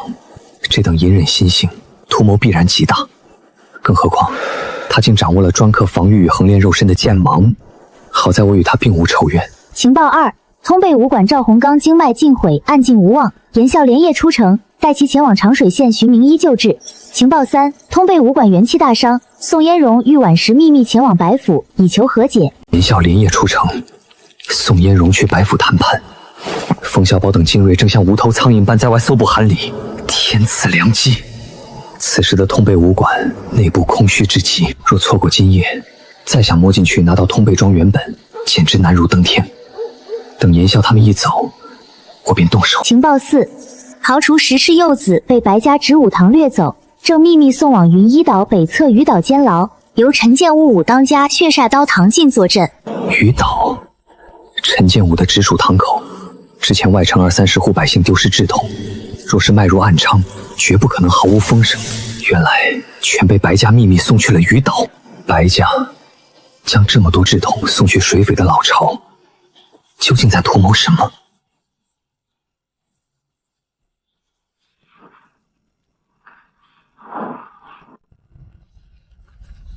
家主，乱波帮的弟兄传回禀报，在码头摸到了白家植武堂的行踪。对方行事极其谨慎，用了几辆封得严严实实的马车，拉着数十口大木箱上了船。高年被杀之夜，有2个没被灭口的金龙帮帮众被汤城收下了。据这2人交代，那木箱里装的多半是白日里拍花子案丢失的志同。他们说，白家很早就在秘密行此事，只是当时碍于白家威势，无人敢管。但我不明白，白家堂堂内城大族，拐走这些穷苦志同，甚至秘密送上鱼岛，究竟图什么？玄阳，你可曾怨过你父亲将你扔在这长云县里蹉跎？怨？我如何能不怨？大哥王玄良是嫡长子，早早随军征战，如今已是龙翔军滕萧营的实权营正。三哥王玄敏天资卓绝，拜入府城庆元剑楼，位列真传。唯独我这个庶出第7子，刚过弱冠，便被一纸家书打发到了这穷乡僻壤的祖地，没有资源，没有脉络，我就是一枚彻头彻尾的弃子。玄阳不敢，玄阳自知身份低微，不比2位兄长能安安稳稳修炼至今，能有片瓦遮头，已不敢奢望其他。你呀，不是你父亲的良苦用心。罢了罢了。玄阳，我且问你，你日日练武读经，可知古籍中传说的那福地为何物？自是知晓。古籍有云，洞天福地、勾连太虚，皆是太古时期真君强者以通天手段开辟的传承秘境。这类地界中机缘数不胜数，宝物多如牛毛，但每一次出世开启，天地间气运交汇，必然会衍生出秉承天地意志的命数子。古籍记载，命数子受上苍眷顾，不沾因果，不受数算，其机遇、天赋、运道皆是举世无双。若不夭折，定能成为名震一方、左右天下大事的人物。传说命数子不仅自身福缘深厚，连带着他的僚属、从者，只要能沾染他命数的人，哪怕只是与他见过一面，说一句话，即使是凡夫俗子，也能平步青云，长命百岁。而对武者而言，若能追随命数子左右，好处更是大得惊人。我爹当年便结识过一位命数子，与他一同踏入南乡福地，这才得了天大机缘，破开刚劲，有了今日镇东将军的赫赫威名。不错，如果我告诉你，长云、长水2县的地界附近，便藏着一处尚未完全现世的福地呢？什么？那处福地20年前才初次显露了些许端倪，当时根本无人知晓这穷乡僻壤竟有福地现世，更不知这里已经悄然孕育出了一位命数子。彼时只有一个人阴差阳错地接触到了他。谁？谁？白家老祖白擎苍。20年前，白家还只是个不入流的小家族。白擎苍初登家主之位，修为不过堪堪暗进入门。某日，他前往云水湖，无意间撞见那位命数子在湖心潜修。对方见他误入，自述有缘，赠了他一本功法以及一尾宝鱼。宝鱼可是3阶青龙鲤。坊间传闻，白擎苍当年在云水湖捕获一尾3阶青龙鲤，后来耗费重金，请动广武府碧无门的梅双宁大丹师出手，以那青龙鲤为主药，炼成一粒龙息炼气丹。白擎苍吞服此丹之后，一举突破化境之境。你也说了，那是传闻。这家主的意思是？白擎苍早年间与一个唤作段位的水寇同在南海怒海派里习武，两人拜在同一个师傅门下，乃是相交多年的生死师兄弟。彼时他出身低微，见识浅薄，根本不知命数子为何物。在得了对方所赠的机缘后，非但没有半分感恩，反被贪婪蒙蔽了心智，认定命数子身上还藏着惊世重宝。他想杀人夺宝。他暗中传书召来段位，又拉上他的生死之交罗家上任家主罗敖，更是雇佣了10多位长云、长水乃至南乡府的明暗境好手，布下天罗地网，是要在云水湖上将那位命数子绞杀。10多位高手围杀，那命数子岂不是十死无生？这群凡夫俗子哪里知晓，命数子受上苍眷顾，气运加深，若无神通级强者出手，用命神通遮掩天机，区一群武夫贸然围杀，必遭命数反噬。更何况那位命数子虽只修行了短短不到3个月，修为却已从一介凡人硬生生拔高到了暗进大成，一身武技、庄功、秘法与重宝傍身，只他一人一剑独占19位好手，杀得人头滚滚，断臂铺满水面，云水湖一大片湖水全被染成了猩红。围杀之人死伤殆尽。那位命数子呢？他死了，连斩10多位高手，终究是耗尽了气血，身负重伤倒下。而还活着的白擎苍、段位、罗豪畏惧他的手段，更不敢近战，只敢远远用各种淬毒暗器和下作手段攻击他。在濒死反扑中，罗敖依旧被他一剑鳌首，段位也被剑气绞碎了半边身子。最终气息断绝之际，那位命数子连人带剑一同跳入湖中。奇怪的是，后来白擎苍去湖底捞了3天3夜，却始终找不到他的尸骨。尸骨无存。那时段位已是强弩雨墨，为守住秘密，也为继续在湖底寻找那可能藏着大造化的尸身，他临死前让长子占据了东夷岛。从那以后，云水湖上便多出了一个陈建物，其大当家段霄便是当年的段位之子。原来如此，原来陈建武竟是这般来的。可白擎苍大费周章，召集这么多人围杀命数子，最终连尸体都没捞着，岂不是竹篮打水一场空？非也，命数子沉入水中，随身之宝他们自是没有缘分。但事后白擎苍却寻去了那命数子潜修的洞府，搜刮出不少好东西，其中便有一本唤作《阴魁善济幻魔经》的功法。阴魁善济幻魔经，此法听着颇具邪类。邪类，这是魔功，一部古代魔君所创的魔功，其法门阴毒至极，单是从暗进大成突破化境，便要将9981个7岁以下的童男童女活祭抽血。活祭童男童女？家主，您的意思是？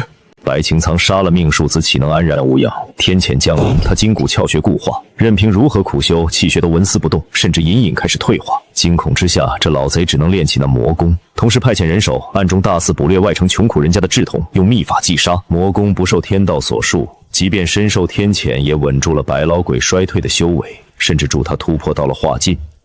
至于那粒龙息炼气丹，不过是他放出来掩人耳目、糊弄各方的幌子罢了。原来如此，难怪白家要暗中掳走那么多孩童，简直丧尽天良。可家主，这等秘辛，您又是如何知晓的？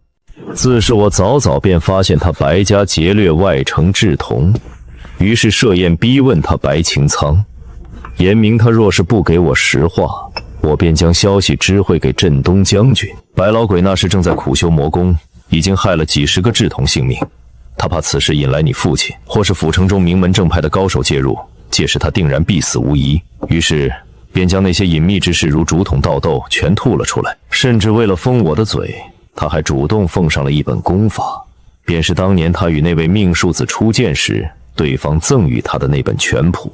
敢问家主，那是门什么拳法？不甚出奇，顶了天能练成化劲，唤作通臂拳。化劲拳法通臂拳，我未曾听闻过。你听过才是见鬼了，这门功法早就改头换面了，他如今的名字叫做通背桩。通背武馆的通背桩？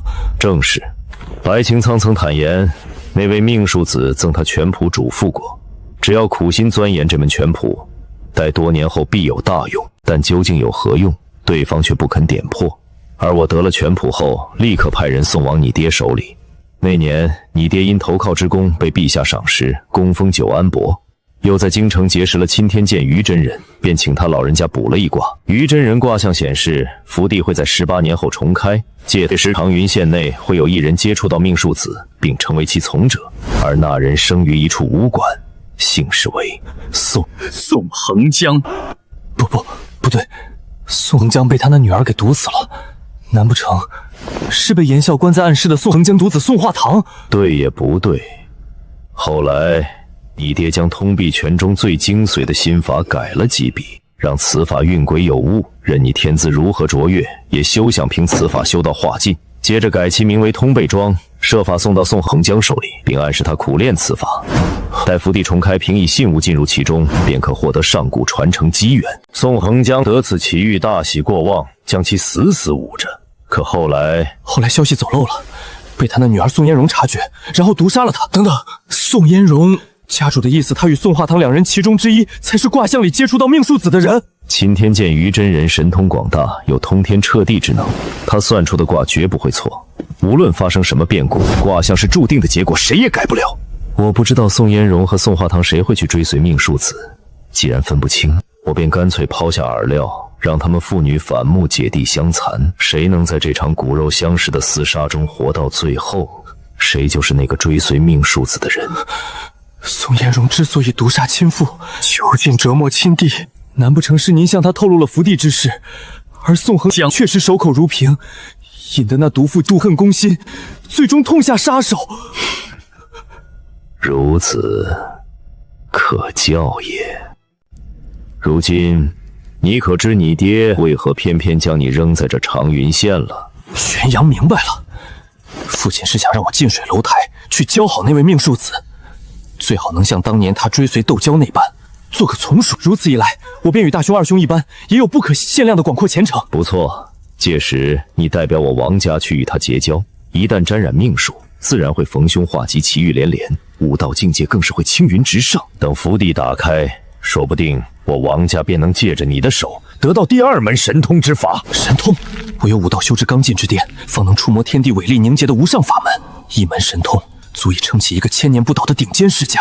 当年你父亲不过是个毫无根基的小家族武夫，误打误撞结识到窦骁，跟随他从南乡福地中出来时，得了一场天大的造化。那是一门唤作龙象通明镇宇法身的神通秘卷，可怀璧其罪。一门顶尖的佛门神通落在底层武夫手里，简直就是引得群狼环伺的肥肉。那些刀口舔血的独行武者一路围追堵截，杀得你父亲上天无路入地无门，几次险些身死道消。绝境之下，命数显微，他撞见了当时威服游历天下的大齐八皇子，当今的长乐王，没有丝毫犹豫。你父亲双膝跪地，将龙象通明镇狱法身高举献上，借着这份功劳换来圣旨护身，平步青云，封侯拜将。哼！当年你爹走投无路，献出神通是为保命的无奈之举。如今那门法身早被收入皇家大内密库，皇宫里那些皇子皇孙闲来无事便能随意翻阅修习，他早就不是我王家的东西了。但这次不同，命数子受上苍庇护，不沾因果，就算钦天剑的人也休想推算出他的具体行踪和所得机缘。而于真人如今已归山闭关，全力看破第3道神通，南斗殿也不会插手这沧州之事。只要我们能在各方势力察觉之前，率先教好这位命数子，借着他的气运，从这长云县的福地里再摸出一门神通，那便是不会被朝廷拿走，独属我王家的传家神通。家主高瞻远瞩，宣扬叹服。既如此，事不宜迟，玄阳这便去调集手下眼线，就算掘地3尺，把长云、长水2县翻个底朝天，一定要把……愚蠢！命数子，命数子，你听了半天还是不懂什么叫命数子？家主，这是……这等受上苍眷顾之人，天生便有趋吉避凶之能。你以为它是一件死物，几条猎狗就能搜出来？你给我记清楚，不是每一个命数子都像当年被白擎苍围杀的那位一样，是个好心肠随便就赐人机缘的善茬。史书上记载的绝大多数命数子，皆是杀伐果断、心狠手辣之辈。你若是大张旗鼓派人搜捕，命数立刻便会生出预警，到时候哪怕你派的人行事再谨慎，也会错漏百出，接二连三地整出些离奇意外。一旦让他察觉记恨上，我王家顷刻便有覆灭之危。宣阳鲁莽了，可家主，若是不能派人去找，人海茫茫，这长云县说大不大，说小也不小，我们又如何能在这福地开启前锁定他的身份呢？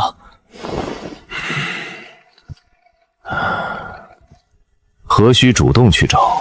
命数子也是人，是人就有弱点。他既然能趋吉避凶，那我干脆就给他吉，等着他来找我不就行了？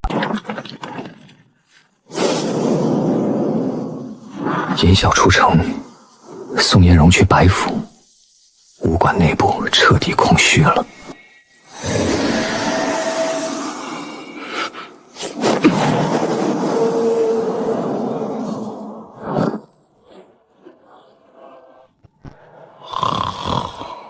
难怪严啸他们掘地3尺也找不到通北庄，谁会闲着没事去砸坏平日吃水的水缸？这底座夹层做得当真隐秘。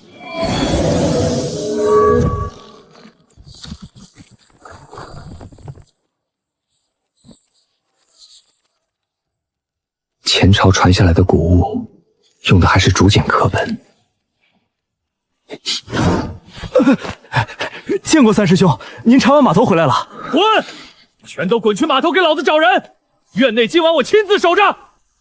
马显阳回来了。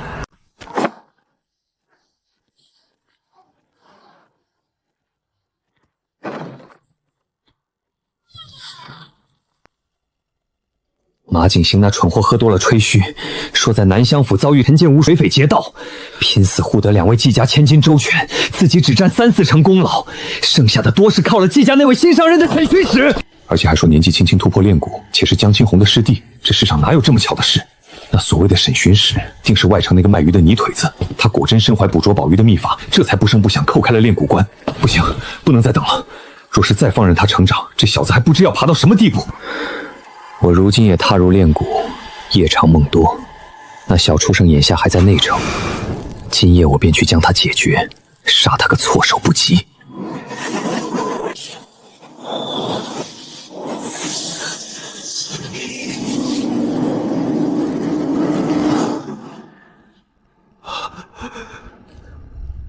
谁？谁？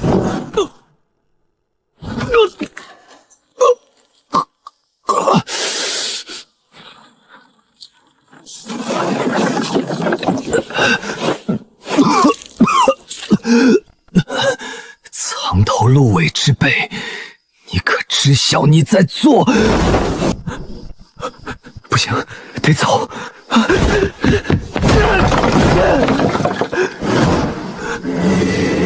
想走？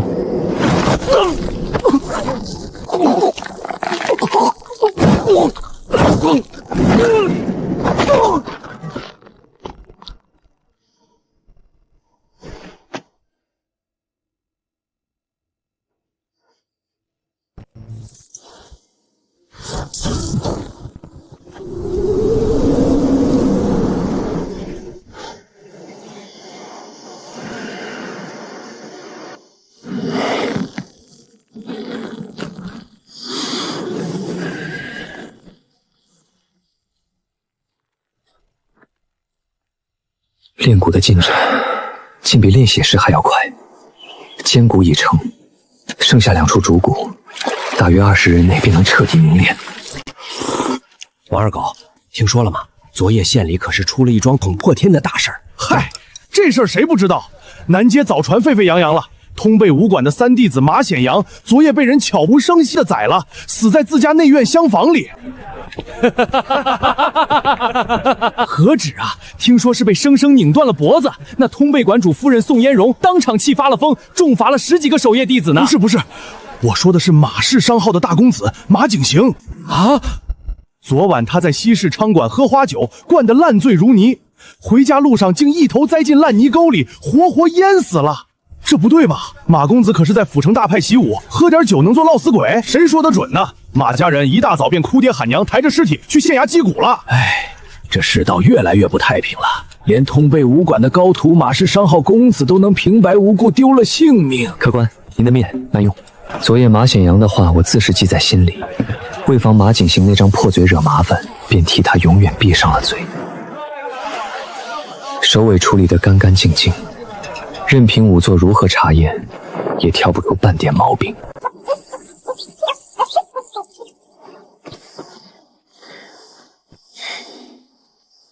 娘，默默，我回岛上当差了。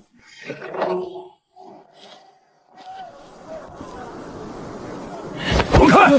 下一个！马显阳之死，让通背武馆彻底疯了。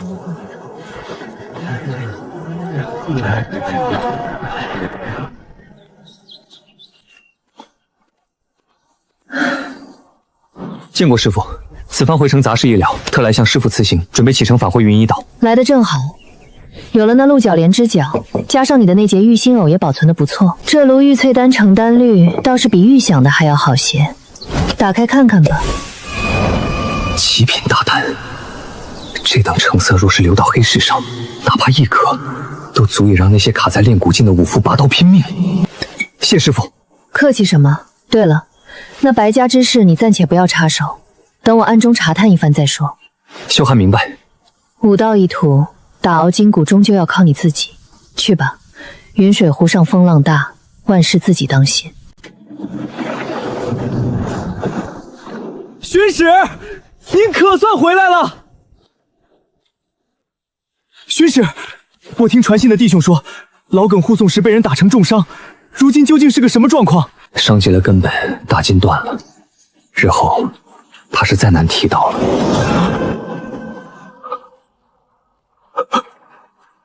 放心吧，我回内城时去过主家，家主发了话，会全力为老耿医治。就算干不成巡尉，也会在内城给他妥帖安排个差事。原来如此，这样也好，能活下来就好。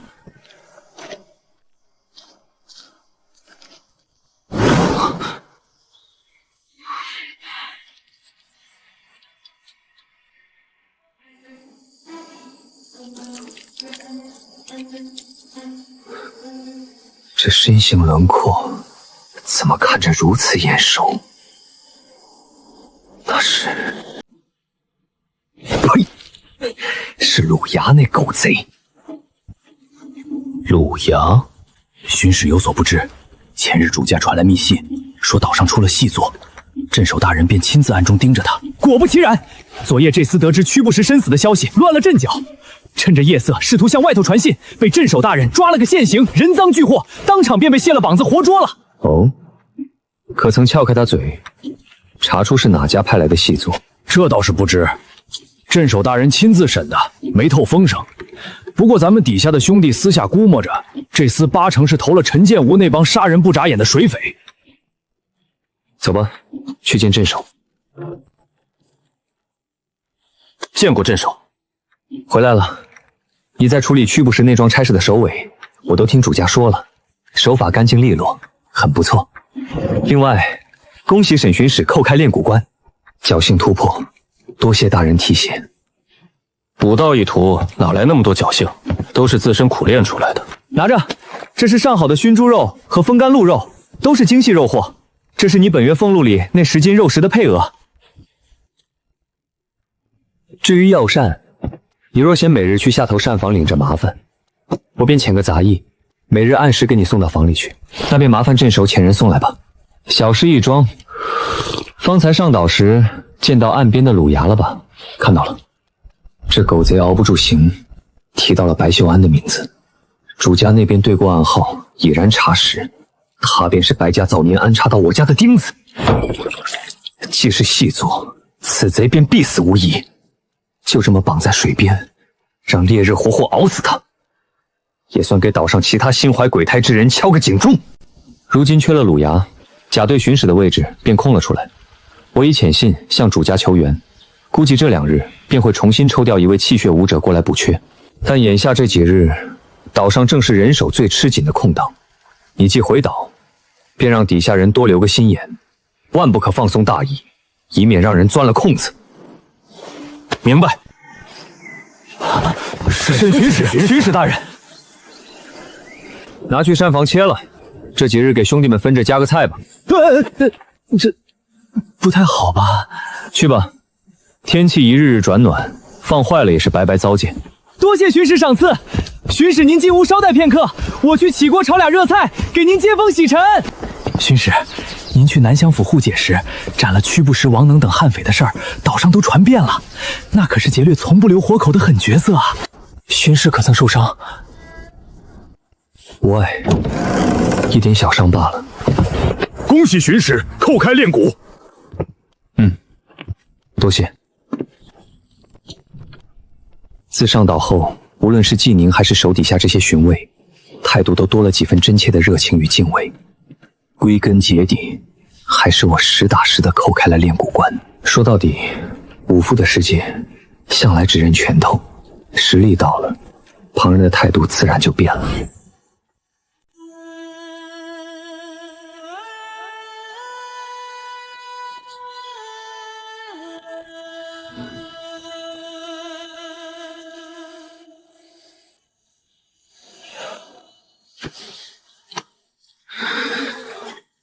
试试这珠子的威能。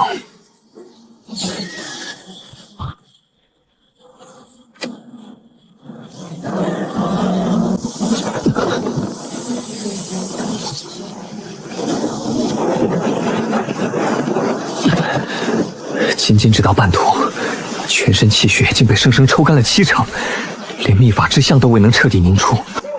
屈不识凭着珠子能连打4、5掌，归根见底，是他的功法与我这神通残篇根本不在一个层次。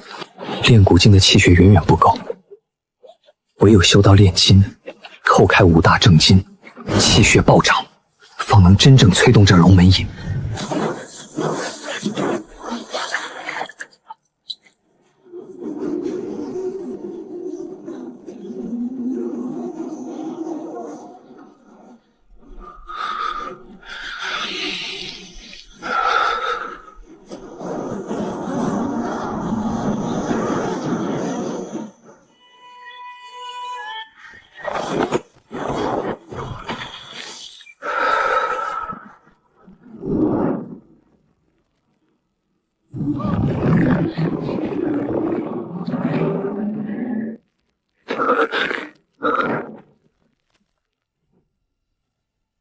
成了，肩、颈、肋、脊4大正骨，尽数淬炼如钢，练骨关圆满。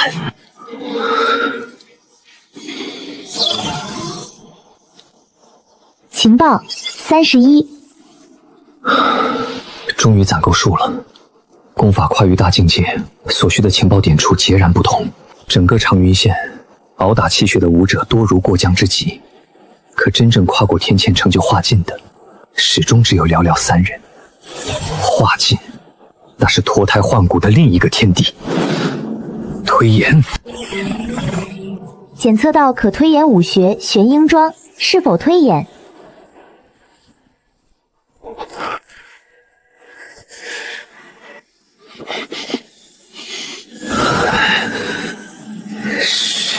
是。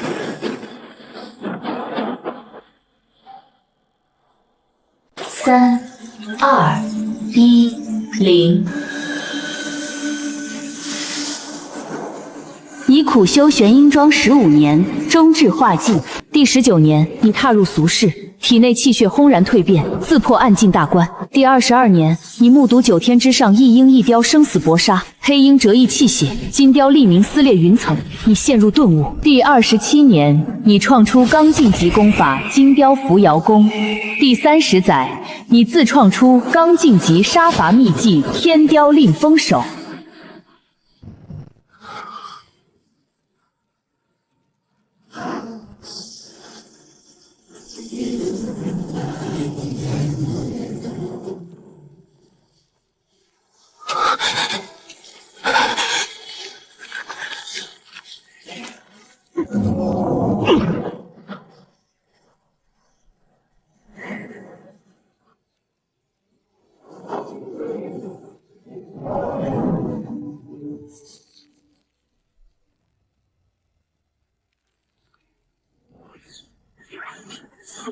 此法威力当真霸道绝伦，远在天玄鹰劲之上。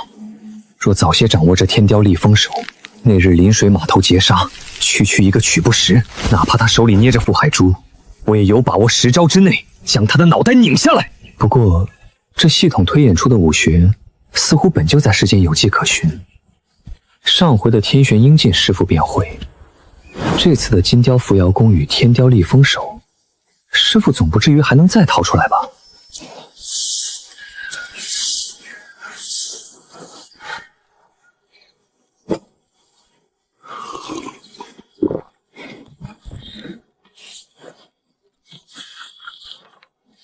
招式玄妙狠辣，但顶多算一门前人留下颇具门道的化境功法，融不进我如今的武斗体系。于我而言，犹如鸡肋。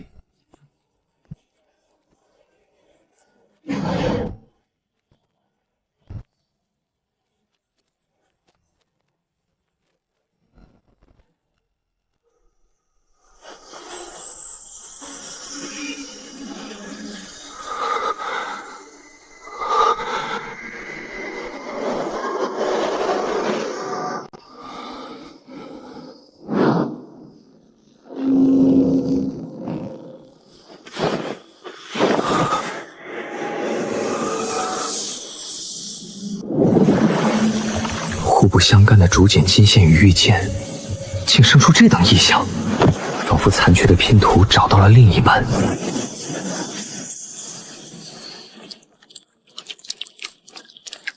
神将莫须上药真经，这命名格式与得到覆海珠时的情报中所说的玄冥冰煞覆海真经如出一辙，而且它也是与这枚玉剑绑在一起才能显化。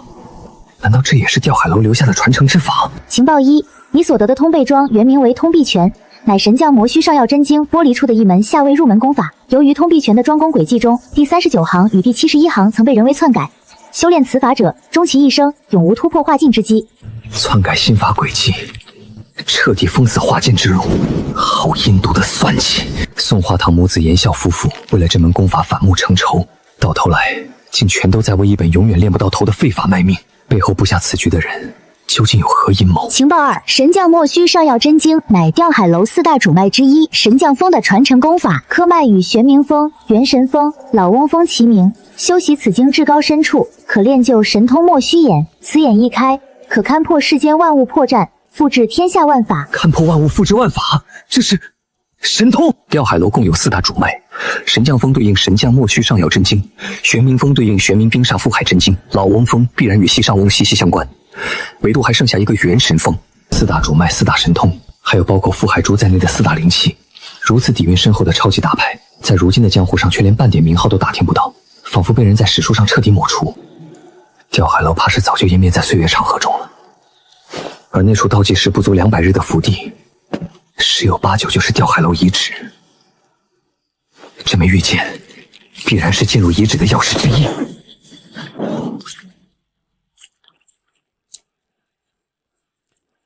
虚空凝水，散字化语，不愧是神通之法，当真玄妙。情报3，距云一岛西面3里处的水下礁石洞内，有一尾2阶宝鱼墨骨青鱼栖息。情报4，距离此南面2里的密林芦瑶荡中，藏有1阶宝兽紫穗鸭的巢穴，内有鸭蛋2枚。叩开炼金关卡，所需的气血资源远超炼骨，这两处宝玉宝兽来得可谓恰逢其时。阮兄弟，走，去中央竹楼集合了。镇守传了话，今晚要大摆宴席，犒赏诸队，顺道给新上岛的兄弟们接风。胡扎内斯在茅房蹲了1刻钟，我看8成是掉进坑里了。你才掉进去了？嗨，你快些吧，我进去告知巡使大人一声。巡使大人，大家都……胡志在茅房蹲了半天，巡使您屋里又莫名其妙湿了一地，这……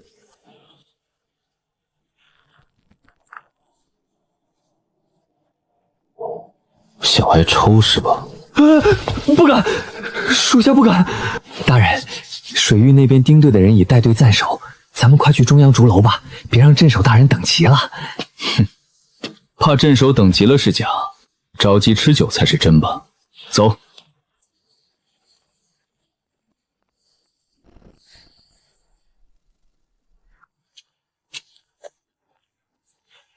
巡使，甲队空出来的位子，主家派了旁系的天才接任，换纪元德。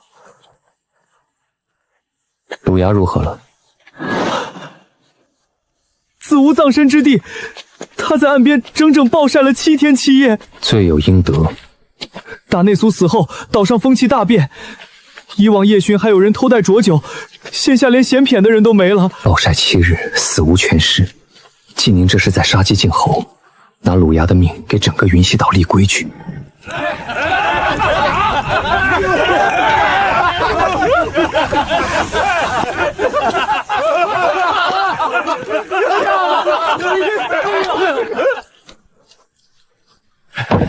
沈巡使来了。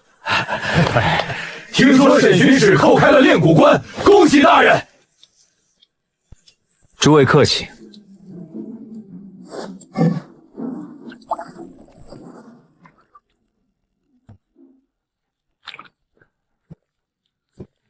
药酒，难怪这帮底层武夫趋之若鹜。这等大补之物，吃上一顿，抵得上数日苦修。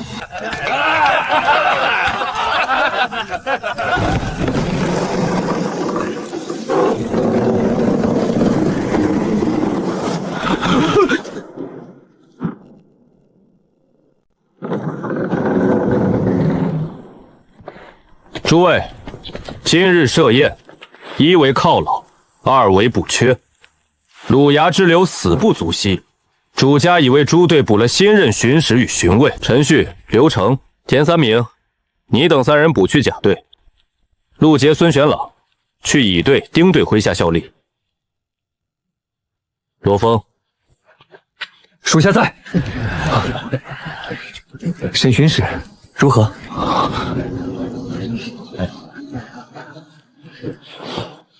一切听镇守安排。好，罗峰，你往后便在沈巡使的丙队麾下效力。沈巡使天资非凡，你有武道上的疑问，尽可向他请教。属下罗峰见过巡使。入座吧。这位是纪元德，乃我纪家远亲，往后便由他来接掌甲队巡使之位。开宴。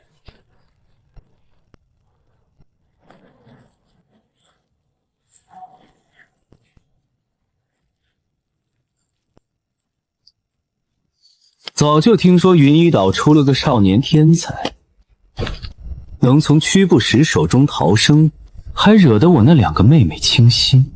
逃生？倾心？这蠢货在胡言乱语些什么？今日一见，果然有几分不凡。听闻沈巡使叩开炼蛊，正巧，本少爷炼蛊不久，等过几日你我切磋一番，看看这乡野间的炼蛊比之主家的成色如何？坐下。巡使，坐。浑身破绽，一个从未经历过生死搏杀的雏儿，我至少有10种法子，能在3招内捏碎他的喉咙。你应该感谢你自己。你什么意思？感谢什么？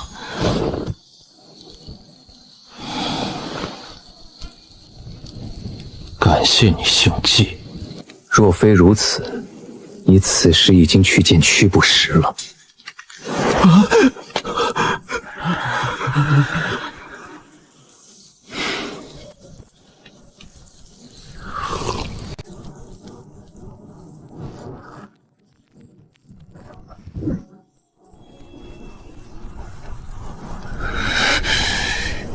找死！下人之子得了势，也敢在老子面前猖狂？等着吧，过几年等老子上位，定要收回你和你爹的姓。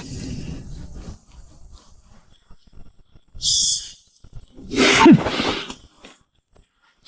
后面我会闭关几日，这期间水域巡视由你们4队轮替，万不可松懈。若遇陈建屋水垢大举来犯，可遣人换我出关。闭关，遇大举来犯才换他出关，潜意思便是小事莫扰。他修为已在炼金巅峰，这般姿态，莫不是要闭关冲击暗境？明白。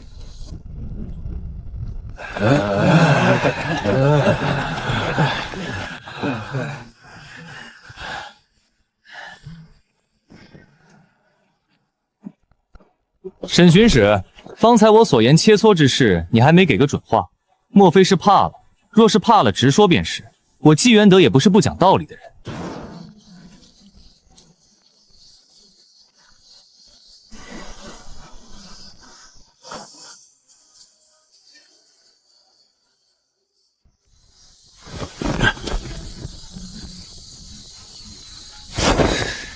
胆敢如此待我，等着吧！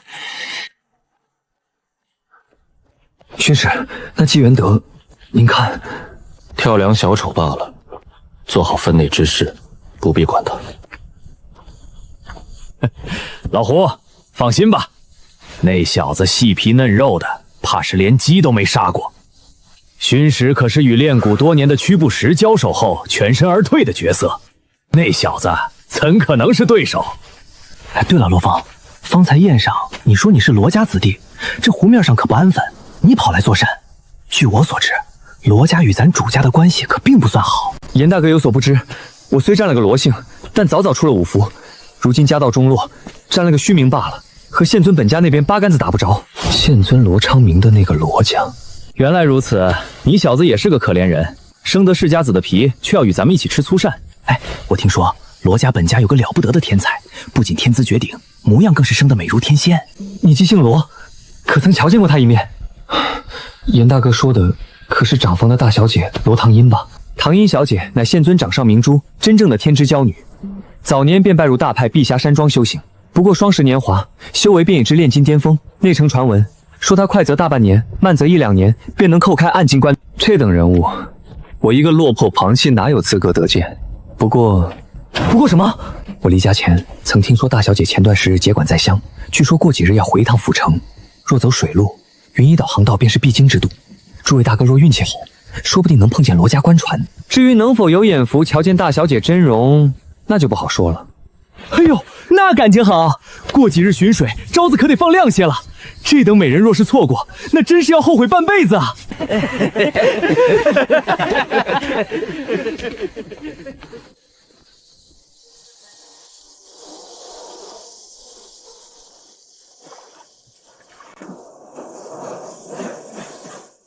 白老三，你们白家莫不是疯了？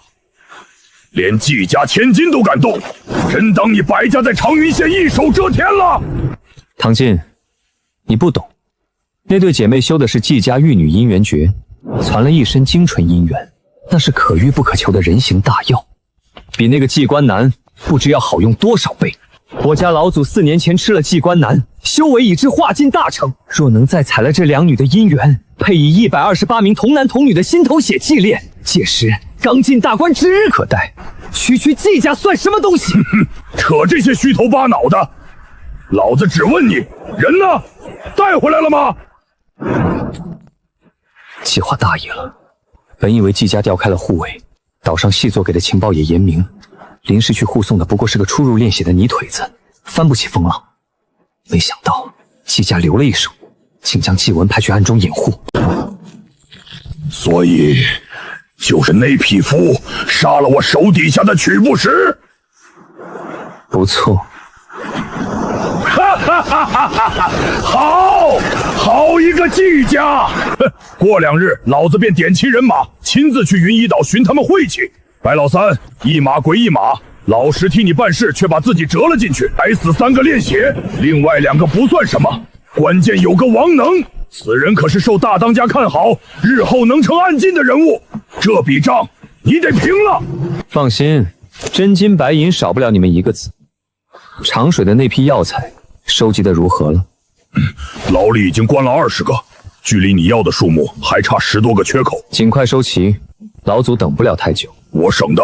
对了，你方才说那个负责护卫季家小姐出入练血的小子，如今在何处？你要作甚？杀了我陈建武的3个练血，老子咽不下这口气。那小子可是梅院弟子，梅双风那疯婆娘出了名的护短。哈哈哈！梅双风，让他来，我大当家正愁手中之剑没处见血呢。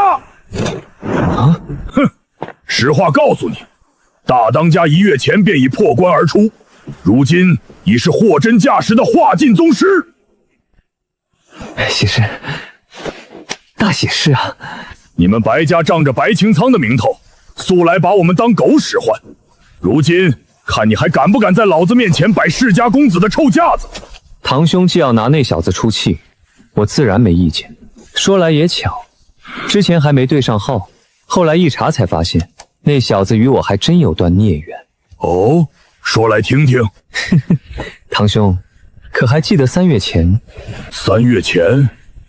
你是说押送那16个药材上岛的那回？不错，那日我路过外城小径湾水道时，遇到个老渔民载着孙女，我顺手将那老头宰了，把那小丫头抓了做药材。没曾想此事被一个渔民目睹，他拔船就跑，我身边护卫认出那人，乃我白家佃户。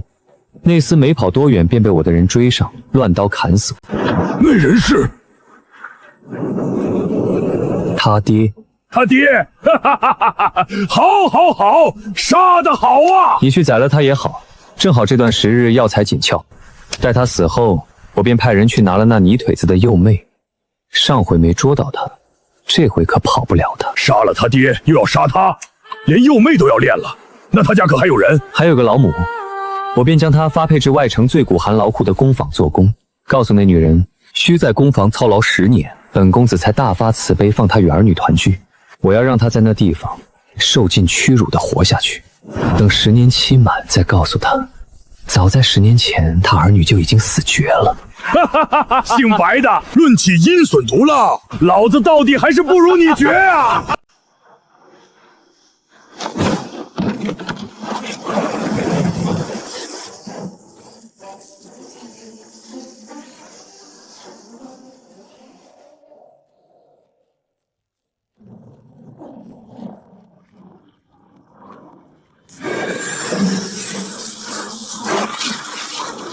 上钩了，好家伙，个头不小。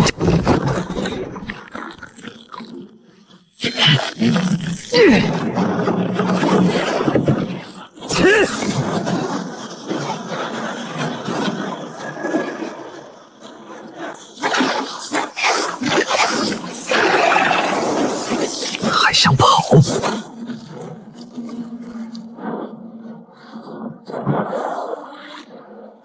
瞧这个头，起码长了20-30个年头。若是再由着你在湖底多长几年，怕不是真能脱胎换骨。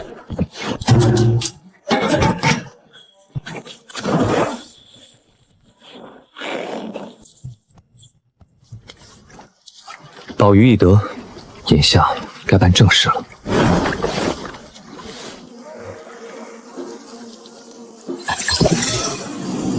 陈建屋的大本营东夷岛，以往修为尚浅，不敢妄动。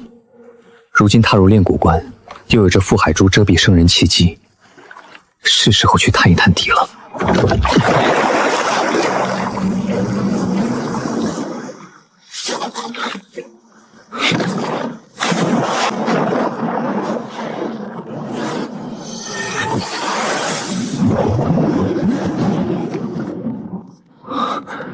不愧是系统认证的灵气，不仅能避水，还能隔绝气息。往西走。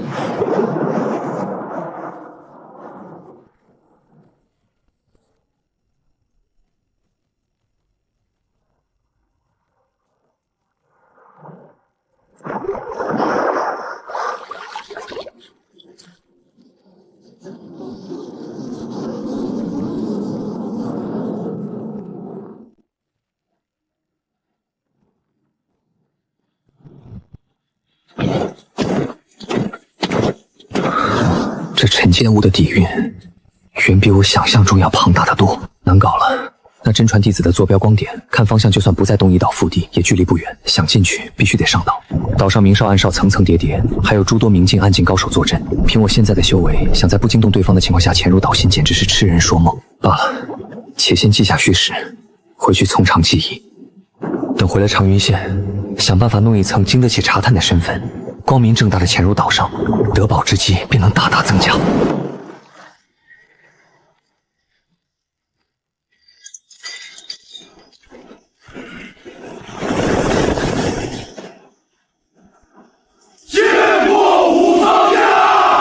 武当家，陈建武武当家，唐晋。月余前系统情报曾提及，白家将掳走的志同秘密送往鱼岛，正是由这位魂号血杀刀的悍匪亲自坐镇。他怎会在此地？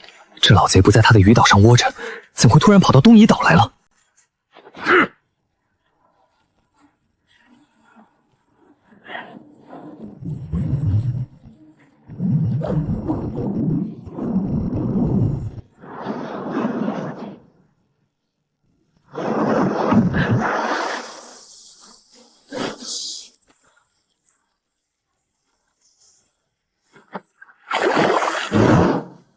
重量不对，太轻了。有意思，当真是有意思。敢在阎王爷头上动土，连我的东西都敢拿，倒像是被什么生有锋利锯齿的兽类给生生咬断的。这位兄台，你是在找这个吗？怎么可能？我以后开炼金大关，方圆数丈内飞花落叶皆能感知，竟有人能悄无声息地摸上我的船，甚至近在咫尺地端坐在我身后的船舱里。而我竟然连半点呼吸和气血波动未曾察觉。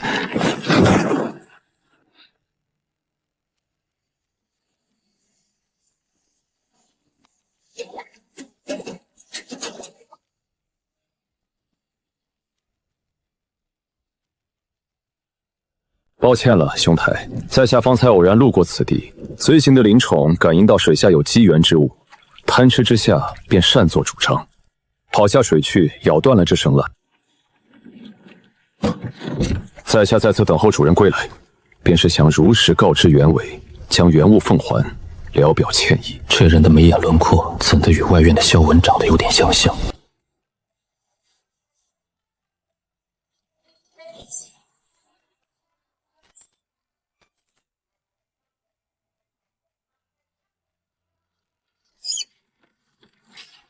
长着金尾巴的老鼠，想必在水下咬断绳缆的就是这小东西。不过怎的好像在哪里听过这金尾老鼠。本日情报已刷新。情报1：萧武，命数子，受上苍眷顾，气运加深，趋吉避凶，修无止境。修为暗境中期9窍已开其4，掌调海楼4大主脉传承之一神元斗战岛虚玄章，另修灵元境圆满，玄鹰庄圆满。命数子，汉晋中期高手，调海楼元神风传承。眼前这青年竟贯通了4处大窍。不过萧武几乎可以确定，萧文曾言此人就是萧文的大兄。敢问阁下，可识得内城梅院的萧文？这位兄台识得家弟？说来倒是有缘，我也在梅院习武，与萧文算是同门。方才见到兄台，便觉得面熟，这才出言相问。在下姓沈，不知萧文可曾向沈修寒？不错，阿弟曾说过，他那位沈师兄被派往季家云夷岛挂职，这片芦苇荡正处在云夷岛水域，全对上了。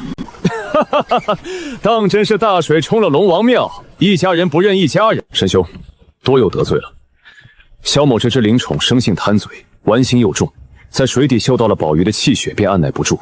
经纬，还不快滚过来向沈兄道歉！无害无碍，灵兽护主寻宝，本性实淡，小事罢了。经纬鼠，我想起来了，几个月前我在外城大梨山下一处老树洞里端了一窝过冬的存粮，还摸出一枚原石。这小家伙刚才冲我呲牙咧嘴，该不会是认出我掏了他的窝才不满的吧？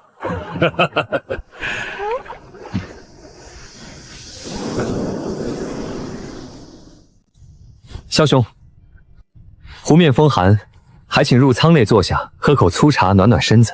好，那萧某便恭敬不如从命了。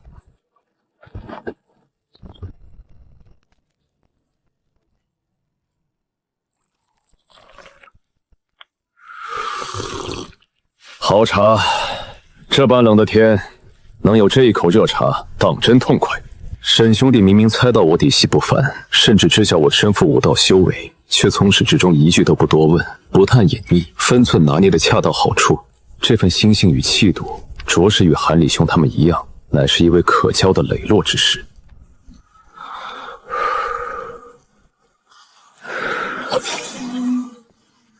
情报2：调海福地宗观中供奉有一枚正宗传承礼器，唤作调海素心钟，乃调海楼开山祖师萧庭所制。萧武乃调海楼历代第10位命数子。调海素心钟凭之栋梁之才，化难可武道大进，成神通。命数子竟是这调海福地位格与礼器联合所制出，而且开山祖师萧庭也姓萧，栋梁之才，未来可登神通。神通那可是临于刚劲之上的神灵境能修习的无上法门，不愧是命数子。情报3：陈建武武当家血煞刀唐晋，点齐明镜武者3名，金汉水匪近100人，正乘楼船直逼云一岛，意图杀人立威。唐晋冲着我驻守的云一岛来了。不对，陈建武与县尊有契约，按禁以上不可在长云水域妄动干戈。唐晋此番前来多半只是压阵震慑，真正动手杀人的是那3名明镜武者。此地距云一岛不过1-2里水路，且先按兵不动，等岛上人传信，有纪宁在场顶住唐晋，场面不会失控。情报4：长云县尊罗家船队将于2炷香后途经此地水道，其上有罗家长房大小姐罗唐英当前修为明镜巅峰，此次归乡实为参加龙翔午宴，夺前3甲者可入龙血灌精坛修炼，对突破暗境大有神效。罗家船队2炷香后路过此地，算算时间，不就是现在？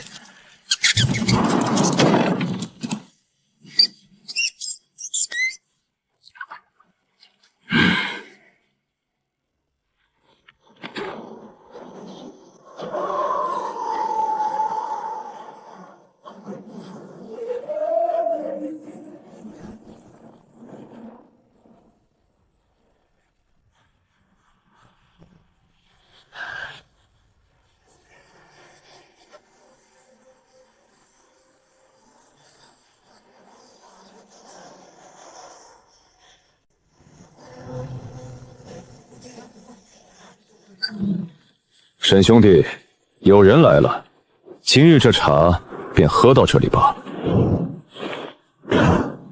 这是？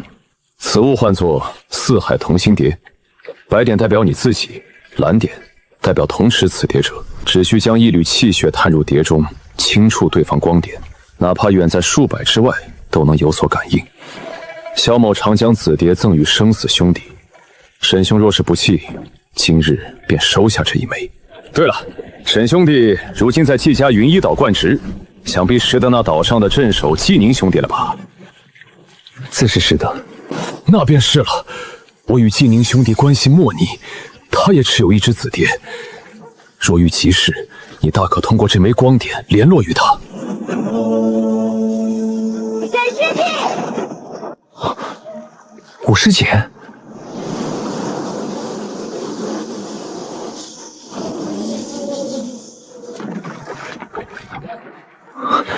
师姐怎会在此？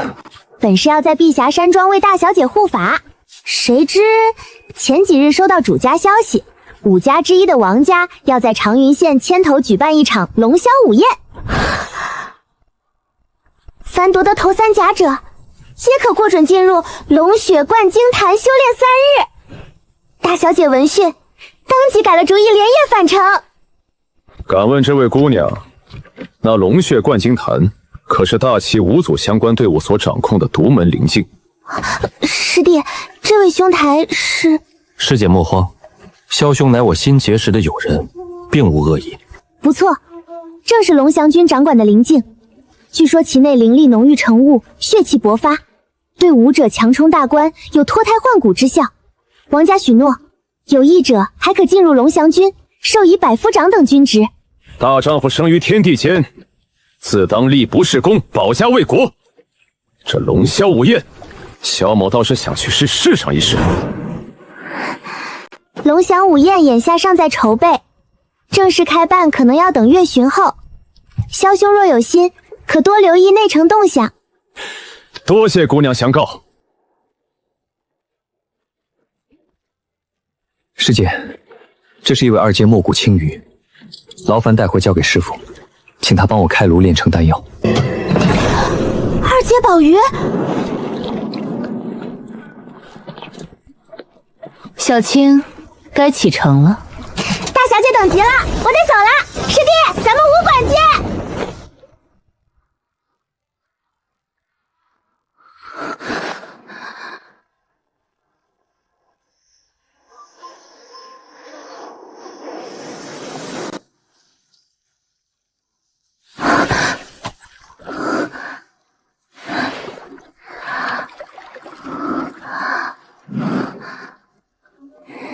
这位公子也是长云县人士。在下萧武，正是长云县人。湖面风浪不小，公子若是不弃，可否上船与我同行？哈，美意难却，萧某却之不恭。沈兄弟，长云见。长云见。这罗家大小姐传闻中冷若冰霜，拒人千里，面对萧武不仅主动搭话，竟还红着脸邀他上船同行。这等只在说书人话本里出现的离谱巨马，竟活生生在眼前上演。这便是命数子恐怖的气云光环吗？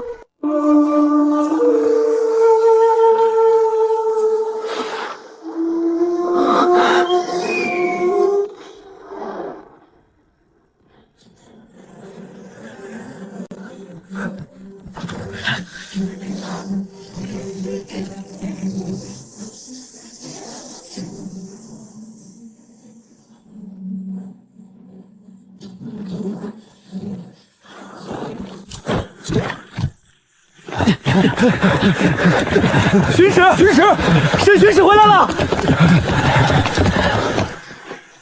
岛上情况如何？碎云舰是从乙队巡视的水域发来的，我等正要赶过去，还不了解具体敌情。那便不要耽搁，速速支援乙队水域。诺。哎，沈巡使何必心急？季巡使，敌情如火，有何事等杀退水尾后再说不迟。你。自打燕引结了梁子，这厮向来都是鼻孔看我，今日大敌当前，却挂着奸笑凑过来拦路，必没安好心。沈巡使，你可曾为以后打算过？沈修涵，你天赋不错，但武道一途素来是3分练7分吃，气血大丹，珍惜药膳才是重中之重。我已查过你的底细。你出身贫寒，能走到今日，更多是靠心智毅力，以及我家每月给你的那点微薄资助。只是武道这条路，越往后走，越需要海量资源人脉。如若不早做打算，这炼蛊关便是你这辈子的武道尽头了。炼蛊尽头？你想说什么？沈修涵，明人不说暗话，你面对屈不时不曾退缩，救出我那2个妹子。在本公子眼里，你是个忠诚之人，而忠诚是本公子最欣赏的品质。不如跟着本公子做个从属，若我发达了，定不会亏待你。你意下如何？做你的从属？不错。日后若你表现得好，本公子说不得还会赐给你记性。如何？确认了，这2逼不是在开玩笑。他是真蠢。走。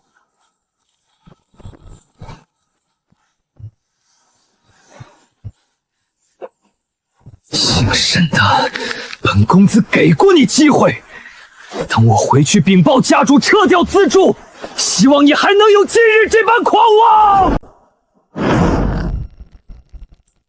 唐进，县尊与王家早有严令，暗禁高手不可擅起战端。你今日带大批人马强闯我季家地界，难道想公然毁约不成？毁约？几位华进大人与我大当家立下的约定是暗禁不可下场出手。你且睁大眼睛看看，老子今日站在这儿，刀未出鞘，手未染血，何谈毁约？既然唐当家不下场，那今日兴师动众来我云溪岛是图什么？总不能是专程来看风景的吧？看风景？不，老子今日来是想请岛上的诸位兄弟与我陈建帮的人切磋身手。江湖规矩，你我两家的人下场来对一对拳。哈哈哈哈！对拳便是死雷，不限兵刃，不划场地，必须打到一方断气或废去手脚。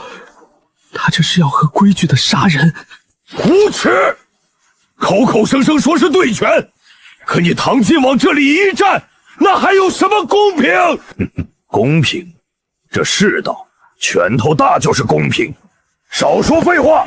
今日这拳，尔等别想躲，否则就别怪我这些兄弟大开杀戒了。他们谁先来？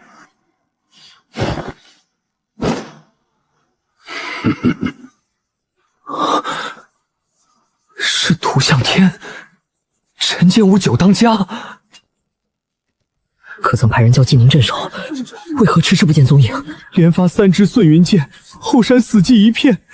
属下已派了2人去敲关，算脚程早该到了。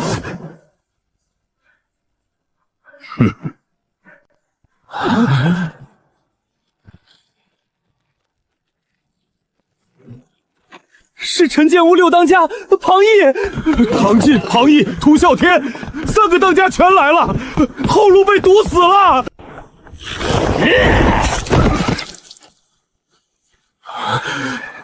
去后山的路不通，今日这拳你们是对也得对，不对也得对。是谁敢来我云溪岛撒野？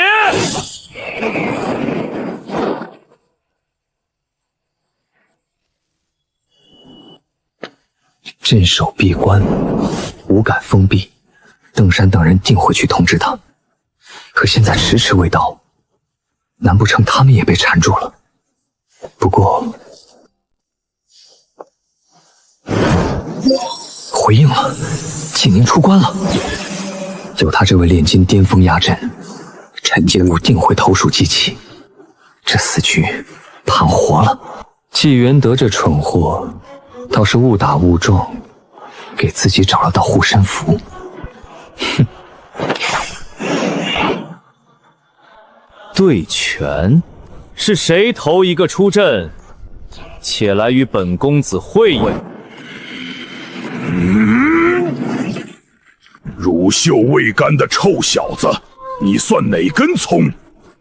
老子今日便替你家大人教教你何为江湖。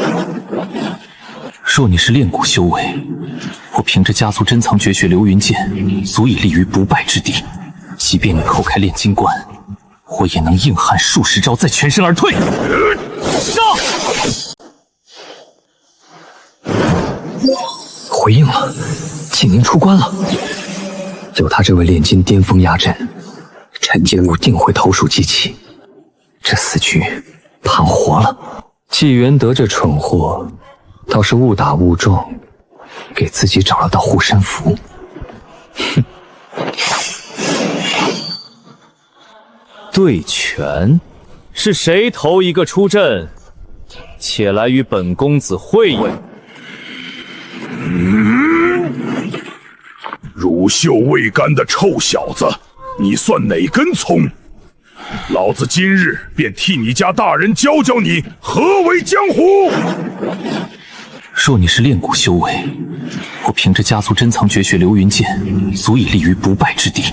即便你扣开炼金关，我也能硬汉数十招再全身而退。上！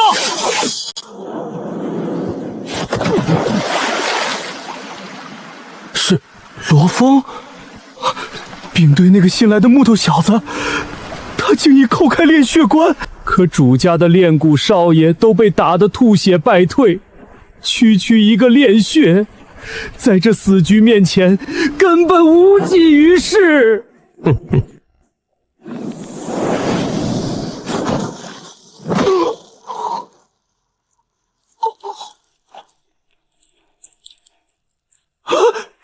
宣使大人，公子的旗鼓断了。如何？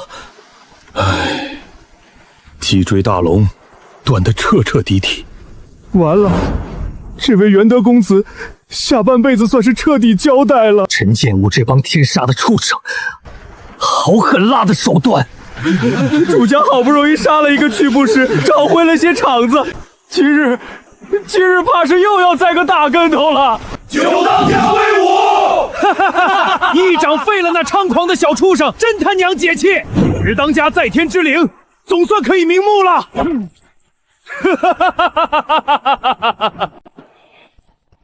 老徒干得不错，方才那小子的做派，想必是个季家的公子哥。并非如此，几家嫡系的名册，我手上皆有备份，却从未见过此人，想来是个旁系出身罢了。旁系，那也不错了，算是为老石收了点利息。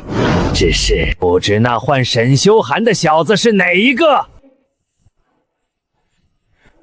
别忘了咱们来这一趟的主要目的，便是摘那小子的人头，带回去祭奠老石。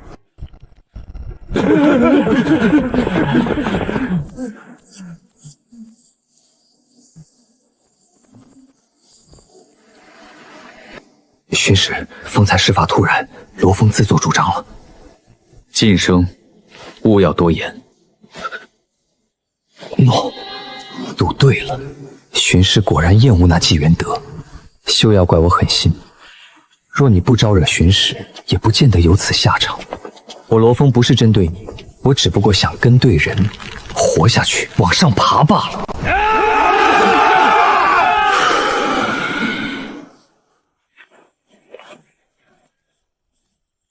下一个，谁来？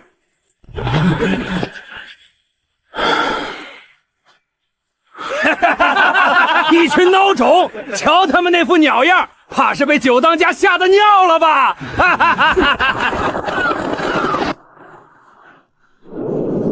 场中还剩王金刀、李涵两位巡使，他们不过炼血修为，武技平平，面对涂小天，上去也是白白送死。代表纪宁的光点就停在附近竹林中，纹丝不动，藏身不出，必有图谋。但他绝不会坐视局势彻底崩盘。这，老弟，你看，王老哥，不必多言，这一场我来。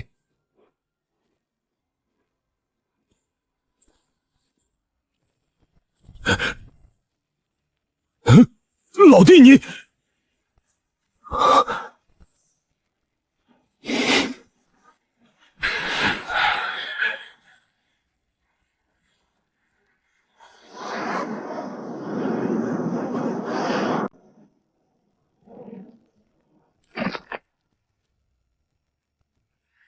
胆子倒是不小，来者何人？报上名来。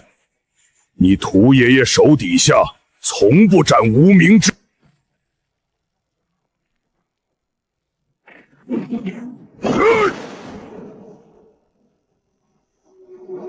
来！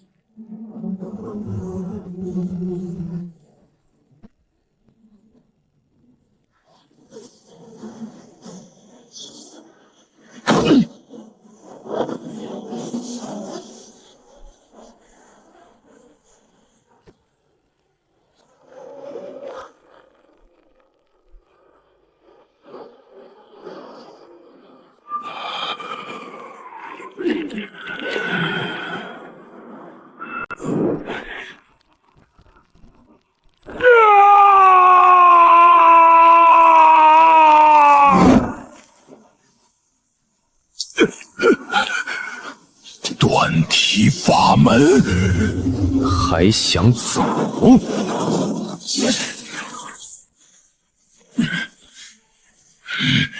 欺人太甚！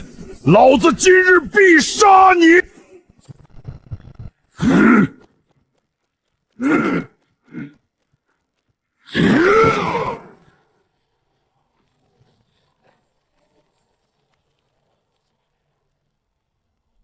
来得好！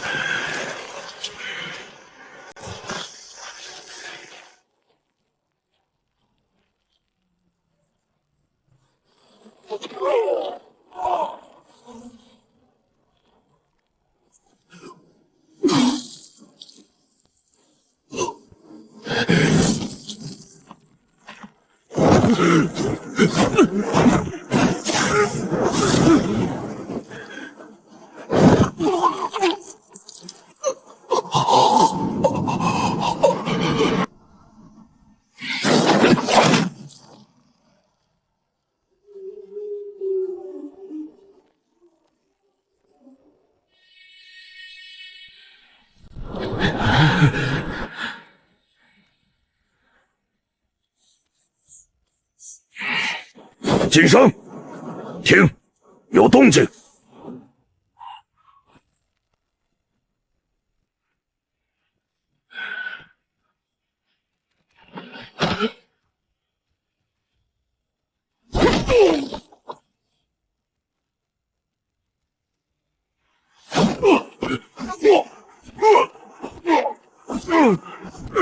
住手！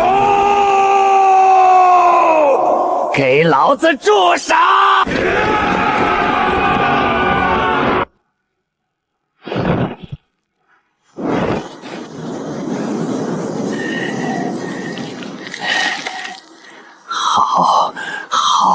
好得很。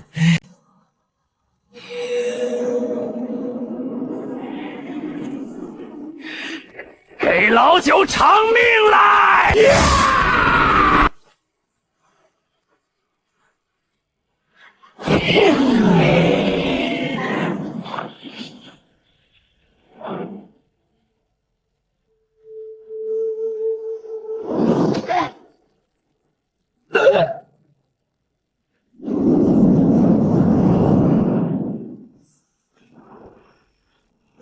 老六！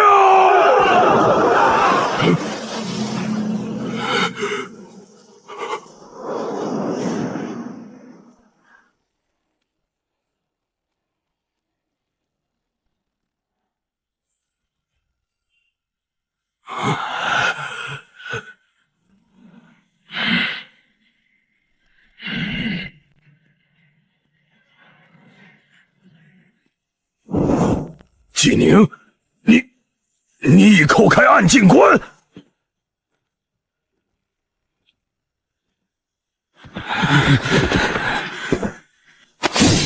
纪宁，陈信何在？陈信，陈建五八当家。上岛之时，我将他派去阻拦纪宁支援，本以为能拖住纪宁，而现在纪宁破开暗境，更安然无恙地现身于此。他去了该去的地方。涂啸天死了，陈信也死了，庞毅生死未卜，不敢想象自己回到陈建国该如何面对段啸。既轻轻扣开暗境，天赋着实不凡，可说到底不过是刚开一窍的毛头小子罢了。我在暗境多年，已开3窍，你拿什么跟我斗？今日是你成暗境之日，也是你陨落之日。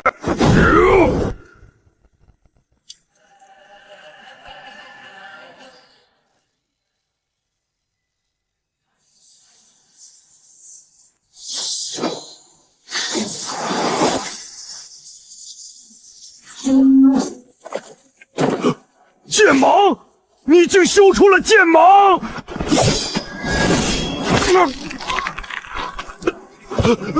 啊！我的手！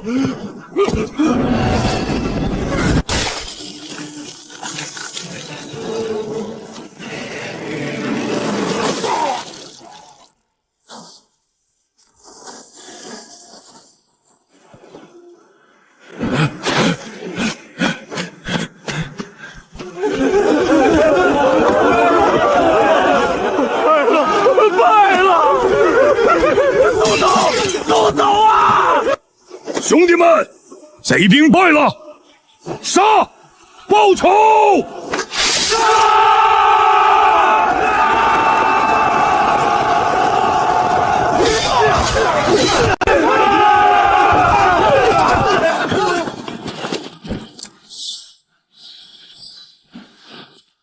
审讯时，可是扣开炼金了？不错，厉害，你做得极好。我收到讯息出关，恰好撞见那陈箭头八当家陈信，他杀了岛上4名巡卫，正在竹楼中翻箱倒柜寻宝敛财。我废了他4只，逼问出陈剑库来犯，随后敛息藏身于后方竹林。本想着重伤1、2人便算大幸，倒是我未曾料到，你竟凭一己之力强杀屠啸天，引得唐晋、庞毅失去理智，被我捉到良机。不仅将庞毅打落湖中，还重创了唐晋。此番大捷，你当即头功，镇守过于，一时侥幸。侥幸？罢了罢了，你方才可是用四海同心蝶探了我的位置。正是，今日在湖上，我结识了一位唤作萧武的兄弟，此宝乃是他相赠于我，言之危急关头，可用此宝传讯镇守。果然是萧兄，他这人好交朋友，却又眼高于顶。既然他肯将紫蝶赠你，说明他认可于你。也好，萧兄之友便是我季宁之友，此后你我也不必客套，以兄弟称之吧。季兄，哈哈哈哈，好。此番陈建武折了庞毅、陈信、屠旭天3人，唐晋也遭了重伤，算是把他们得罪狠了。为防陈建王狗急跳墙，我要即刻传书通知主家，再派高手前来支援。等熬过本月底，你我再一同下岛，回城复命领赏。自当如此。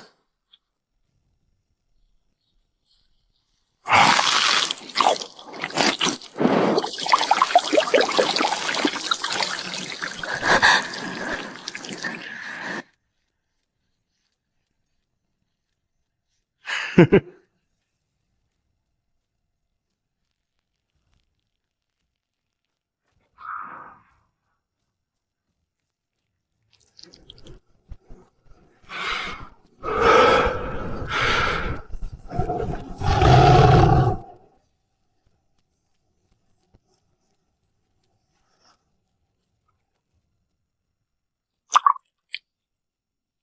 这么说来，那季家的小子倒是有些了不得了。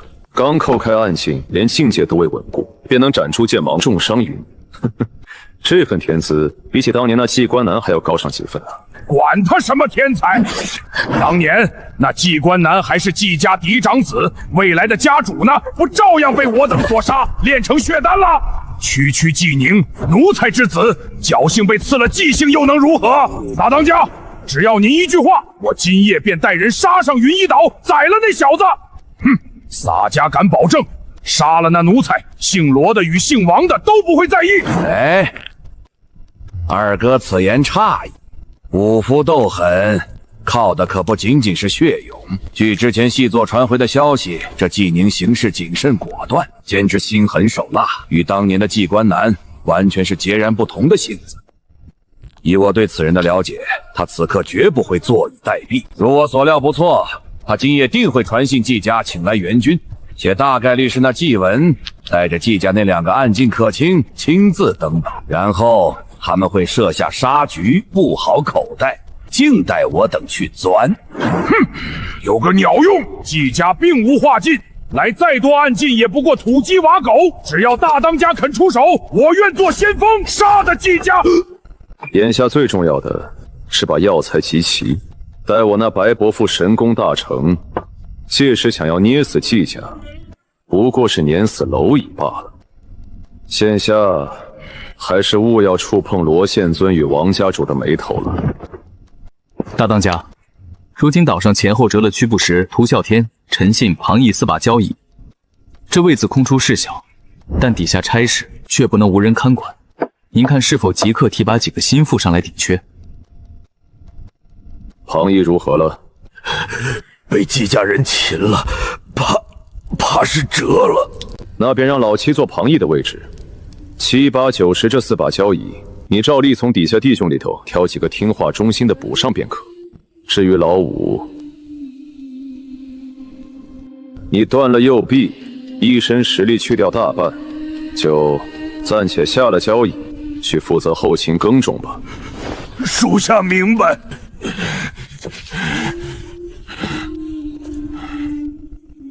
记得把墨鳞甲交了。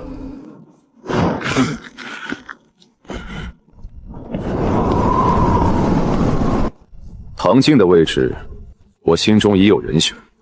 哦，不知是哪路人物？可是暗劲？自是暗劲叩开4窍，实力稳在唐静之上。这也是我为何要他腾开位置，便是给此人准备。大当家，别卖关子了，那人究竟唤作何名？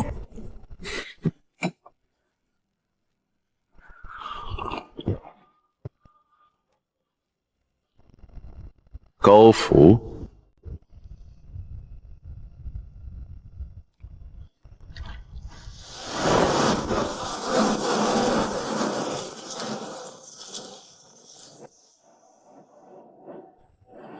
转眼半月已过，陈建屋那边竟毫无动静，连寻常的袭扰都销声匿迹了。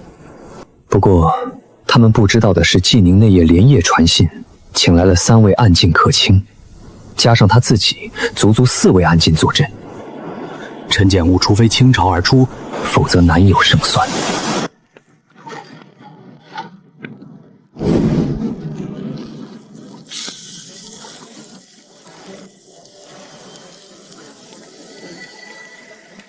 今日将半月前与莫谷青羽一同出现在情报上的紫灰鸭连锅端了，还有这2枚紫灰鸭蛋带回去给默默，小丫头定然欢喜。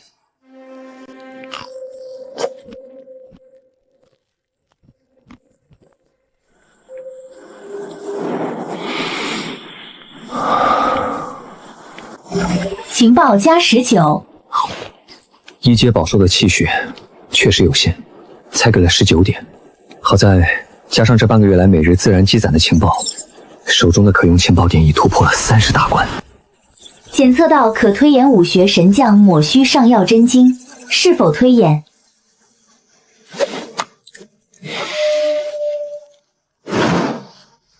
是。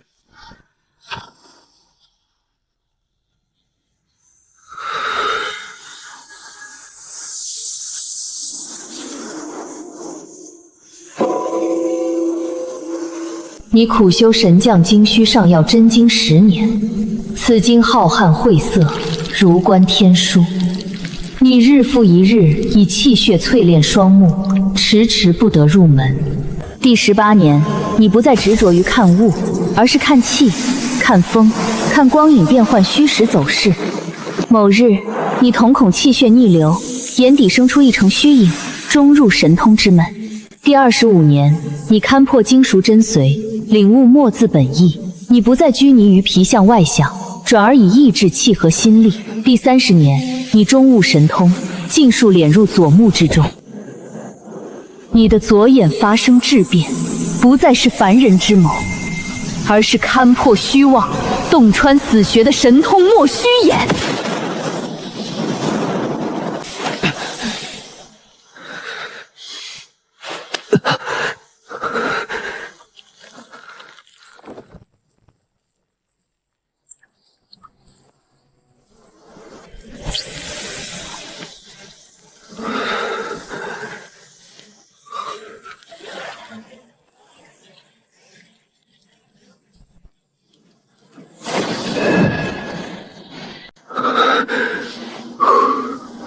勘破虚妄，洞悉本源，由此抹虚眼，任何人施展武学，其气血走向、招式破绽，在我眼中皆如掌上观文。待日后修成三勾玉，甚至能硬生生剥夺他人的神通本源。也不知那吊海楼中其他3道神通，又有着何等妙用。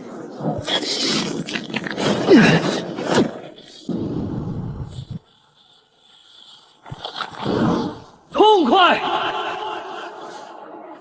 冲脉、带脉皆通，顶多再有2月，便能打通最后3脉，简直暗尽大关。沈巡使，镇守有请。来了。等了足足半个月，终于可以回家看看了。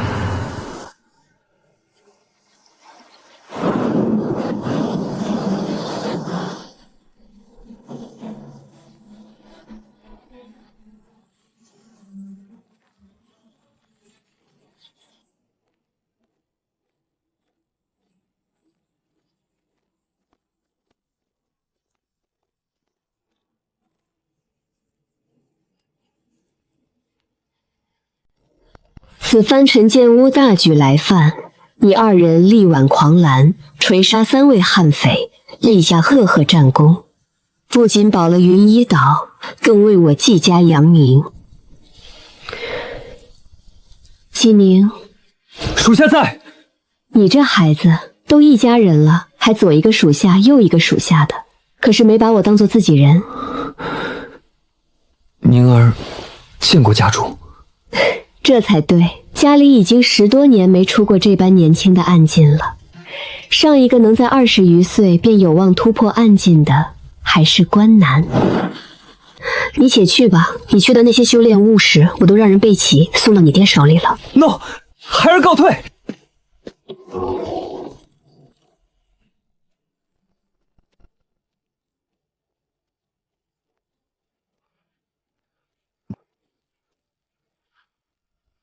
小六，你真是出乎我的意料。季姨何出此言？自是你的成长速度。初次听你师父提起你，你还初入炼血，连明镜的门槛都才刚摸到。上次见你，你便已叩开炼骨。这才过去多久，你竟已踏入了炼金？这般境界，便是关南当年也未必及得上你。但木秀于林，风必摧之。你与季宁2人，如今怕是已成了那群水匪的眼中刺，恨不得将你们除之而后快。陈建屋行事向来睚眦必报，你若继续留在云衣岛刮职，实在太过凶险。我季家并非刻薄寡恩之辈，断不会眼睁睁看着有功之臣以身犯险。准备替你和季宁调换个安稳差事。明年开春，我季家会在广武府盘下一间新丹阁，届时便你前往府城坐镇，充当那丹阁的首席护院。你意下如何？广武府虽距长云县路途不近，但高墙深池，驻军林立，陈建屋的守在场也绝不敢伸进府城撒野。换个太平环境，默默发育，确实是绝佳的选择。家主厚爱，休寒领命。只是去府城赴任，那也是明年开春的事了。今年这剩下的大半载光晕，我总不能一直在府里闲吃干饭吧？你这小子果然如你师父所言，骨子里便透着一股武士的锐气，片刻也闲不下来。你既已叩开炼金，如今正有一桩机缘摆在眼前。5大世家之一的王家，月旬间会召集长云、长水2县的年轻俊杰，举办一场声势浩大的龙霄舞宴。舞宴分为暗劲与明劲2组，凡古龄在30岁之下的舞者皆可登台参赛。一旦夺魁拿了头筹，不仅有机会入龙贤军博个前程，还能进入那传闻中的龙血灌金坛修炼。那地界对明暗劲舞者而言，可是难得的修炼圣地，可淬骨洗髓、脱胎换骨，对境界突破更是大有裨益。龙翔舞宴，又是龙翔军，田平安便是龙翔军的百夫长。若我主动凑上去，万一被他顺藤摸瓜查出端倪。小六可有疑问，大可细细说来，季姨帮你解惑。敢问季姨，这龙香舞宴的彩头龙血灌金坛，想入内修炼，是否必须挂上军籍，去龙香军中听调受遣？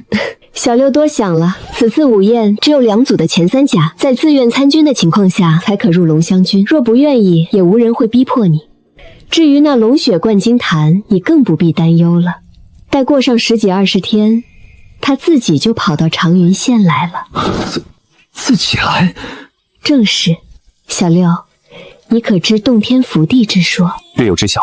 我曾在医传残记上看过些许记载，传闻洞天福地乃是上古大能于太虚中开天辟地，居拿日月气象所制成的地界，只是岁月流转，沧海桑田，这等夺天地造化的之地亦很是罕见，寻常武者穷尽一生也难窥其貌。不错，市井中多是这般相传，坊间说书人更是添油加醋引人入胜，但其中细节脉络却并不全对。原因是你所翻阅的那些古籍，多是大齐历朝后皇室命人粉饰删改重编之作。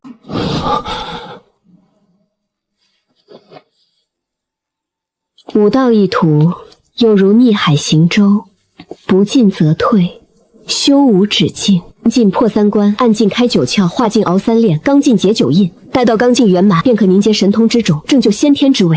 正得先天，也便有了尊号，可称之真人。真人之上，及其修满武道神通，便可更进一步，正位真君。方才你所言的洞天，的确是由古代大能所开辟不假。上古时期，道门鼎盛，唯有真君强者才可根据自身果位位格，在太虚中开辟洞天。至于福地，则要略差一筹，多是神丹境或是先天真人中道行高深之辈，取现世之山川土石辟出。至于龙翔君的龙血灌金坛，则远比不上这2类洞天福地，其本质不过是后世之人取巧之作，以灵宝灵气为根基，施手段开辟的一处虚迷秘境罢了。无论方圆大小，还是气血浓度，都远逊于真正的洞天福地。那龙血灌金坛，便是镇东将军王志藩早年从一处福地中得来灵气太帝附龙所辟。传言此宝根脚乃是远古真龙精血所化，虽无真龙显灵，却对武者淬骨洗髓有奇效。季仪，我有一事不明，还望请教。我曾在一部功法残篇上看过，凝结神通之境，似乎被古人唤作神灵，可季仪却将其称作先天，这其中可有说法？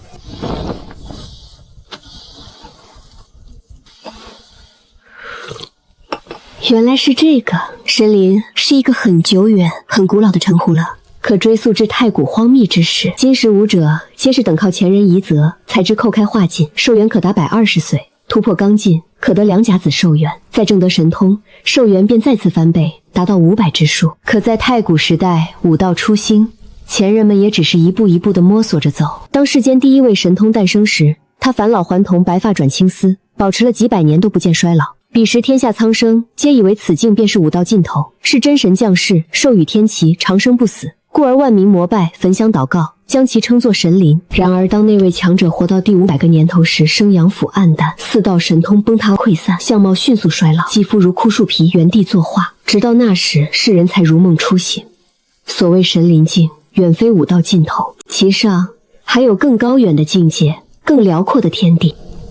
神灵之上，竟还有境界。可当时神灵之名已深入人心，坊间野史皆沿用此称，延续数千年之久。直到后来出了一位惊才绝艳的古代大能，道号富海真君。富海真君认为武者修持神通，不过返璞归真，重塑胎息之体，是以无眼道之初，当不起神灵之名。于是他将神灵更为先天，此举得天下真君认可，才有先天的叫法沿用至今。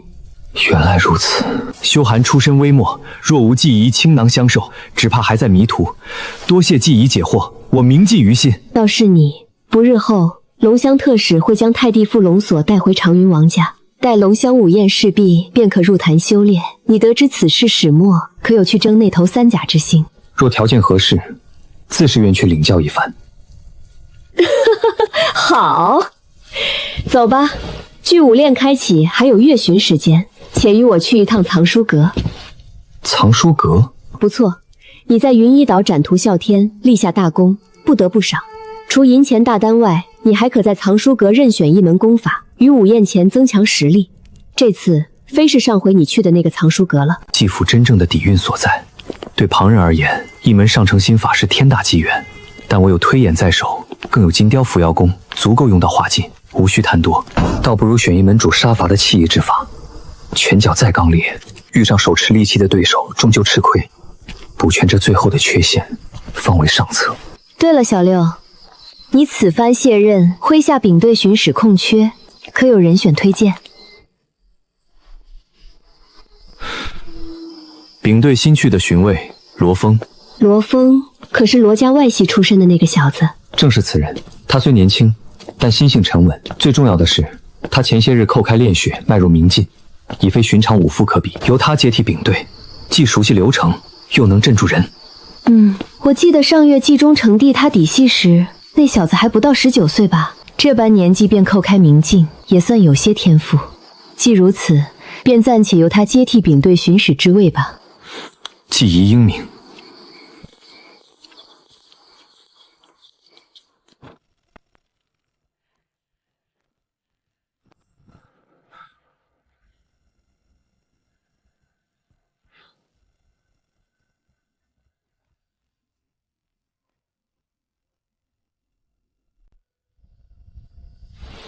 这些功法武技，皆是我季家100年来耗费无数钱财人命得来的底蕴。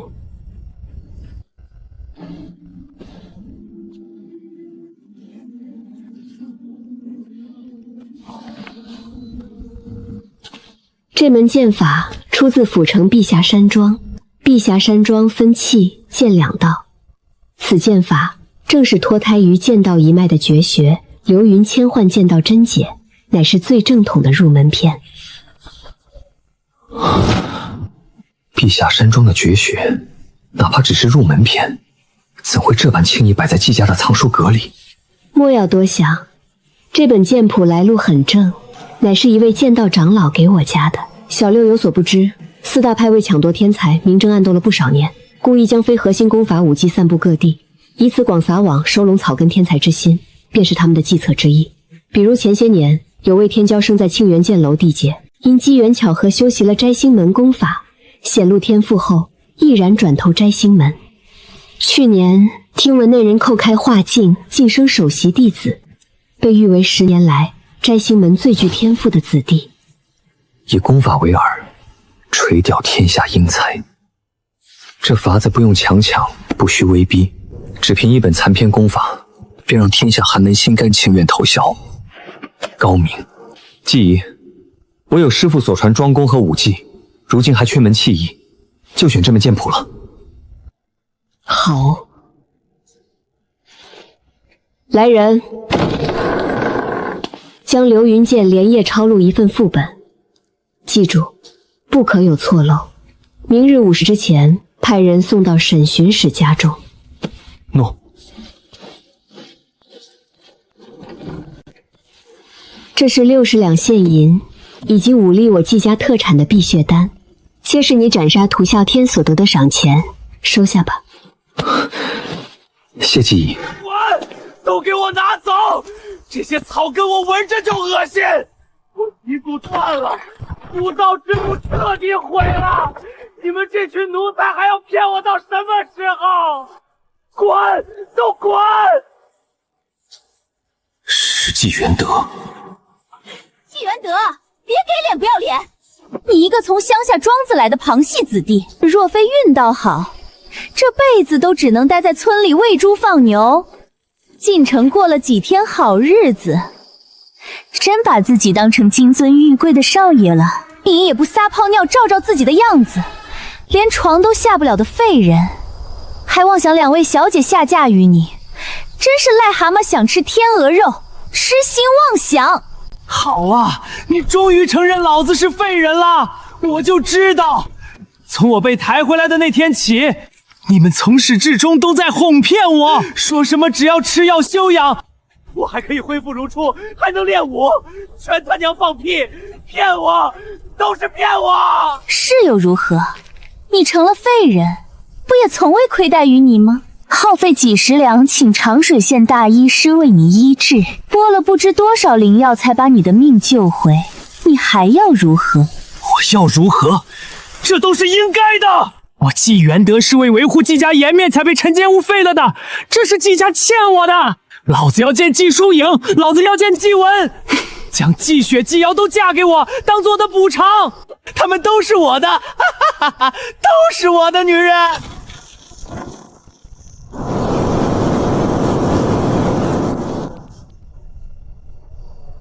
放肆！你若收回方才狂言，并诚恳赔罪，我便当什么都没听到。往后，家中会继续替你医治。医治？还有的治吗？你还要骗我到何时？我已经是个废人了，废人了！医师言你脊骨虽断，不得从武，但精心养护，或可与常人般站立行走。不能从我，与杀了我有什么区别？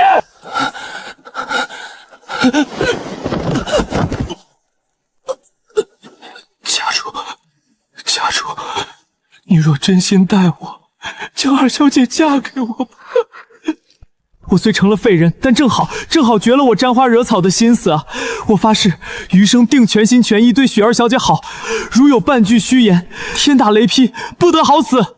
家主，我求你，元德求你！真是可怜可恨，都这般田地了，还在做着攀龙附凤的春秋大梦。我不会答应的，雪儿也不可能同意。你死了这条心吧。念你为家族出力，方才之言，我只当你受击过深所致，不予深究。一切好好养伤，此事勿要再提。贱女人，你不仁便休怪我无义。你当我不知道你那些龌龊勾当？你与那没事武馆的馆主，找死！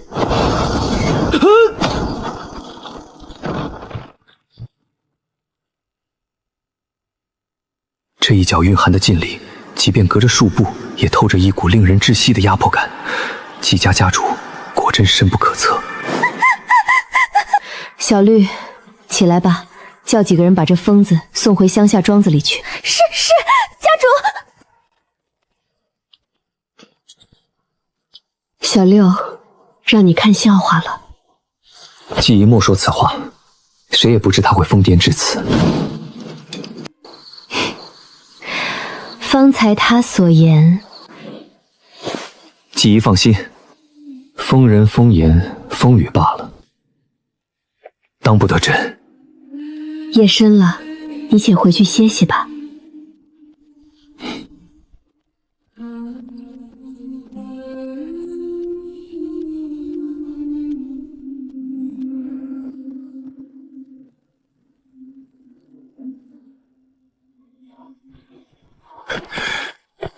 驾！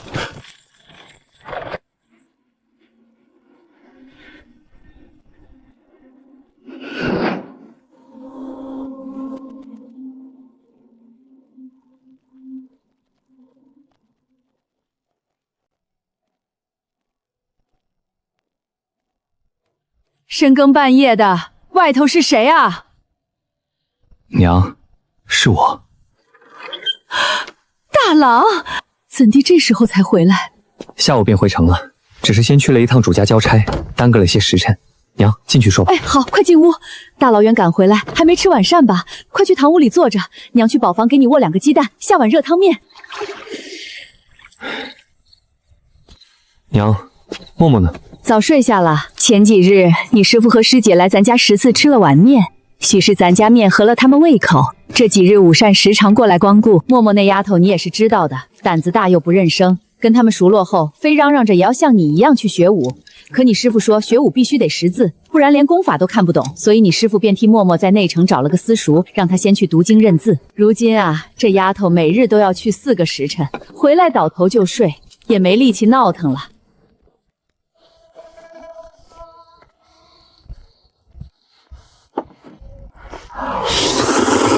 刀光剑影里闯荡，唯有这一口热汤面，最是暖胃安神。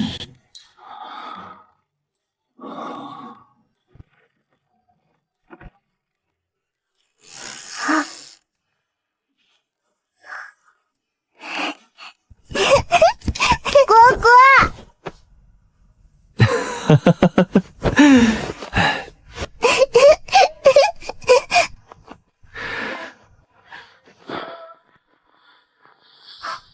默默，这是饱受紫灰鸦的蛋，和上次的青锥鸡一样，可以养活，送你当礼物。哇，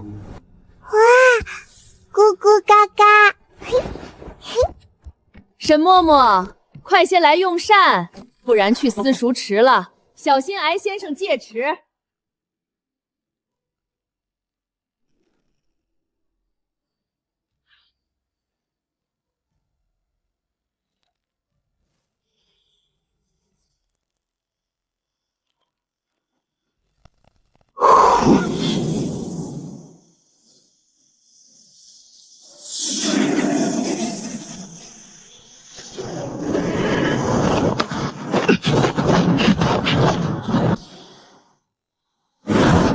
药力彻底炼化，炼蛊关的根基已固若金汤。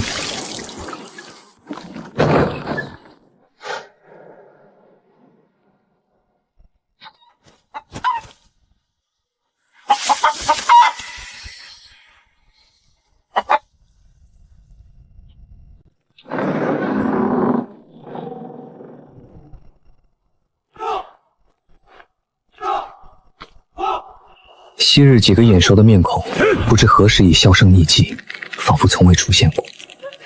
想来他们是束修到期，却始终未能叩开炼血关，最终只能黯然离开。修寒，二师兄，走。师父在后堂会客，几位早年出师的亲传师兄师姐都回来了，你既回院，快去后堂拜见。明白。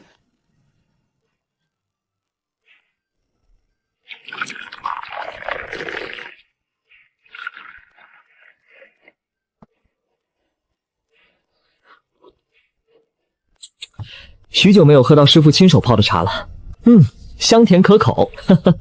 喝你的茶吧。小师妹，恭喜了，20余岁便能叩开暗境关，当真是天纵奇才。这等天资，即便放眼4大派内门，也算得上是拔尖人物了。左师兄客气，师妹不及师兄原意。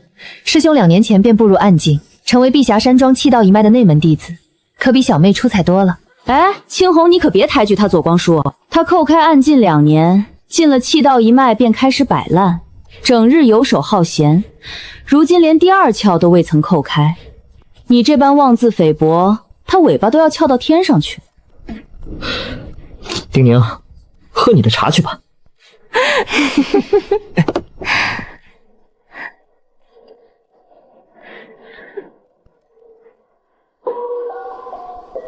丁宁、王林，你2人此番所谓何来？可是因那龙霄午宴而来。师尊误会了，弟子此番赶回长云，非是为比武争锋，而是奉命追查一名叛徒。叛徒？何人能让你们俩一路追击至此？回师尊，那人唤作田平安，修为倒是平平无奇，不过明镜圆满。但说起来，他也是长云县出身，与咱们算是同乡。同乡？那他为何叛逃？军中规矩森严，擅离职守可是死罪，他也不怕连累家人。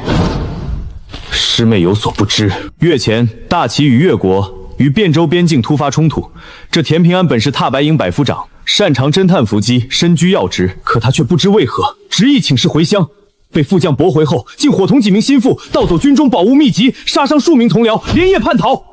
我与师姐奉令缉拿，一路追踪至南乡地界，断定他最终的目的地就是这长云县。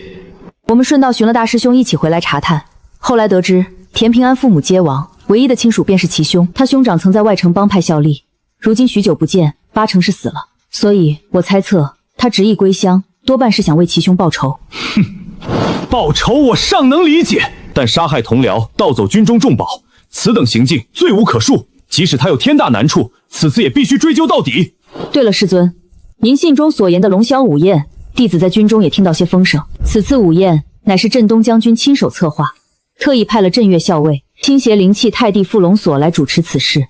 军中传言，将军本人对这场午宴看重得很。那镇岳校尉是何人？什么修为？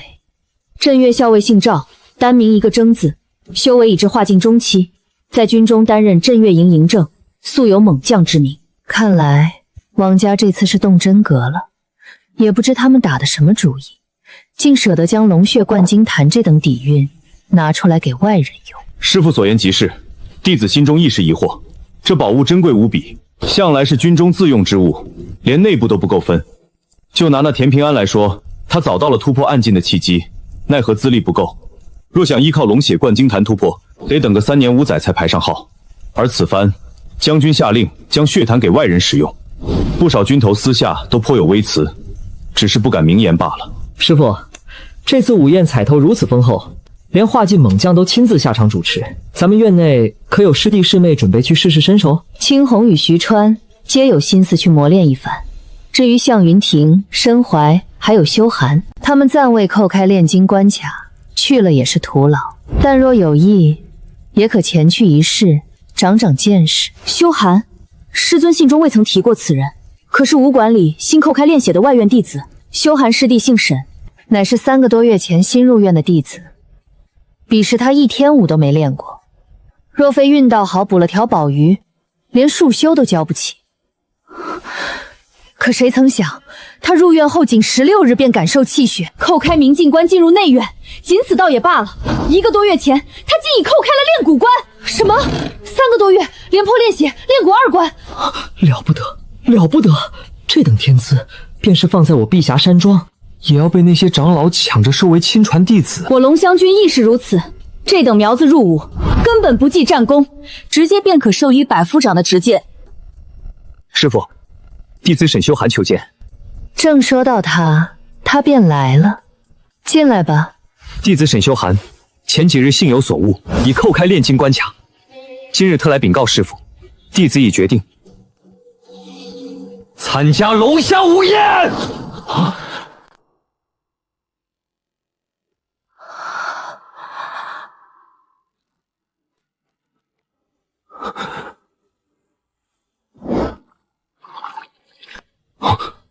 修寒儿，你过来，上前来，让为师看看。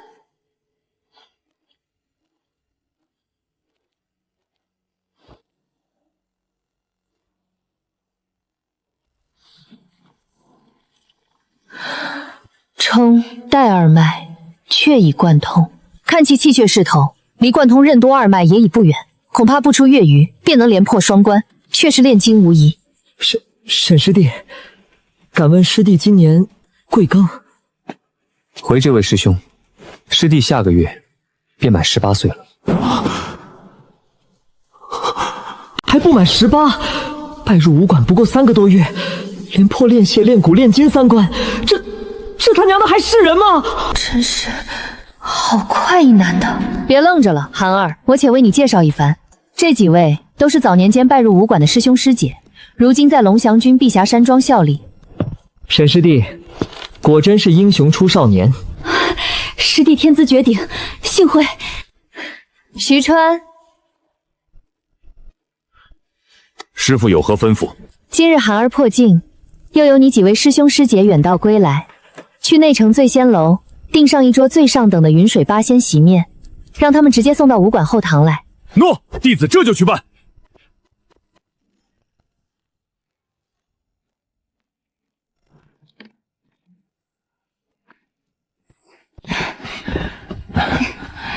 沈师弟，日后若出长云县，定要来府城寻我，拜入我碧霞山庄门庭。以你的天资，无论去我气道一脉还是剑道一脉，都能直接踏入内门。假以时日，就算是夺了那首席大弟子的位置，也未可知啊。去你碧霞山庄作甚？跟着你一起附庸风华，摇扇摆烂吗？师弟，你当去我大齐龙翔军，唯有在军营中淬炼，刀头舔血，修为进步才最快。你这婆娘懂什么名门底蕴？底蕴能当饭吃，军中战争杀伐才是武道正途。好了，你们俩莫要争抢。寒儿的性子我最是了解，她素来散漫，不系约束。若有机缘，她更愿拜入宗派，而非受军规所顾。好师弟，日后定要来碧霞山庄寻我。师弟考虑好便是，无论去往何处，师姐都祝你前程似锦。多谢丁师姐，多谢左师兄。寒儿，待酒席散了，来主厢房寻我。是，师父。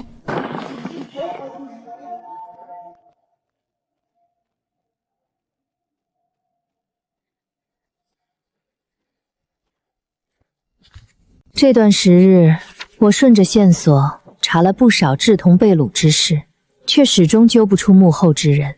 白家根基庞大，盘根错节，行事足够谨慎。每次刚摸到一点头绪，线头便被他们干脆利落地掐断了。前几日，西市码头那边忽然没了动静，怕是白家有所察觉，舍了那处据点。这帮人当真是狡兔三窟。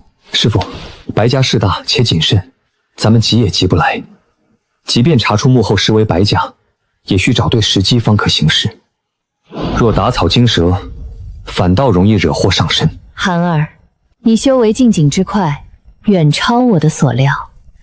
本次午宴即便没能夺魁，入不了那龙血观清坛，但以你的天资，恐怕不需多久便可谋求暗尽了。这瓶中乃是用你送来的那尾墨骨青鱼炼制的易筋丹，共计15粒。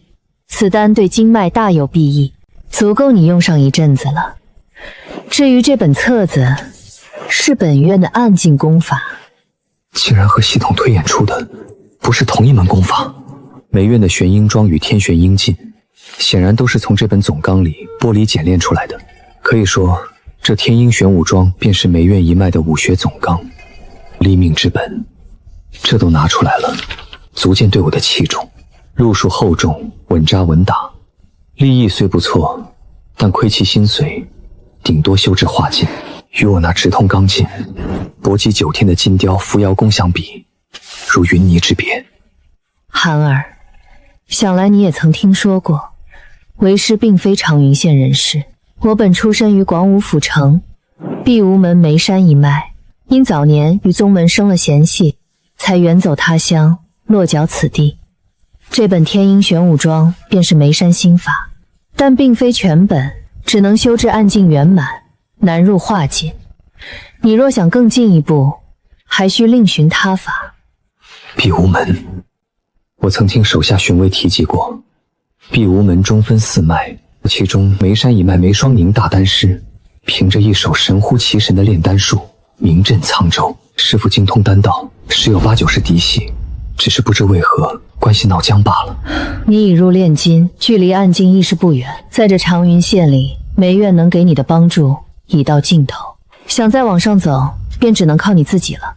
你几位师兄师姐当年皆是因此远走。左光叔去了碧霞山庄，拜入气道一脉；丁宁与王林投了军队，为龙香军效力。寒儿你也该早做打算了。当然还有青红，我打算让他重回眉山。你与青红不同，你是男子，在外行走少些羁绊，待你修成暗劲，大可去碧霞山庄投奔你左师兄，或另寻其他名门大派。大齐12州地大物博，机缘无数。你这等天资，若困死在长云，那便是明珠暗投，暴殄天物。为师绝不愿看你步我后尘。寒儿你，这是？此法是弟子机缘巧合所得，与咱们梅院的功法利益有些相近，师父不妨拿去参考一二。弟子告退。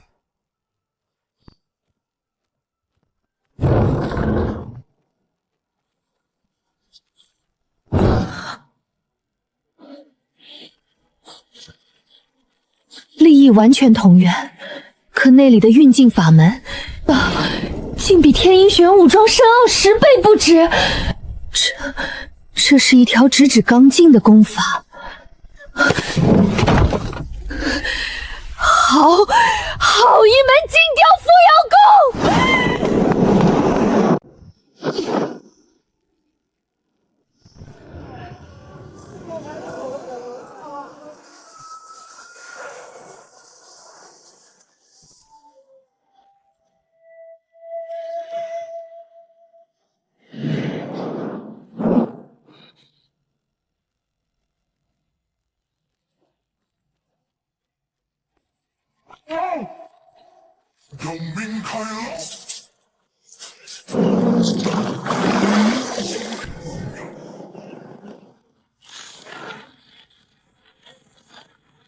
武士人，清一色的明镜武者，这便是龙香军的军威。奉镇东将军令，龙小午宴将于半月后开擂，古龄30岁以下，不论出身门第，皆可登台搏杀。午宴分设明镜与暗镜2组擂台，2组头3甲，皆可获证入。龙血灌金坛，修炼3日。相貌天生，阴阳两战，世上战团，天光所及，万鬼回腾。明日便是午宴了，5大正经的任督2脉已然贯通，距暗劲只剩最后一条阳窍脉。以我如今近乎明镜圆满的修为，外加诸多武技，明镜之中已无对手。但午宴事关重大，难保他人不会藏着压箱底的手段。若想稳操胜券，杜绝变数，还得再压一张底牌才是。剑谱早已到手，推演的情报点数也已攒够。我托付继父购置宝剑，却迟迟不见送来。长云县打造下品宝器的铺子，参差不齐。若是买不到趁手的，只能勉强凑合了。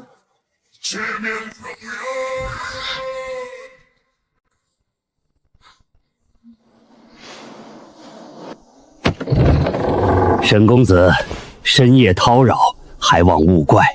哪里，钟叔，外头风大，快请进喝杯茶。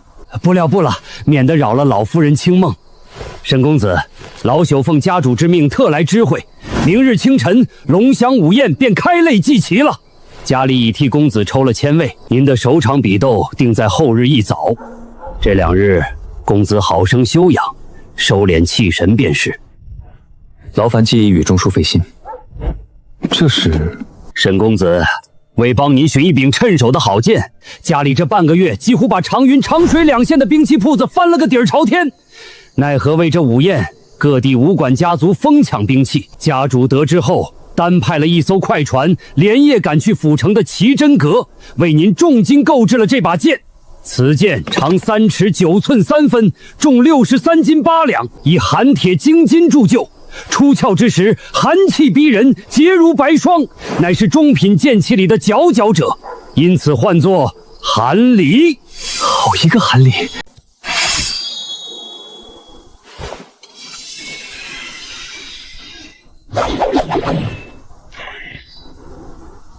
有寒岭相助，公子定能在午宴上一鸣惊人，夺魁入坛，指日可待。钟叔，此剑用料扎实，锋锐骇人，我的那点工钱，怕是远远不够吧？价格确实超了些许，但公子不必见外，家里重金寻剑，也是盼着公子能打出我季家的威风。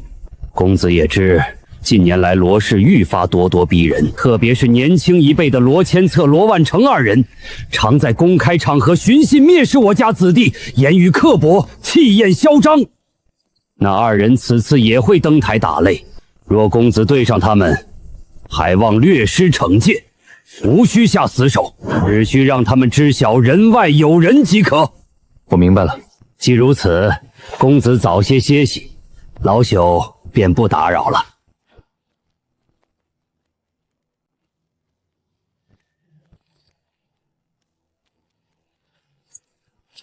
检测到可推演武学流云剑，是否推演？是。你日夜苦修流云剑4年，刺、劈、撩、挂等基础烂熟于心，手腕磨泡，虎口生管，剑法步入小成，但有形无神。第10年，你于山巅拔剑，观飞瀑挥斩，感悟水流连绵与云雾聚散，剑法行云流水，连贯自如，流云剑大成。第13年，你踏遍府城武馆，实战印证，剑法愈发轻灵飘逸，领悟以力破巧，以刚济柔之妙，修至圆满。第15年，你闭关枯坐，勘破剑道真髓，一招领悟剑芒真谛，出鞘便是杀招。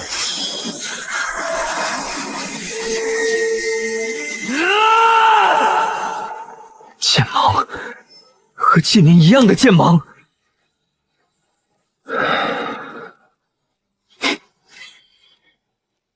龙翔午宴吗？我准备好了。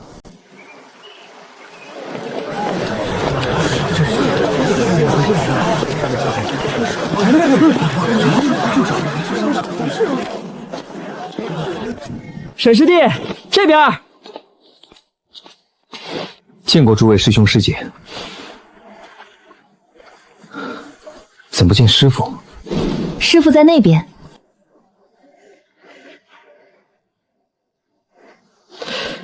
沈师弟，看到第1排那4把太师椅了吗？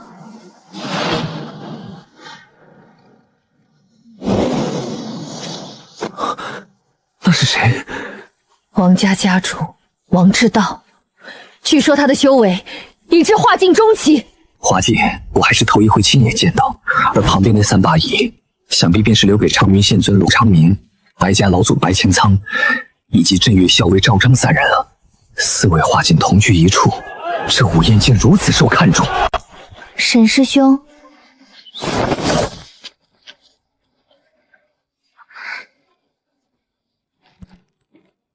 季雪小姐，季瑶小姐。哎呦，师兄，咱还是去别处瞧热闹吧，省得处在这儿煞风景，坏了别人好事儿。师弟所言极是，走吧，走吧。沈师兄，今日这般热闹，你陪我们一起去转转可好？今日三教九流齐聚，乱得很。我既领了季家的差事，护卫他们周全也是分内之事。好。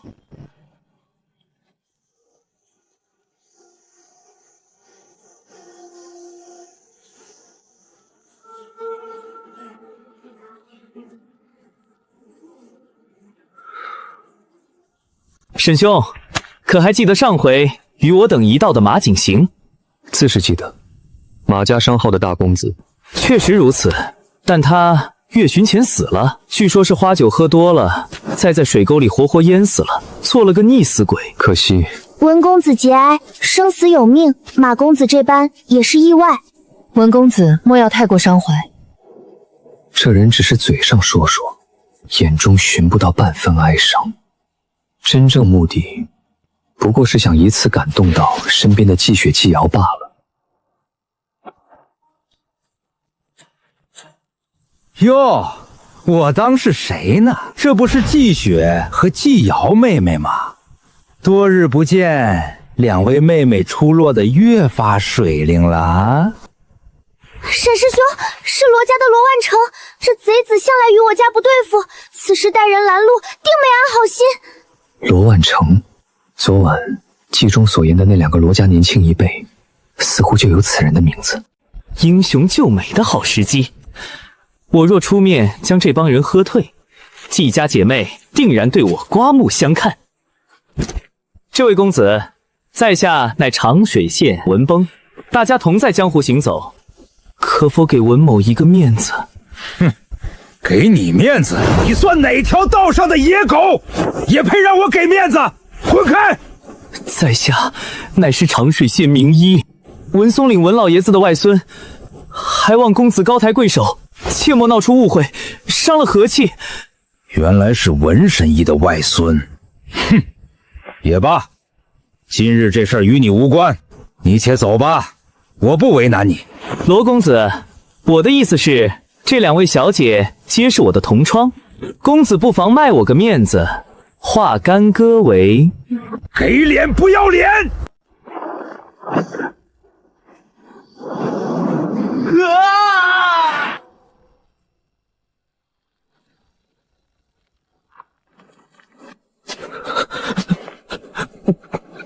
滚！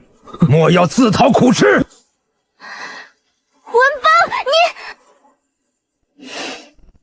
罗万成，光天化日之下，你想如何？想如何？这林子清静得很，四下无人打扰。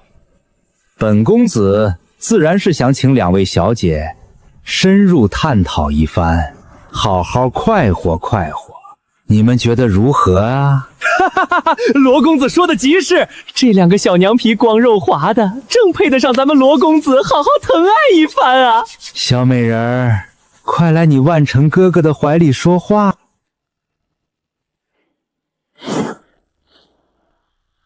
找死！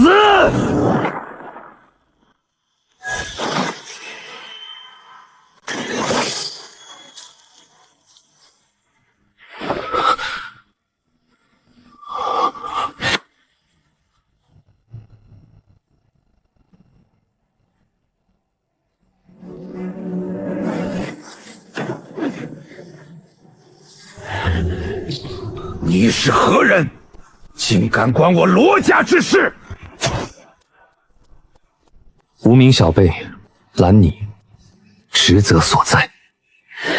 好，好，好，不知天高地厚，今日便废了你！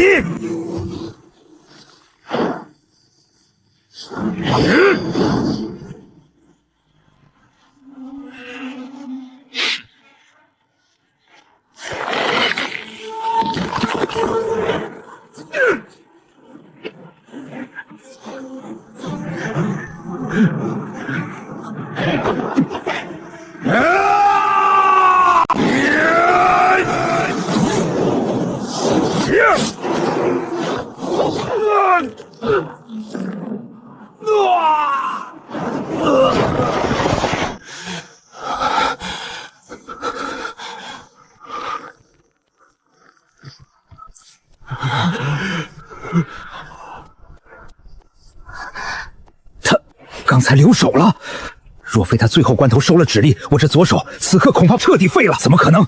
我乃罗家嫡系，自幼药育淬体，主修功法皆已小成，修为更是扣开炼金，贯通冲脉。此子断不可留，否则来日家中对季家下手时，这小畜生定会成为心腹大患。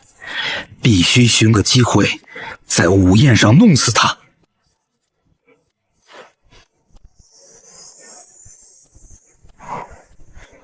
你们这是在做什么？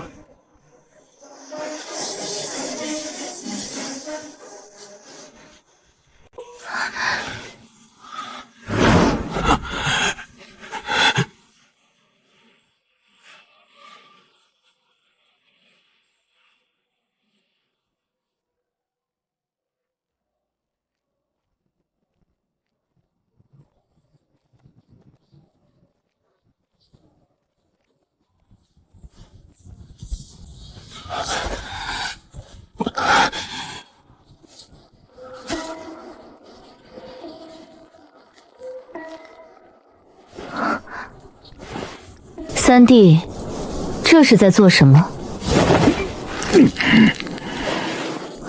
哼，大姐不必忧心，不过是随意切磋几手罢了。走！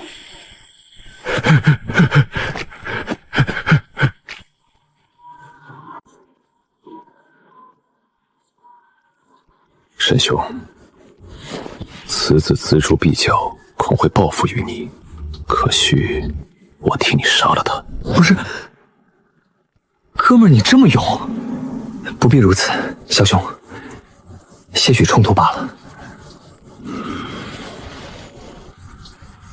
若需帮忙，可用四海连心蝶传讯于我，萧某定不推辞。谢了，萧兄。不必客套，萧某朋友不多，但只要是我认定的兄弟，定当以诚相待。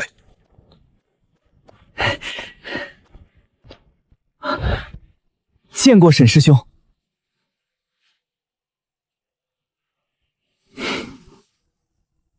底子很稳，不错，这是气血大成了。师兄好眼力，刚入大成，跟师兄比起来还差得远。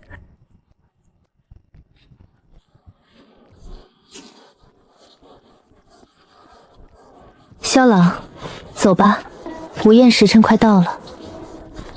好。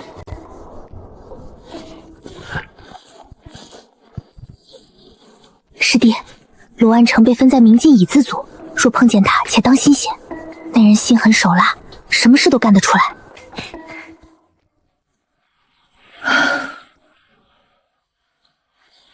多谢师兄出手相护，若非师兄在此，我和瑶儿恐怕后果难料。谢谢师兄。无碍，职责所在罢了。走吧，午宴祭期已过，比试也该开始了。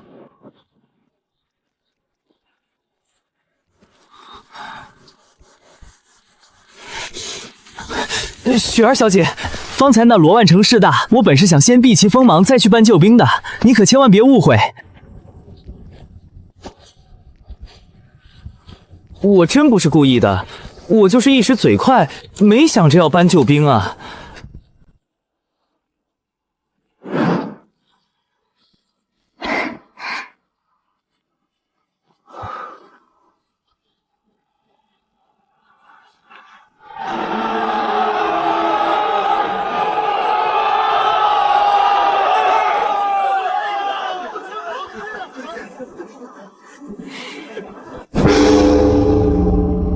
本次龙香午宴正式开始。第一场，长云梅氏武馆向云亭对阵长水县黑风拳馆齐海，开擂！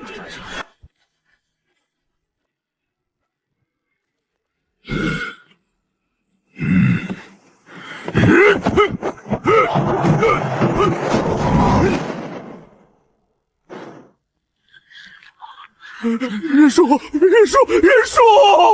第一局，长云梅氏武馆向云亭胜。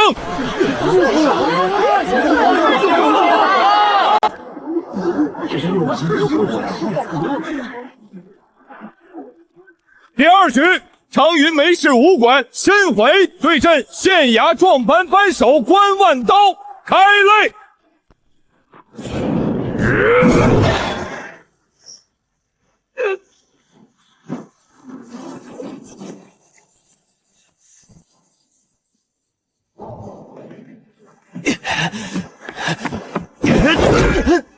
不自量力！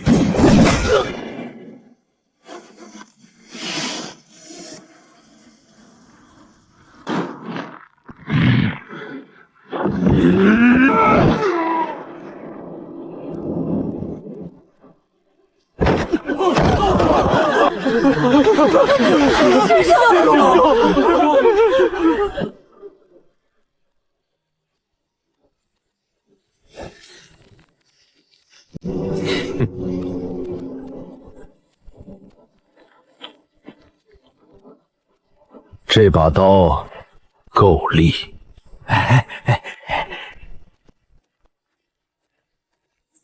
三少爷，关扳手，如今已劈开几道正筋了。回三少爷，属下已扣开4道正筋，唯有杨敲还未贯通，正在谋求突破。很好，看见那小子了。少爷的意思是，明日你会对上此人，一有机会便替我废掉他，不必留守，死活不论。少爷放心，此人看着年轻，怕是个未见过血的。明日他若落在关某刀下，定叫他知晓何为江湖。哈哈哈！好。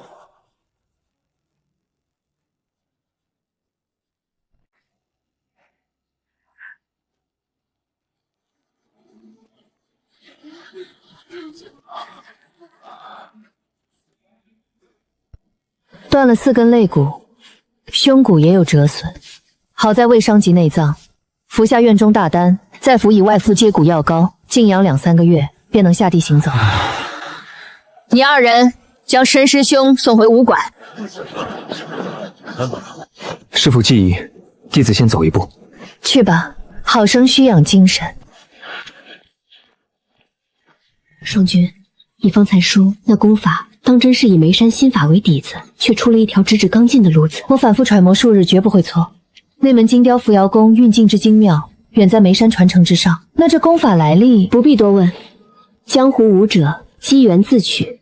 孩儿既不愿明言，定有难言之隐。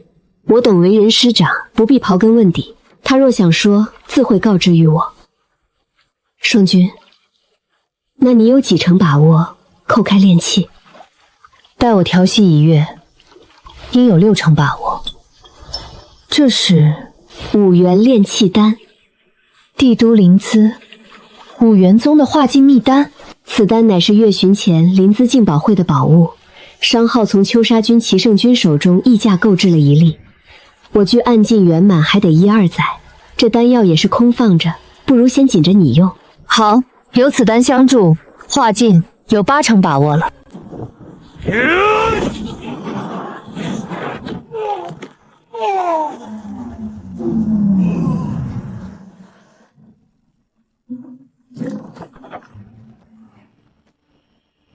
哈哈哈哈哈！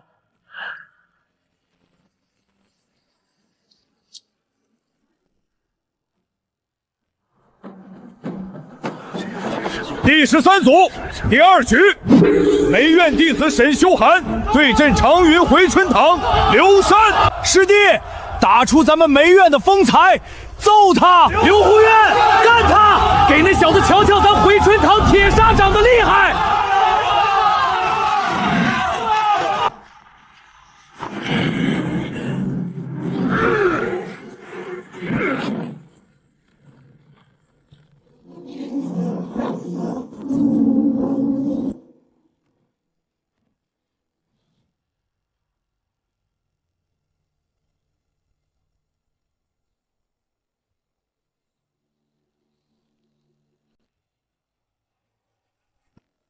回春堂刘山。梅院沈修寒。开来！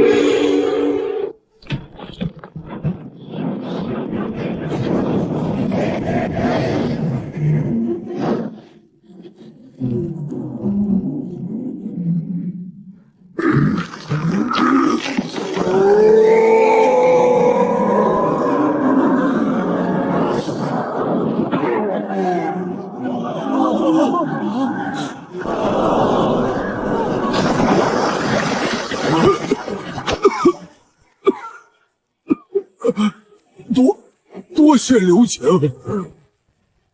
梅院沈修寒胜。打得好！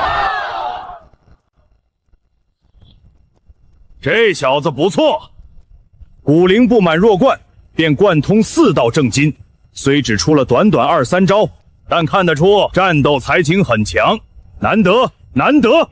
这些明镜小辈不过是井底之蛙，萧武暗进中期，9窍已开起舞，才是真正的命数子。与这即将腾渊而起、直上9霄的乾隆相比，区区一个明镜，实在难入法眼。可惜，接下来他怕是没那般顺遂了。罗宪尊何出此言？因为他后头会对上我县衙壮班班首关万刀。哼，宪尊，咱们这般干做官类，未免太过乏味。你我2人不妨下些彩头，乐呵乐呵，如何？校尉想赌什么？我闻宪尊与南海武道大派、怒海派渊源颇深，我那长子已随我在军中，倒不用操心。可次子却是个不受管教的，索性便借宪尊门路，替他谋个前程。小事一桩，不过若校尉输了，便得从我罗家后辈中挑出1人，进你亲卫队里历练一番，如何？痛快，成交。既如此，本官便押壮班班首关万刀胜。好，那我赵某人便押。沈修寒，让校尉见笑了。修寒正是我梅院众弟子。哈哈，好，原来是梅馆主的弟子，名师出高徒，我确实更有信心了。本校尉便押沈修寒胜。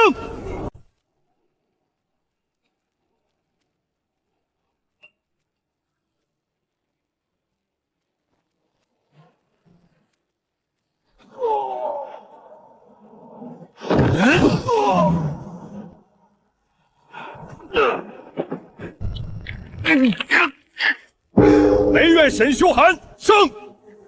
连战3场，只逼我使出了一门天雕孽风手，其余底牌1张为路，再赢2场，便能拿到龙血冠清坛的名额。第24组第1局，唐云县衙壮班班首关万刀对阵梅氏武馆内院弟子沈修寒。昨日这人重创4师兄身回，出手狠辣，他身上有一股淡淡的杀意，是罗家指使的吗？本日情报已刷新。情报1：关万刀，炼金修为，贯通4道正筋，家传武技关家18路夺命狂刀大成，回音指小成。其人性格残忍冷漠，长期充当罗家黑手，专做灭口脏事。此人已受罗万成指使，欲在午宴上废你修为，要你性命。果然如此。昨日我放过罗万成，可他不仅不长记性，还想要我的命。好一个罗家，好一个关万刀。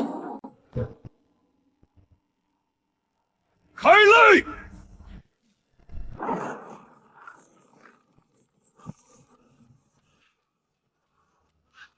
死！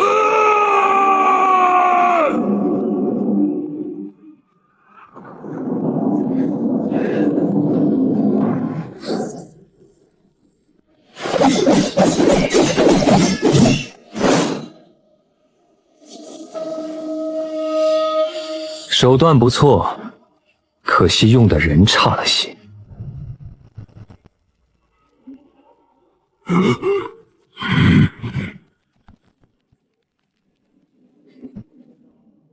晚了。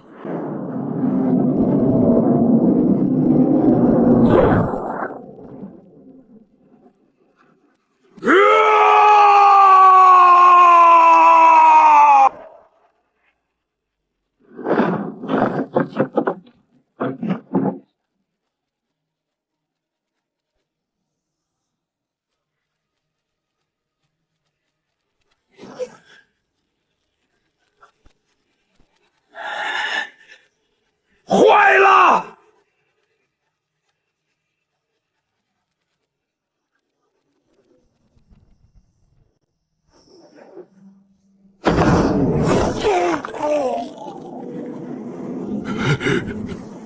等等，我认。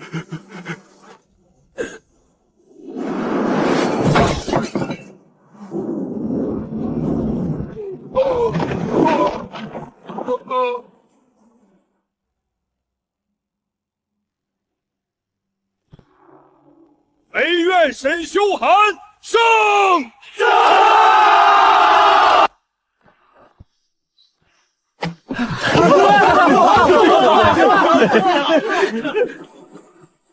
大师姐与左师兄呢？青红今日也有擂赛，无暇分身。光叔昨日已启程回碧霞山庄了，今日由我带队。说起来，五大家族中的白家，本次午宴好像无人参与。城内早有传闻，说白府三公子白扶风天赋异禀，无需午宴便可叩开暗禁。天赋异禀，这帮吃人的东西，真是吃人吃出幻觉了。以为自己是命数子那类妖孽。等等，是罗千策，此人修为真至明镜圆满，五大正经尽数贯通，距暗禁只有半步之遥。他拜入了南海大派、怒海派门下，实力底蕴深不可测。本次午宴开始，就未有人能从他手中走过5招。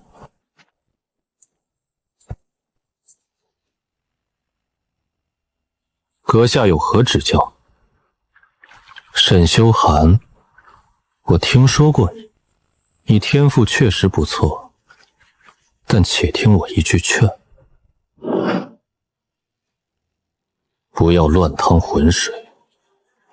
有些人，有些事，不是你能掺和的，否则谁也保不住你。浑水是在暗示我脱离季家吗？这水我能否趟，非你一张嘴能说了算。有能耐，用拳脚说服我。很好，擂台上见。罗宪尊承让了，这一局我赢了。恭喜校尉了，先前答应之事，本官自会修书一封，替校尉安排妥当。宪尊莫急，既然这擂台还没打完，你我为何不再赌一把？校尉又想怎么赌？还是我那次子，他性子跳脱，吃不了军中之苦。不知宪尊可有门路，能将犬子塞进怒海派内门？校尉说笑了，怒海派乃南海大派，立派数百年，规矩森严，内门弟子皆需根骨齐家，层层选拔。本官不过一县之长，哪来这么大的手段？校尉，这是何意？3人3年，若宪尊赢了，我愿从罗家子弟中挑出3人，带入我镇岳营。3年后，我还你3个暗禁。本校官来长云后，诸将士的粮草营房皆由宪尊相助，我都看在眼里。所以，这局即便宪尊输了，我也愿从罗家带走1名子弟入军历练，绝不食言。好，既然校尉有兴致，那本官便奉陪到底。只是这盘，校尉可想好了压谁赢？我还压沈修寒。既如此，那本官便依旧压他的对手赢。输，下一场是罗千策出手。我实在想不出此地有人能敌他。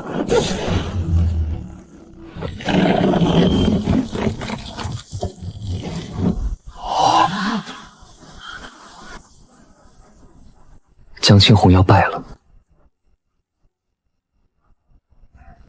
情报2：罗千策，明镜圆满，师从南海怒海派长老夏侯尊，修怒海派神通玄冥冰煞，覆海真经下位功法怒海狂澜诀，怒潮九叠大成，禅丝柔云手大成，烟雨刀大成。玄冥冰煞覆海真经，这不是吊海楼的玄冥峰的神通吗？怎的和怒海派扯上关系了？难不成这怒海派与吊海楼之间有什么不为人知的渊源？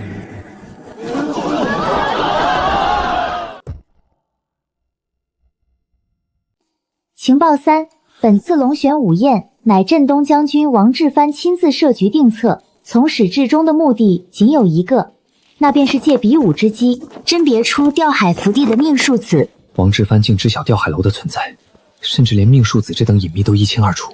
萧武是旷野出身，并无师承，如今在午宴擂赛中暴露暗劲修为，绝对已经被王家盯上了。情报4：镇岳校尉赵征与长云县尊罗昌明对赌，实则乃是奉王智伯密令，暗中试探罗家与怒海派的深层干系。注：怒海派乃吊海楼玄冥峰后人所建。果然，吊海楼这等庞然大物倾覆，必有血脉道统遗留，怒海派便是其一。王志藩身处边关，却关注长云县，他真正的目标绝对是那即将开启的吊海福地。至于王家主动接近萧武，肯定另有所图，得找机会，得暗示枭雄一番。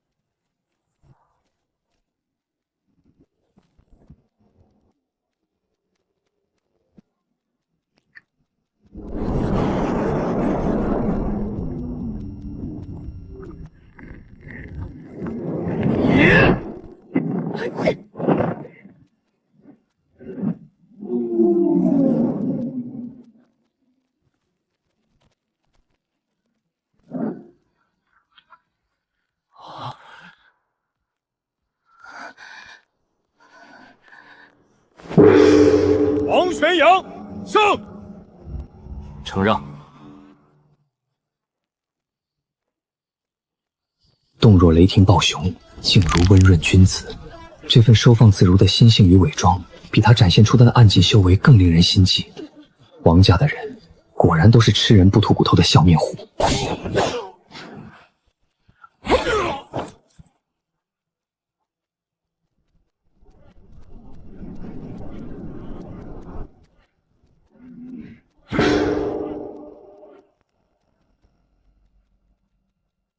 长云罗家罗千策对阵长云梅院沈修涵。兄长，帮我废了那小子！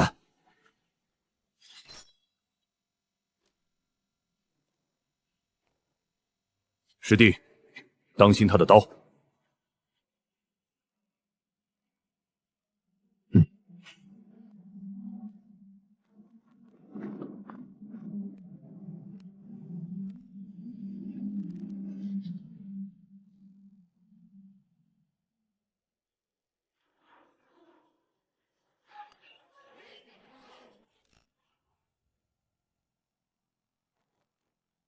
沈兄弟，拳脚无眼，刀剑无情，可当心了。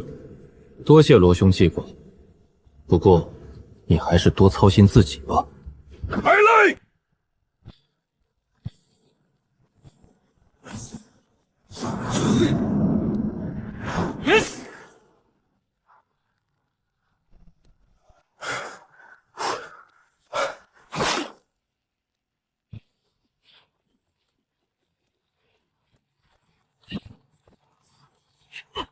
无论我如何游走强攻，他总能尽数化解，而且他招式间的衔接竟越发圆融。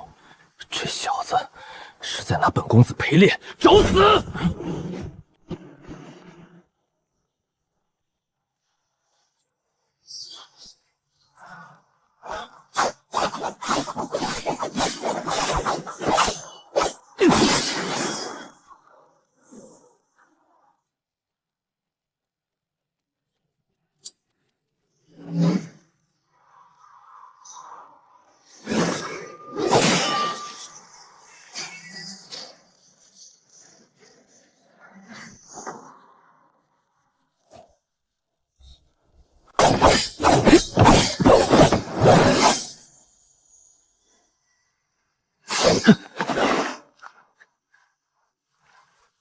这小子竟然真的精通剑法，且造诣不低。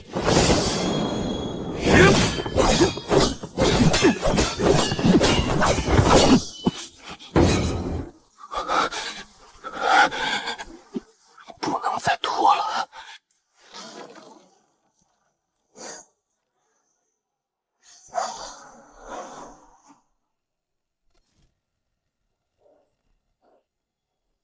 好刀法，我亦善刀，可在他这般年纪，我不如他。签策不错，不愧能在怒海派外门弟子中排名前3。这刀法练得够扎实。嘿嘿，这是从怒海派那门冰魄烟雨刀剥离出的下位刀法吧？看样子已经修到大成了。不错，签策在刀道上确有些天赋。这门烟雨刀他已修得几近圆满，攻防兼备，几乎毫无弱点。不愧是出身武道大派的世家之子，这等实力确实是我遇到的明镜武者中最强的一个。只可惜你遇到了我。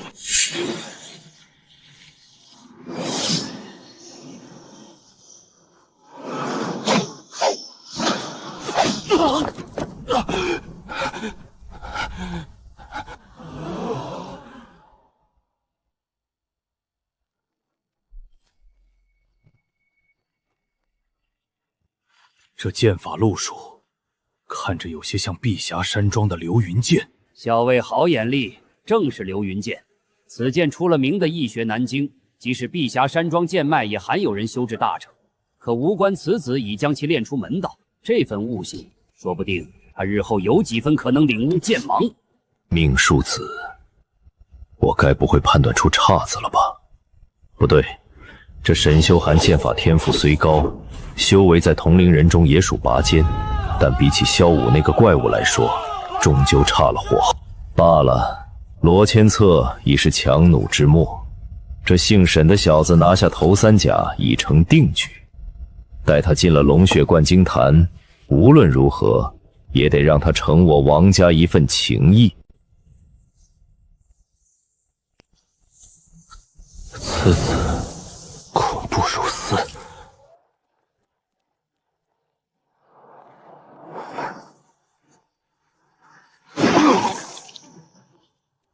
这小子的体魄怎会强悍到这等地步？不好！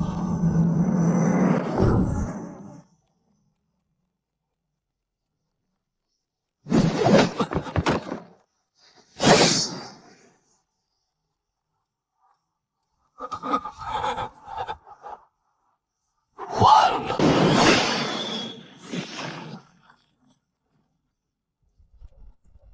足够了，若真杀了他，便不好收场了。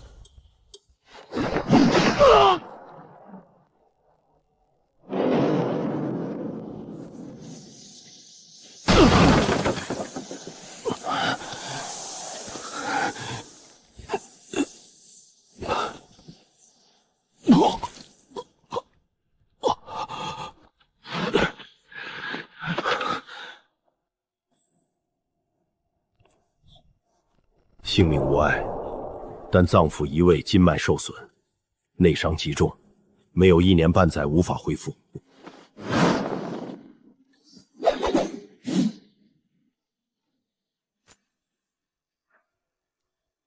明镜组梅院沈修涵胜。沈修涵连战连捷，已入头三甲，可入龙血冠金坛修炼3日。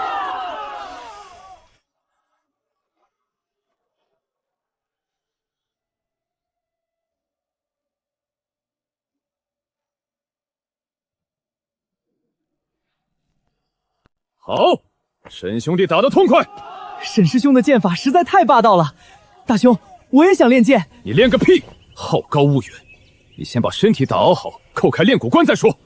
哦，此子实力竟如此强劲，若生死相搏，即便是我，恐怕也不敢断言能稳压他一头。赢的是我师弟，被打成死狗的是大小姐的弟弟，我可不能笑出声来，惹大小姐生气。双君，小六赢了，你瞧见没有？短短10日，他已成长到了这般地步。看见了，洛云若还在世，如今大抵也是寒儿这般修为了吧？哈哈哈哈！罗宪尊，看来这第2局又是我赵某人小胜一盘啊！校尉确实好运道，放心，本官既已应下校尉，自然不会食言。痛快！先前答应宪尊之事依旧作数，宪尊挑好人，直接送去我军中便是。好一个沈修寒，骨龄尚浅，修为奇高，拳脚霸道，兼修身法，还将流云剑修出门道。天赋心性皆是上上之选，只可惜这等锋利快刀偏偏在季家手里。季氏是我罗家称霸云水湖的最大绊脚石，这小子若不能为我所用，那便留不得了。那是什么？天哪，那白光，难不成是？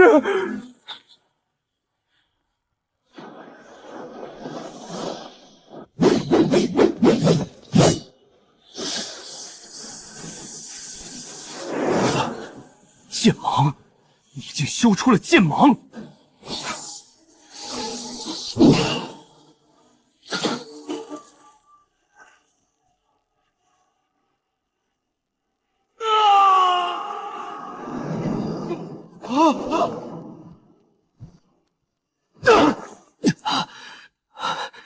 算你狠！剑芒，这姓季的小子竟然领悟了剑芒，绝不能留此后患。诸位，连日来的龙香午宴，承蒙各位江湖同道、父老乡亲鼎力捧场，王某人在此谢过了。今日我2县年轻翘楚已然决出，明进3甲为沈修寒、罗唐英、林生，暗进3甲为萧武、季宁、王玄阳。沈公子，家主与校尉请公子过府一叙。正喜来了，劳烦带路。诸位师兄师姐，我先走一步。师弟快些去吧，此地交给我等便可。师弟，且去瞧瞧那龙血冠金坛的究竟，回来定要给我等仔细讲讲。一定。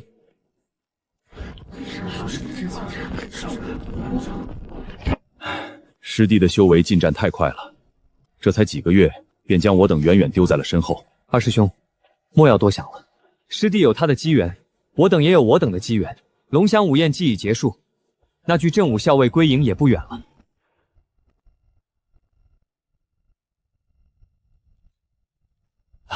沈兄弟，这边。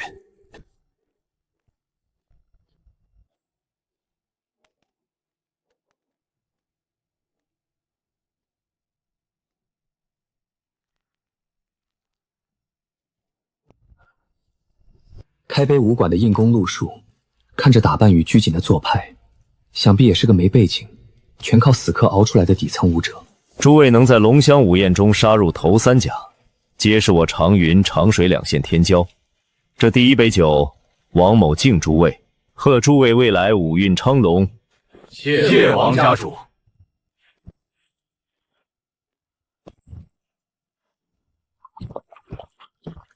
哈哈哈！赵某是个粗人，不讲究那些繁文缛节，大家敞开了吃喝，莫要拘束，说不定日后诸位便是我龙香军的同僚袍泽。诸位兄台，在下出身寒微，素日里只闻其名，未见其身，对那龙血观金坛一无所知，不知哪位能解惑一二。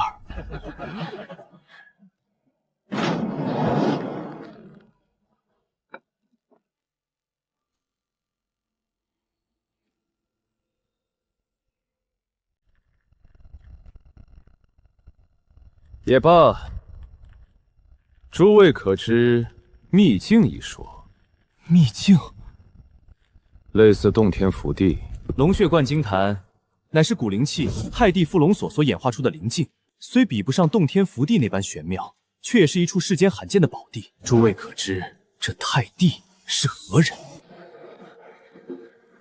太帝嬴交，上古赵国人士，其人雄才大略，横扫六合，功盖万世，亦是一位震古烁今的武道天骄。据大齐救国志所在，他15岁破化境，弱冠之年结成刚劲，不到40便叩开了神通大门，随后扫六合，统天下，登临真君之位，尊号魏皇元武御史帝君。不愧是罗家大小姐，博闻强记。太帝虽称帝君，但这过程却非一帆风顺。当年魏兵推至四海之滨，便遭了水族龙军的联手阻击，那一战杀得天崩地裂，海水至今呈朱红之色，龙族余孽凶悍难治，久攻不下。于是太帝现身了，他从海中折了一段水草，随手一抬，那水草便化为一条遮天蔽日的锁链，霞光万道，将一众龙王、龙子龙孙统统捆缚，动弹不得。那锁链日夜沾染龙血，灵性大增，最终化作了古灵气太帝附龙锁。后来沧海桑田，楚国盛，魏国崩，无数真君大能化为飞灰，唯独这道太帝附龙锁流传下来，历经后人南迁，拜入了南乡泽，最终到了我爹手中。王兄，方才你提及这宝物流转时，似是说过后人南迁，拜入了南乡泽。这南乡泽的名头倒是与咱们南乡府城颇为相似。萧兄有所不知，古称的南乡泽便是如今的南乡府，连同800里云水湖。当年这片水域可是泽国万里，比现在辽阔数10倍不止。那为何如今缩小了这般多？之所以变成如今这样，也是那位富海真君离世后，另一位真传弟子求道陨落，这水域才开始一日日缩小的。那位真传弟子唤作萧庭。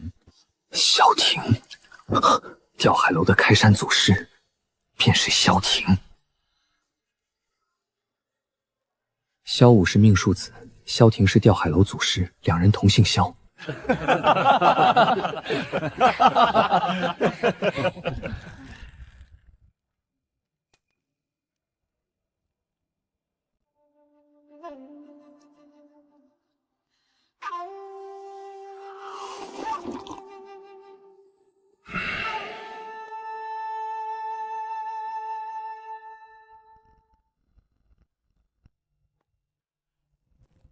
诸位，时候不早了，咱们这便开始吧。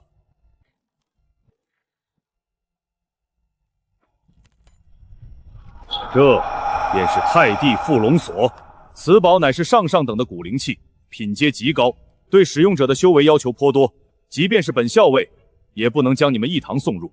尔等排好队，每次上前一人握住此锁，我将催动灵气送你们入秘境修炼。记好了，3日后便是尔等出关之时，届时我自会催动灵气，将你们接引出来。来吧，进！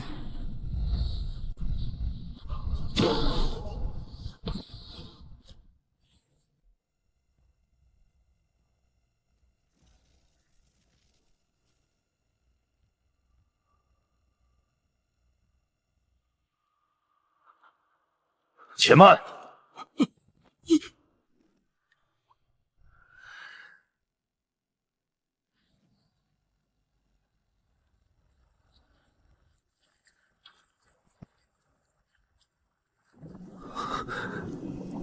好浓厚的气血。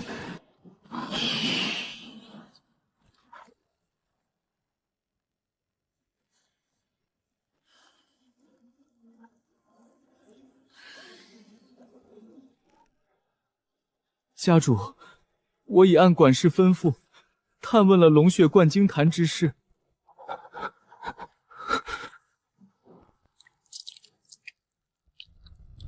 做得不错。我听闻你有老母与幼妹住在长水县。是。我会派人接他们来长云县。你亦如此。从今日起，你等便为我王家做事。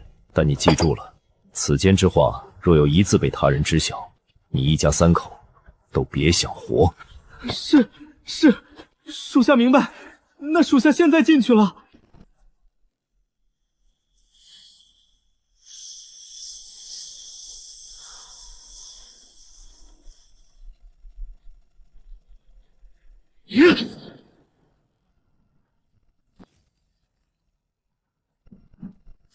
明镜圆满，成了。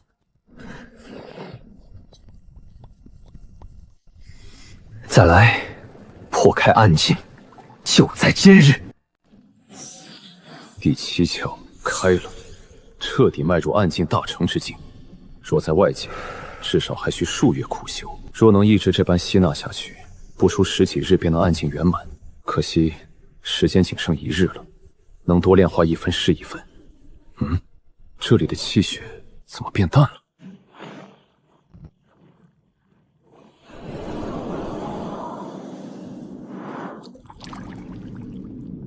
就这，王家人将这地界吹得天花乱坠，连太帝都搬出来了，结果就够我劈开1处窍穴，便无余力了。萧兄，这不对吧？家主亲口说过，此地的磅礴血气足够我等每人都劈开1、2窍穴的。可怎地我连第1个窍穴都还未叩开，血气便淡薄成了这般模样？你问我，我问谁去？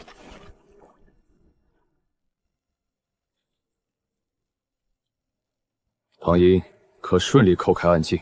刚入暗境便醒来了，此地气血已不足以将太冲却修至圆满，更遑论去叩开第2处关元窍了。能成暗境便好，也不算虚来这一趟。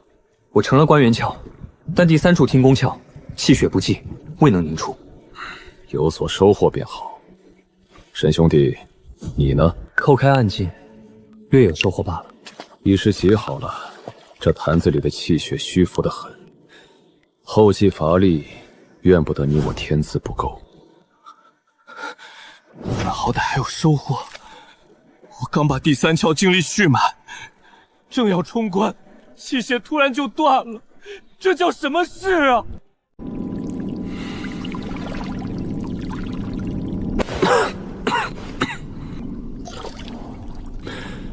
玄阳兄弟，此地气血已然干涸，不知日后可能恢复。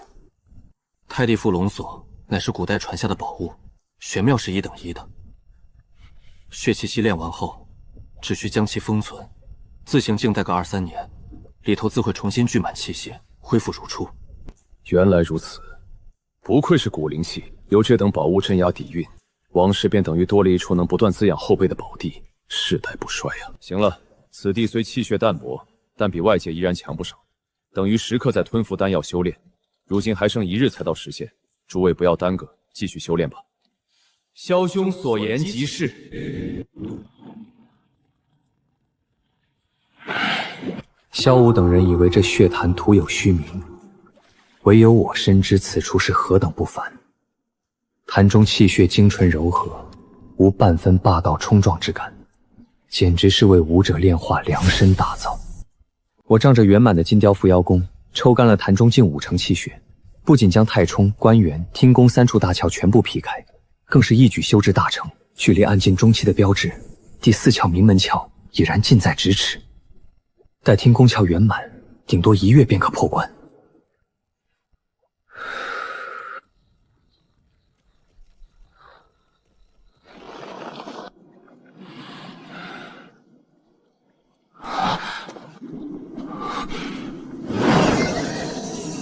3日之期已到，要将我们拉出去了。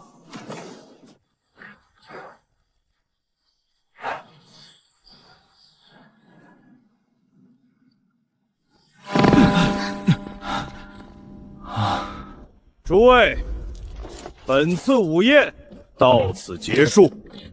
我龙香军的承诺依旧作数，尔等若想入伍从军，皆可优先分配军职，不必与寻常士卒从头熬起。7日后，我便会率军离开长云，有意者可来城外营地寻我。过时不候。告辞。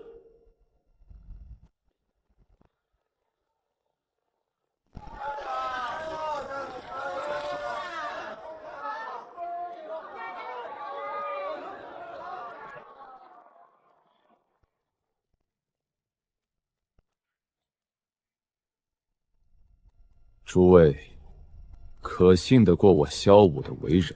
萧兄，这是什么话？我等兄弟间何须说这些？萧兄有话，不妨直言。若需搭把手，我定不会袖手旁观。不瞒诸位兄弟，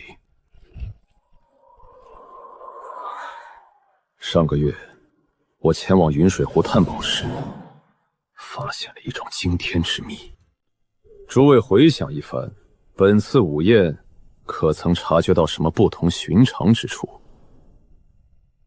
白家，不错，正是白家。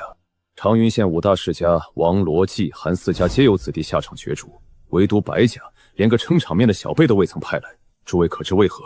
那是因为他们都不在白家，也不在内城，甚至不在长云县。不在长云，那他们在何处？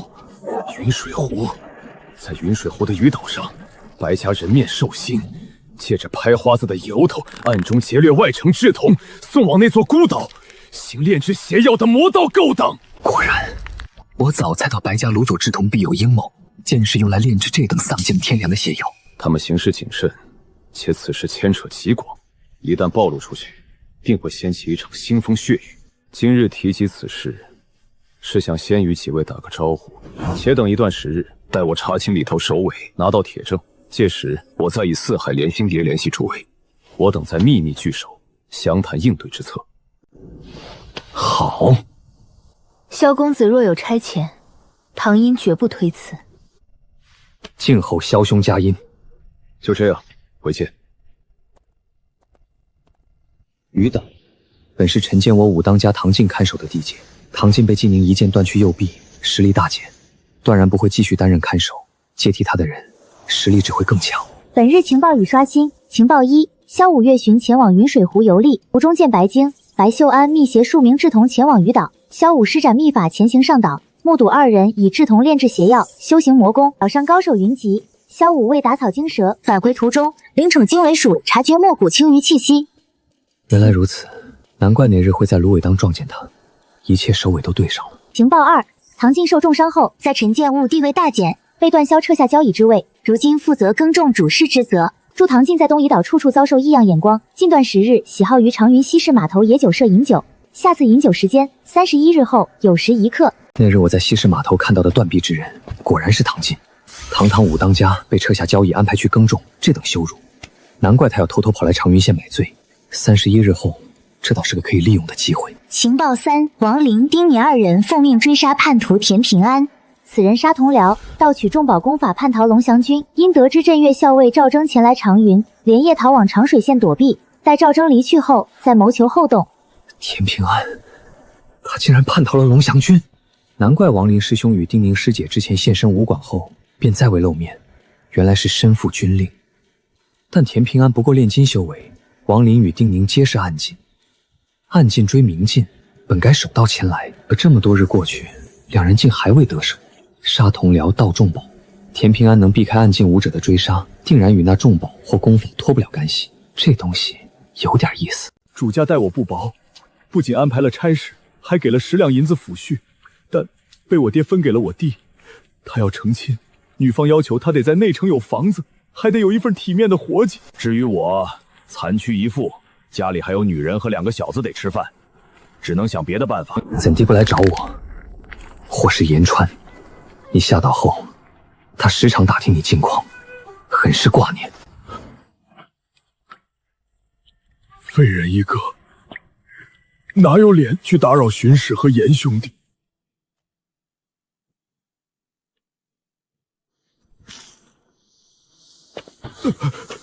巡使，这不可！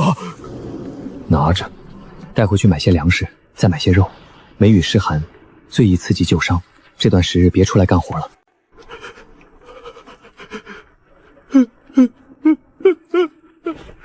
哭甚！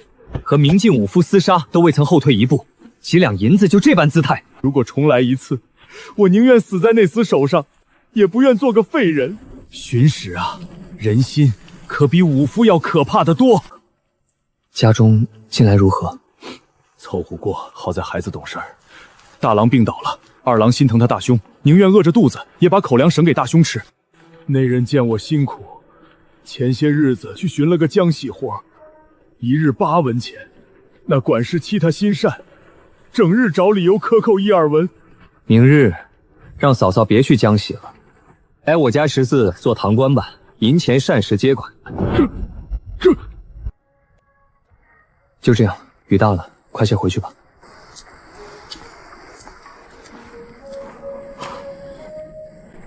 谢巡使，谢巡使大恩。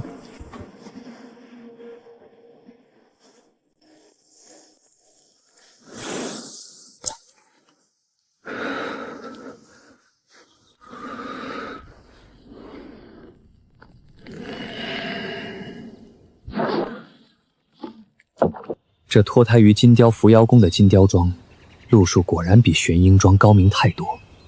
第3窍天宫窍的劲力已然充盈鼓荡，几近圆满。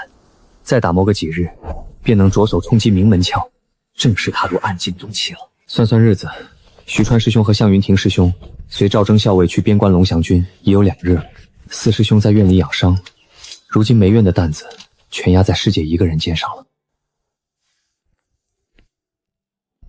去瞧瞧。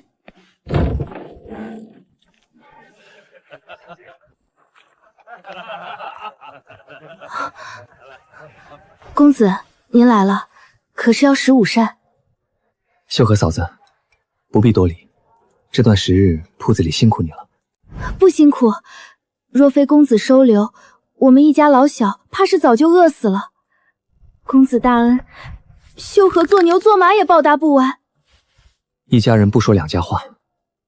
老耿的伤养得如何了？当家的伤口已经结痂了，今日还能下地在院子里走动2圈呢。那便好。娘，我不在这儿吃了，劳烦下3碗铺盖面，待会儿我遣几个师弟来拿，送到武馆给我的牧人师傅和师姐做午膳。晓得啦，大郎你先去忙，面马上出锅。公子放心，我记下了，一会儿保准装好。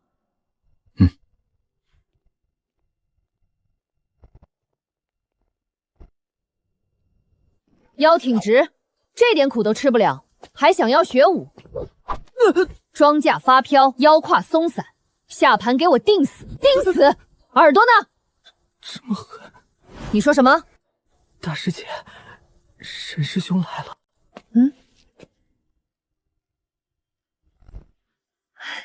师弟，你今日怎能有空来了？师弟不忍看到师姐一人忙碌，所以来帮把手，替师姐分忧啊。油嘴滑舌。师姐，师傅可出关了？娘还在后堂参悟你带回来的那门功法，连3餐都是石大娘送到门外的。对了，师姐，我来时让我娘下了3碗铺盖面，你派几个师弟去走一趟，取了送来吧。铺盖面，自从吃过一次，那味道便勾了魂。这几日忙得脚不沾地，可算能解解馋了。你别沾马步了，赶紧去审计14，把面给我端回来，跑快点儿，面坨了为你试问。No， 大师姐。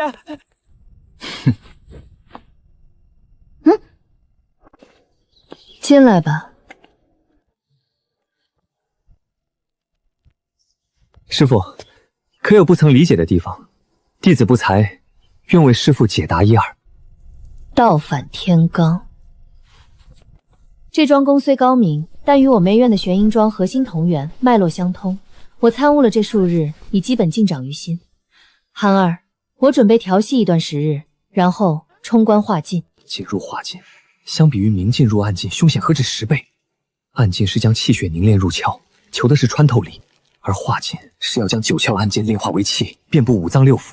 这过程无异于在体内引爆一桶火药，稍有不慎，便是气血逆流，经脉寸断，轻则沦为废人，重则当场毙命。师父，可有几成把握？原本毫无把握，我困在暗境圆满数年，因后续无功法可修，才进无可进，蹉跎至今。可有了这门心法后，我有6成把握。6成，低了点儿。足够了，因为疏影还将这粒大丹借予了我。此丹唤作5元炼气丹，乃是丹中至宝，对武夫由暗入化大有不益，能炼化5脏之气，调和经脉逆冲。有此丹相助，我便有8成把握。5元炼气丹，我想起来了，当初护送姬家姐妹时，姬家暗藏的那粒丹药，甚至引得镇海侯府觊觎。借书引进将此等重宝交给了师父。寒儿，我闭关时间可能得续个2、3月。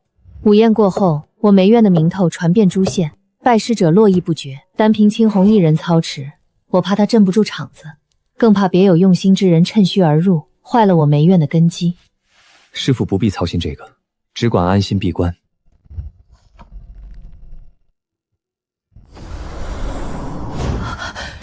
这是暗劲，不错。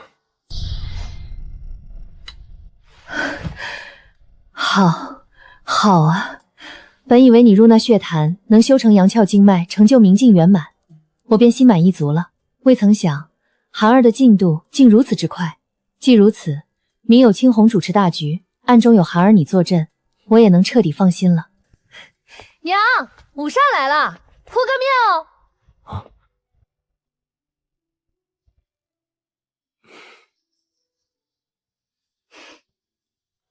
陈阿伯、李婶儿，回头再来啊！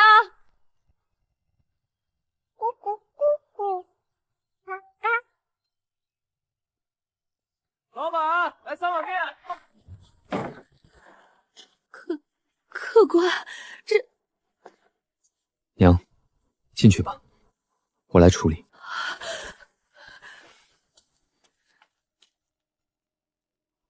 系统情报的光点。来者不善。阁下，今日14已打烊，想吃面，明日赶早吧。如此倒是在下来的不巧了。不过今日冒昧登门，除口腹之欲，也是仰慕沈兄弟威名，想讨教些道上事。何事？实不相瞒，我兄弟3人亦是长舆人士，早年在外打拼，未混出名堂来。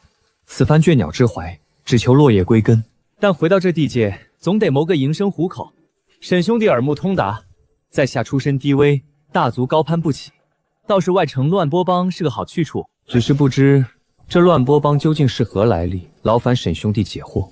乱波帮不甚了解，只知是个近来鹊起的新帮派。早先外城是金龙帮的地盘，后来两帮火拼，成王败寇，金龙帮覆灭，便只剩下了乱波帮。说谎！别人被蒙在鼓里，我岂能不知？乱波帮大当家郑大刀，二当家汤成，根本就是龙湘军镇岳营的人，是镇东将军的心腹。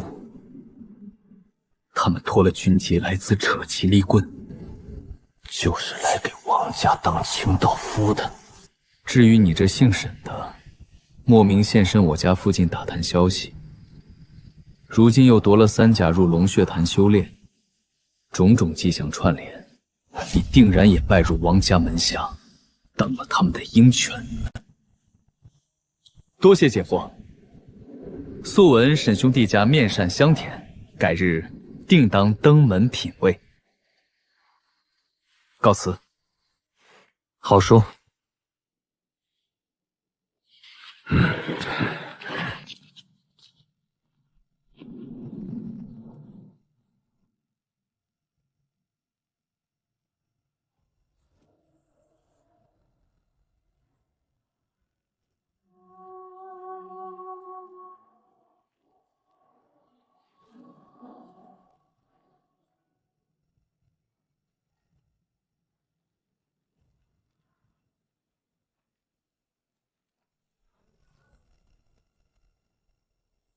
大哥，那小子说的是真是假？假的，他撒谎了。我以10里追踪秘术探查，确定此子在我家附近现过身。即便他是与乱波帮勾连去追杀高福的，也一样死不足惜。那龙血灌金坛名气虽大，却只修炼3日，能有多大造化？撑死不过明镜圆满罢了。而我得了那宝丹与神功，如今已破开太冲，直入暗井。井底之蛙不知天高地厚，待我找到杀我兄长的元凶，再回头慢慢跑至这王家走狗。我大兄信中提过，他于通背武馆习武，与内院2弟子冯小宝交好，能入金龙帮也是此人牵线。如今可联络上他了。尚未接头，小弟暗中查过，通背武馆前段时日横遭变故，如今闭门谢客，足不出户。变故？长云地气，严啸夫妇皆是暗境高手，能出什么变故？听道上的风声，是大弟子被人废了，三弟子被人打死，横尸后院，门内接连生变。那冯小宝惊惧异常，我往院内投了许多飞信，迟迟没有回应。继续投信，告诉那姓冯的，田某不日便要入伙陈建屋，他若再敢装聋作哑避而不见，老子便送他下去，与他那师兄弟团聚。是，安哥，那高府所言当真可信？8、9不离10，此人手里有陈建屋大当家的腰牌与手信，况且3月后他还有一桩天大机缘要倚仗我，犯不着在这节骨眼诓骗我。二弟、三弟，待我手刃仇人后，咱们兄弟便去那陈建屋，一起大碗喝酒，大块吃肉，从此天高任鸟飞。即使是龙翔君和王家，也奈何不得。好。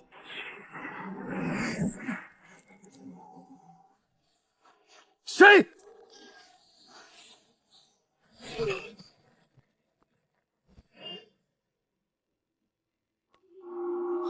是你？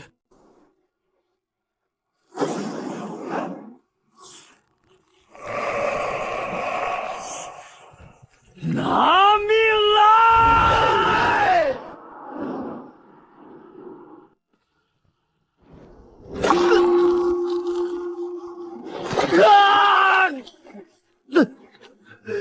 你不仅开了太冲，你这是……废话真多。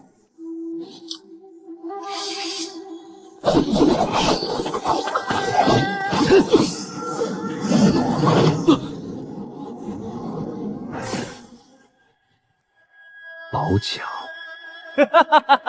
黄口小儿，你上当了，给老子受死！3尺之内被我这柄赤骨刃咬中，莫说你叩开几窍，便是入了化境，也得当场毙命。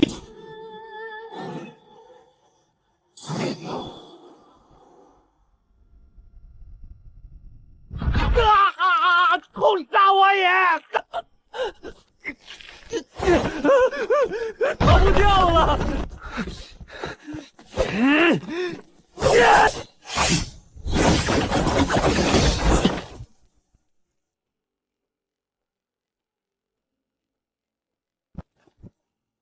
缩骨易容之术，怪不得王林师兄和丁玲师姐追查他这么久，原来他一直顶着一张假脸。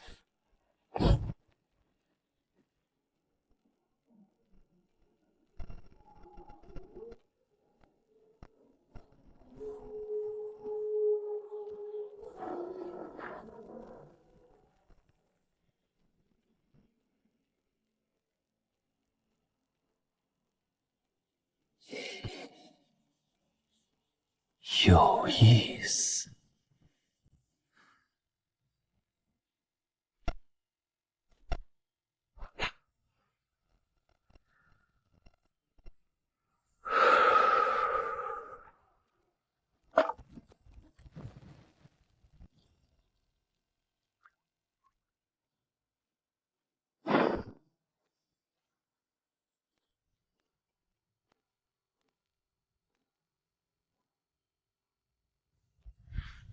总共不过10来两银子，聊胜于无。药香虽浓，却认不出是何来路，不可贸然吞服。改日拿去给师傅瞧瞧，辨明来历再做打算。下品宝器，称不上出奇。不错，中品宝甲，这等成色若放进黑市，足以卖出上百两的高价。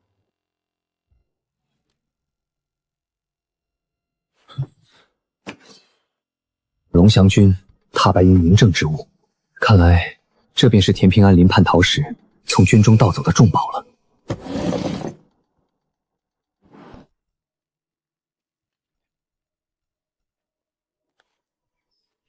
果然如此。昨夜交战时，田平安避开我飞石的身法，看似平平无奇，但转折发力之处，却与我的惊鸿游龙有几分神似。如今一看，这游龙步根本就是惊鸿游龙的简化粗浅版，路数相近，却如蛇行草间，远不及惊鸿游龙那般如鹰击长空般高远。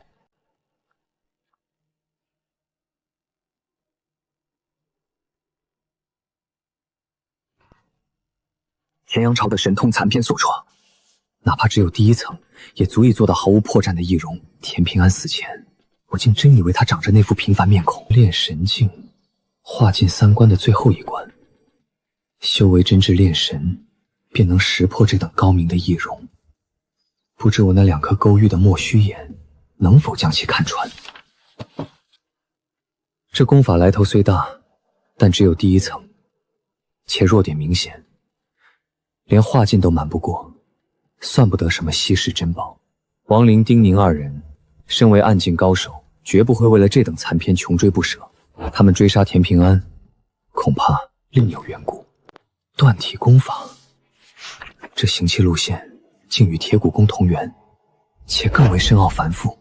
这是铁骨功的进阶功法，其精妙之处远超铁骨功数倍，这怕不是一门直指刚劲的断体法门。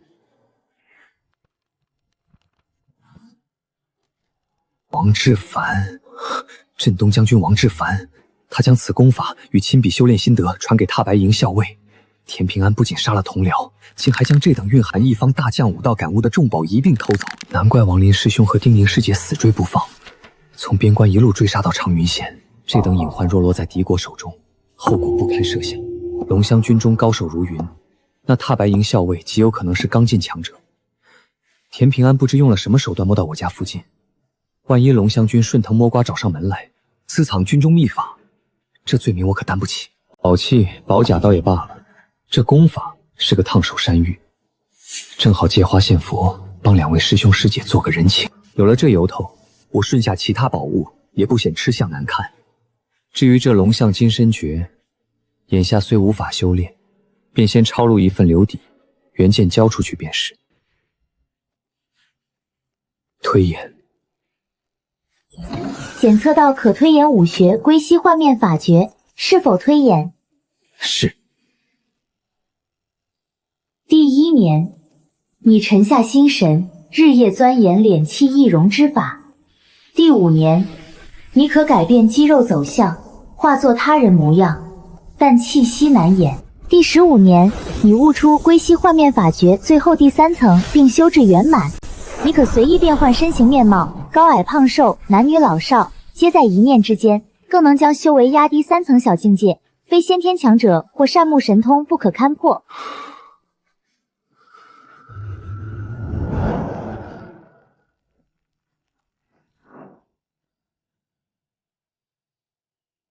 变，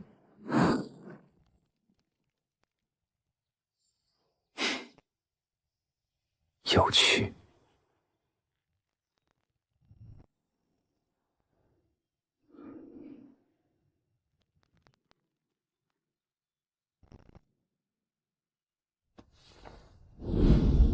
如此一来，倒是不必担心修为进度太快，被那些老狐狸看出端倪了。这定能给那些藏在暗处的杂碎一个天大的惊喜。哥哥，我去上学啦！去吧。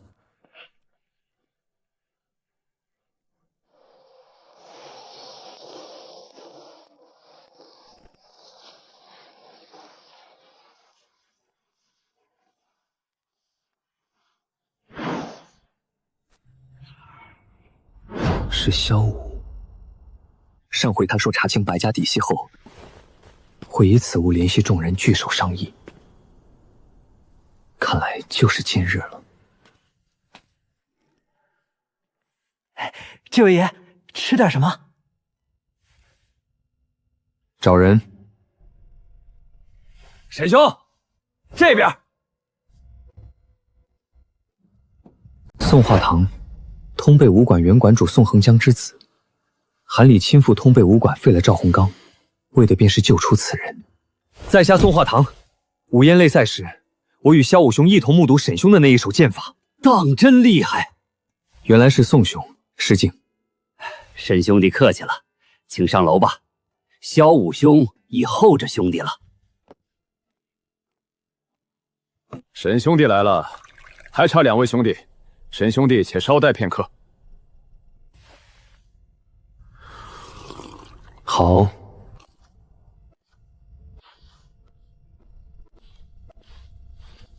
王林师兄，他竟也与萧武相识，还持有连心蝶。没想到师弟也与萧武兄弟相识，因缘际会，恰巧罢了。师兄，你与师姐这趟回长云县，可是为追什么人来的？这话是谁透给你的？没人告诉我。昨日偶然宰了个不长眼的小贼，从他身上搜得了一门功法，那功法后头有位大人物的修炼心得，再联想到师兄师姐回来后，便大胆假设一番罢了。沈师弟，这话可开不得玩笑。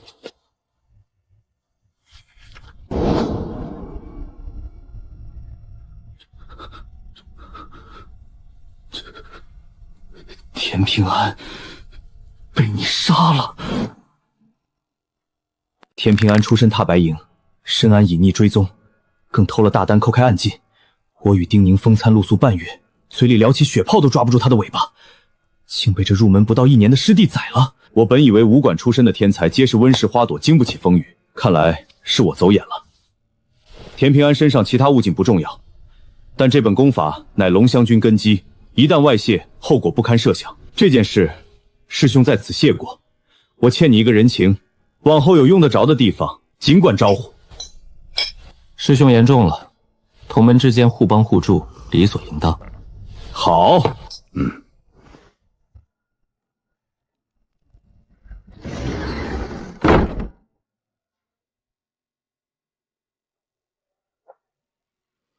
诸位兄弟，今日邀大家来此，是有一件大事要商议。此物乃是我从长云白家外史堂堂主白季霞身上搜出来的，而这纸册上面所记的，并非是银钱往来，而是活人。阿文，事情是这样的，我大兄月巡前偶然撞见白鲸与白秀安，裹挟着一些志同，往云水湖陈建屋的地盘去了。他心下生疑，暗中追查，发现白家勾结陈建屋，四处掳掠志同，将其秘密送往鱼岛后，便再也没出来过。而这些志同被炼成了人丹。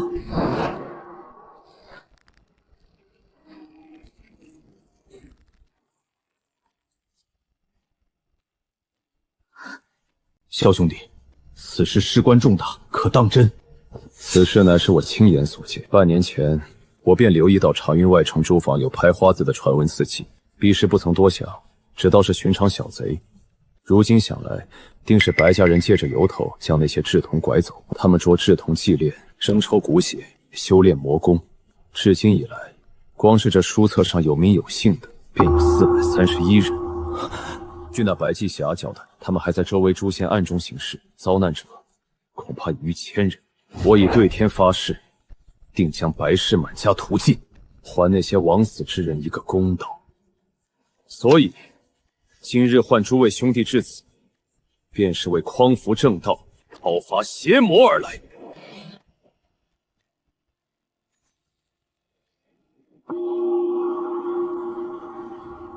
少则5日，多则7天，白府群龙无首。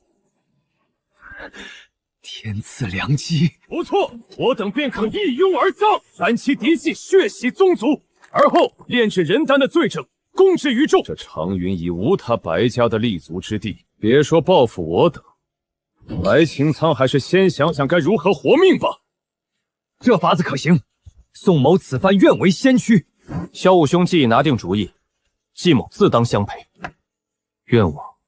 萧兄有所不知，那白家三子白扶风，早些日子还试图掠我幼妹，这笔账也该与他一算了。好，既如此，届时那白扶风就交给沈兄亲手了结。萧兄，这王林兄弟不必多言，我知你军务在身，此番叫你来，并非要你出手，是另有他事相商。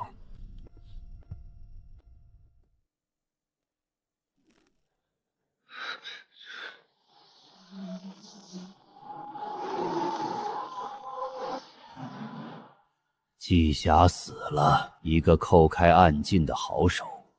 光天化日下，连同3个明镜、数十个护卫，一并横尸湖道，连周遭痕迹也被抹得干干净净。哼，好大的手笔！看来有人欲对我白家动手了。爹，我与晶儿，还有陈建屋的罗俊成联手追查数日，竟连一丝蛛丝马迹也未寻得。整个长云能做成此事者，唯有一人。王家。不错，那王志道近来越发猖狂，不仅抢我家内城生意，连外城也不放过。那什么乱波帮，十有八九便是他王家的狗。王志道，且容他得意几日。待老夫赴广王府，会见了八阴煞派刘长老。阴煞派，爹，阴煞派虽势大，但传闻其行事最是霸道。若真屠了他们是否会鸠占鹊巢，将我父子排挤出核心？你是担心这个？这是九幽阴魁属的掌事。爹，你已化身圆满了。王家龙翔君，待老夫归来，这长云县便该换个天了。白家底蕴深厚，即便白秦苍不在，府内也定然高手如云。风雨将至，我这暗劲初期的修为恐怕还不够稳妥，必须尽快将田平安留下的那2瓶龙香君大丹炼化，冲击暗劲中期。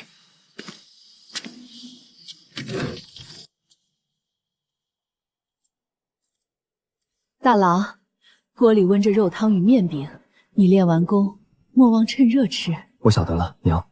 夜里风凉，快去休息吧。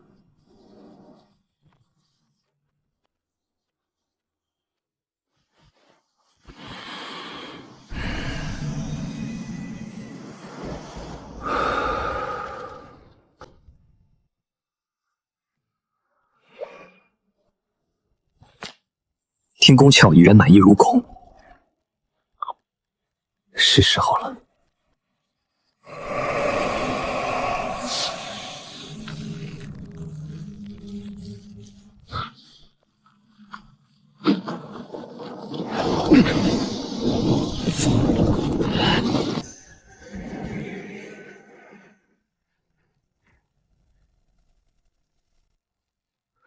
明门窍破，暗劲中期了。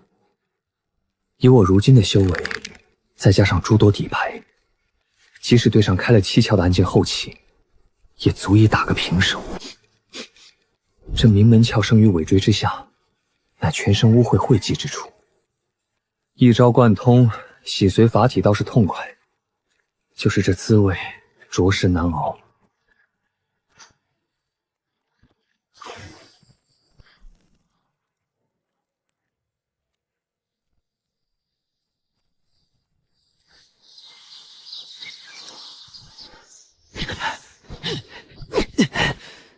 孙毅，重心太浮，气血未沉入下盘。黄书童，出拳绵软，肘部再抬高半寸。是，沈师兄。这2人出身本地武道小家族，带了些底子，才这般快叩开炼血关进入内院。只是看他们这身行头，家境也算不得富裕。炼血之后的消耗犹如无底洞，估摸着再练上2、3个月，便得像当初的徐川师兄他们一样，四处寻找归职，赚取修炼物资了。师兄，沈师兄，何时能教我打法呀？大师姐说，入了内院，便可修习本院的天玄阴劲了。就这2日吧。多谢师兄。师兄，这几日教我与孙毅，着实辛苦了。今日可有空暇？我听闻东城新开了一家食肆，风味绝佳。今日我有要事，改日吧。师姐，师兄不愿去，师弟愿意陪你。滚！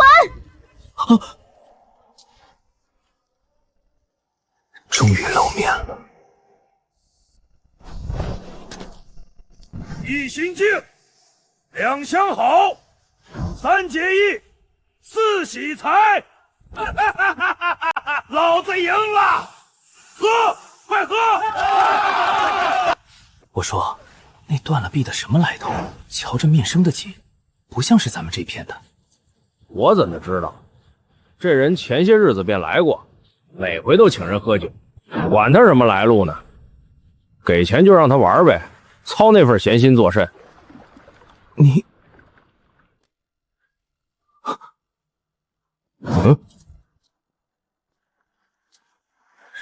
沈修寒，上月午宴擂赛，他压着暗境高手打，他怎会来这儿？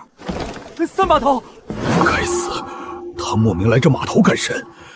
我一个炼金，对上这等踏入暗境的杀神，连一招都走不过。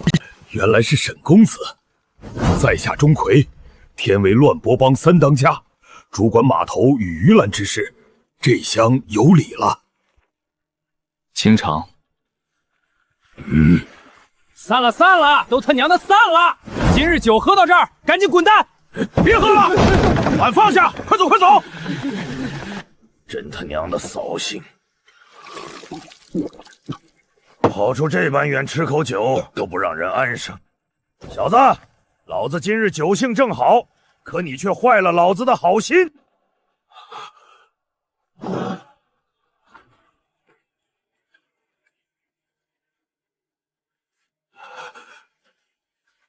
是你。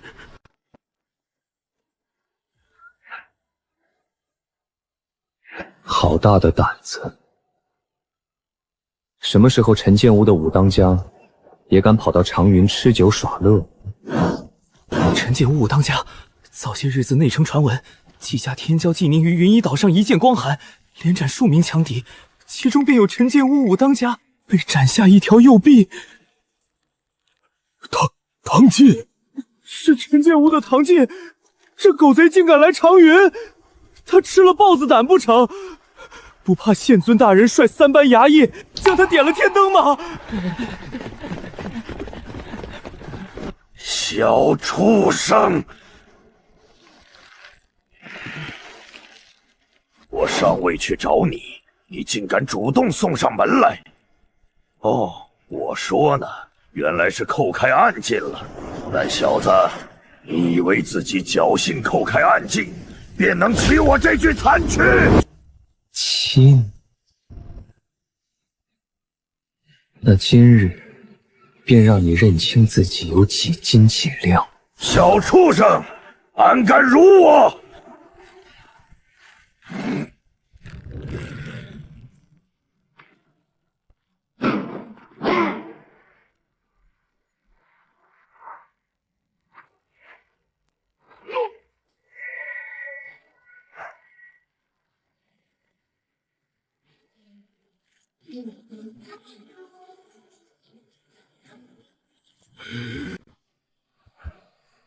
想跑？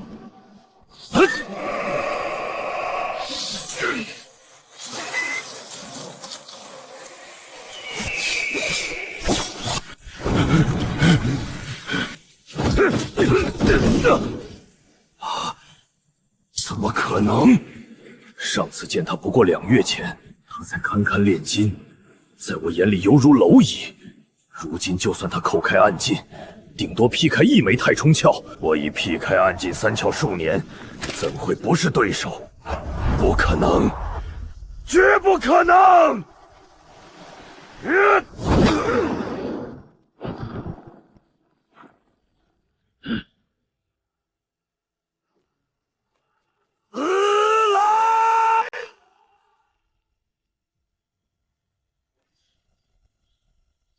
不好，是计！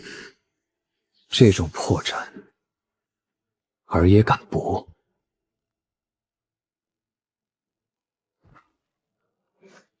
完了，我命休矣！你为什么？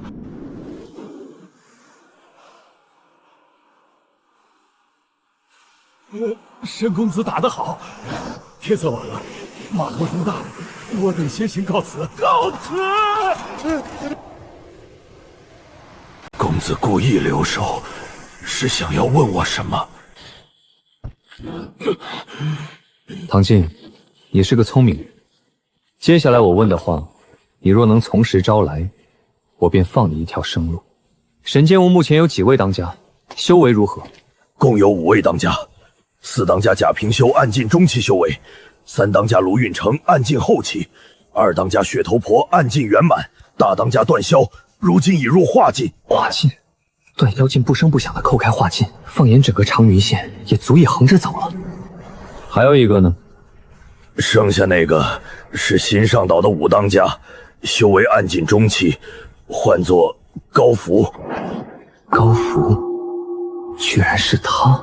定然是误以为那枚藏有神将经虚上药真经的玉剑落入了乱波帮手中。他想夺回玉剑，唯一的出路便是依附陈建屋，徐徐图之。如今鱼岛上是谁坐镇？岛上志同可还生存？这等东夷岛上也只有几位当家知晓的秘密，此人竟然也知晓。我逝世后，鱼岛是由卢运成镇守，此人是水龙寨出身，还曾在吕壁军中效力过。段霄为拉拢他，不惜献女收婿，赏赐无数，因此他对段霄忠心耿耿。至于那些志同，已经上岛，短则3日，长则7日，便被炼成丹丸了。活人炼丹之事，都有哪些势力参与了？主谋是白家，至于陈建屋，段霄只是嘱咐我配合白家行事，多数情况下，我都在鱼岛行看守之责。主要帮白家在其他诸县掠夺志同的是卢运成和贾平修2人。罗家可曾参与其中？未曾听说罗家人有参与此事。不过那白罗2世乃是多年姻亲，2家世代联姻，盘根错节，也说不好。昔日外城拍华子案4起，百姓跪求县衙捉凶，差役却全无半点实质动作。若说罗家毫不知情，那是自欺欺人。即便未曾亲手沾血，也定然是默许了这勾当。他问完了话却不开口，莫不是有斩草除根之念？沈公子，我还知晓一桩天大的隐秘。沈公子，我还知晓一桩天大的隐秘。说，沈公子之父的死乃是白扶风所为。如实招来。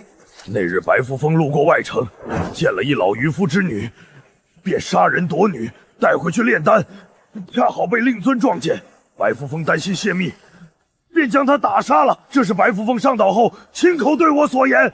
也就是说，白扶风担心泄密，便将他打杀了。白扶风便是这么说的。给我一个身份令牌，能上东夷岛后免受身份猜疑，不遭追查的那种。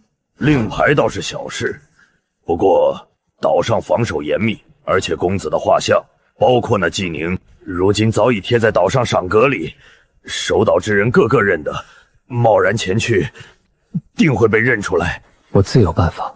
这也好，只是那身份名牌我身上没有，得回岛上才能取出。留个回岛取牌的由头，无非怕我拿到令牌后便翻脸杀人，给自己留条后路罢了。若非断掉的那条右臂没法补全，我大可一剑杀了他，用龟息幻面法诀顶着这张脸，大摇大摆登岛。眼下只能退而求其次，3日内拿给我，定不误公子之事。过来。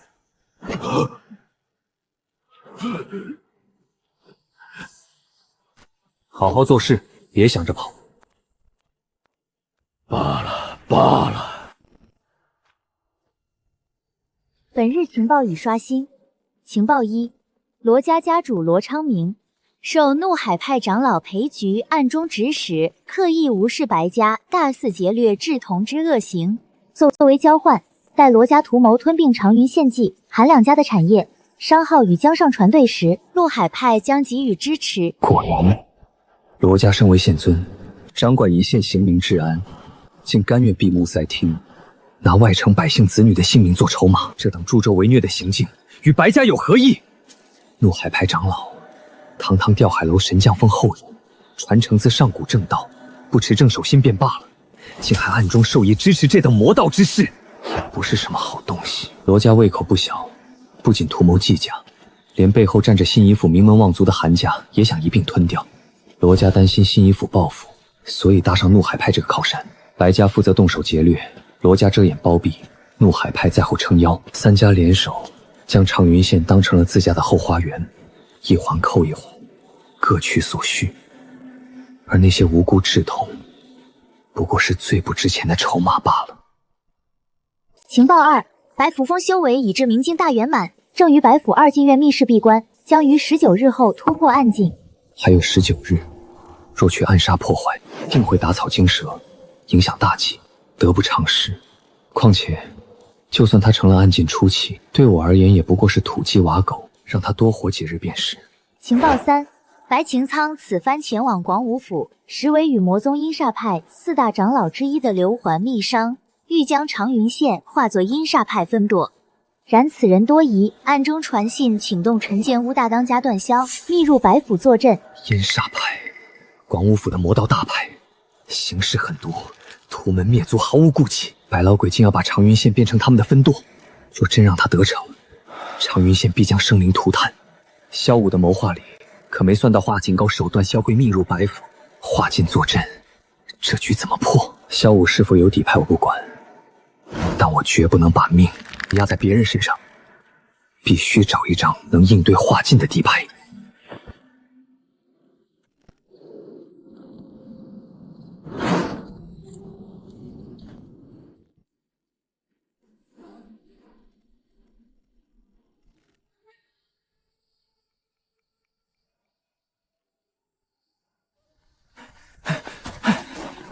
沈师兄，外头有人送来了这个。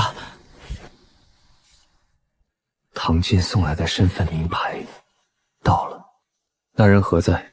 那人神秘得很，戴着斗笠遮着脸，把东西交给我，嘱咐务必送到师兄手上，便朝西边走了，脚步快得很。倒是小心，怕我拿了东西当场翻脸，取他项上人头去换县衙悬赏。继续练武，孙毅，腰胯没沉下去，力便发不透。黄书童，眼神别老盯着自己的手，看前方，爪随意走，意到爪到。是，师兄。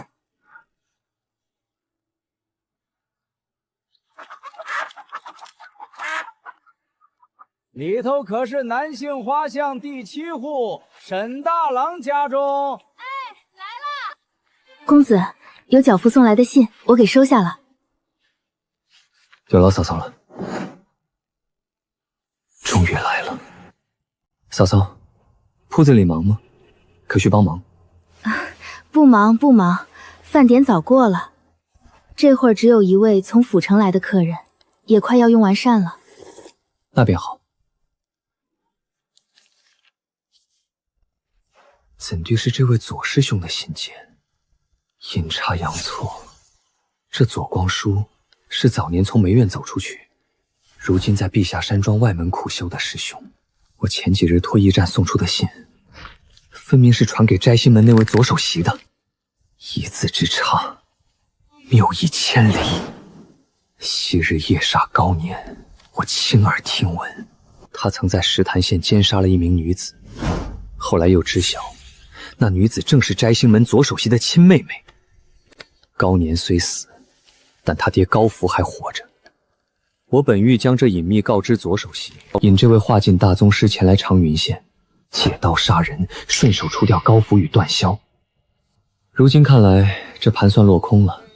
可惜这两位皆姓左，修为却是云泥之别。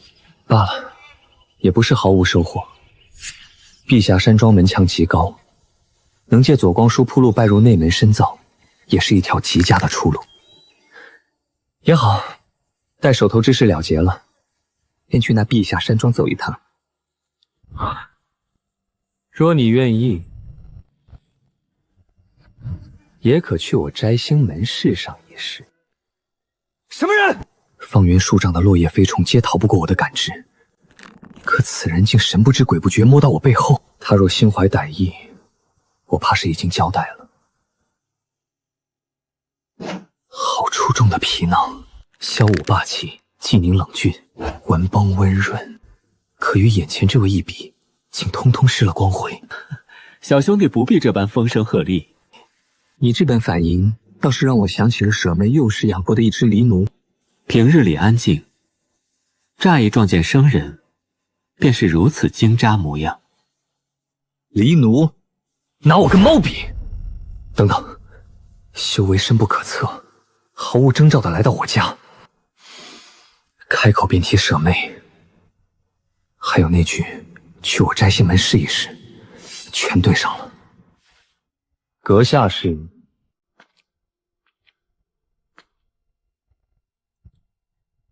你自己传信于我，这会儿却来问我是谁？果然是他，摘星门左首席，那位传闻中28岁便叩开花剑大关的顶尖强者。本以为他收到密信后，顶多回信筹谋一番，万万没想到，他竟日夜兼程，亲自赶到了长云县。在下沈修寒，见过前辈。此前只是偶然听闻前辈事迹，却从未得见真容，一时未能认出，还望海涵。叫什么前辈？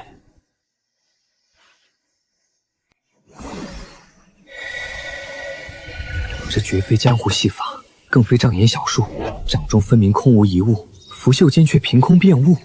这是华本古籍中才记载的储物之宝，内藏须弥空间，不露痕迹。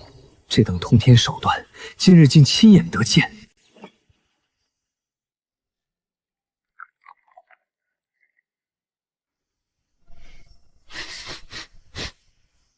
好霸道的药力，光是闻一口便引动气血。这怕是灵酒。我本名左木仙，你唤我声左兄便可。坐。左兄。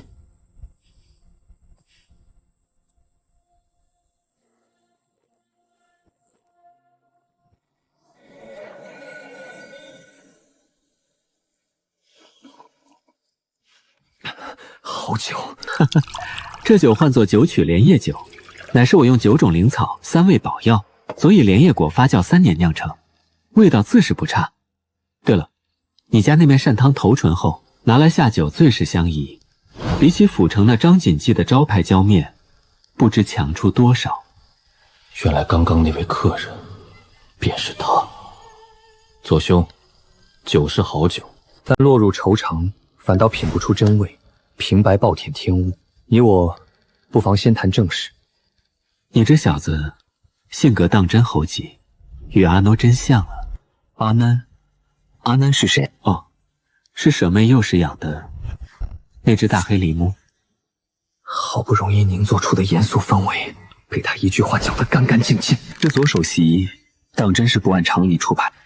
左兄说笑了，不逗弄你了。说吧，你有什么条件？替我出手2次，对手乃是花镜。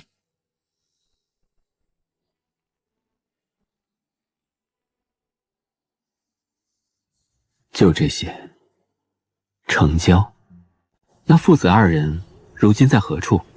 妻子高年已于半年之前亡于我手，此事我也是从他口中得知。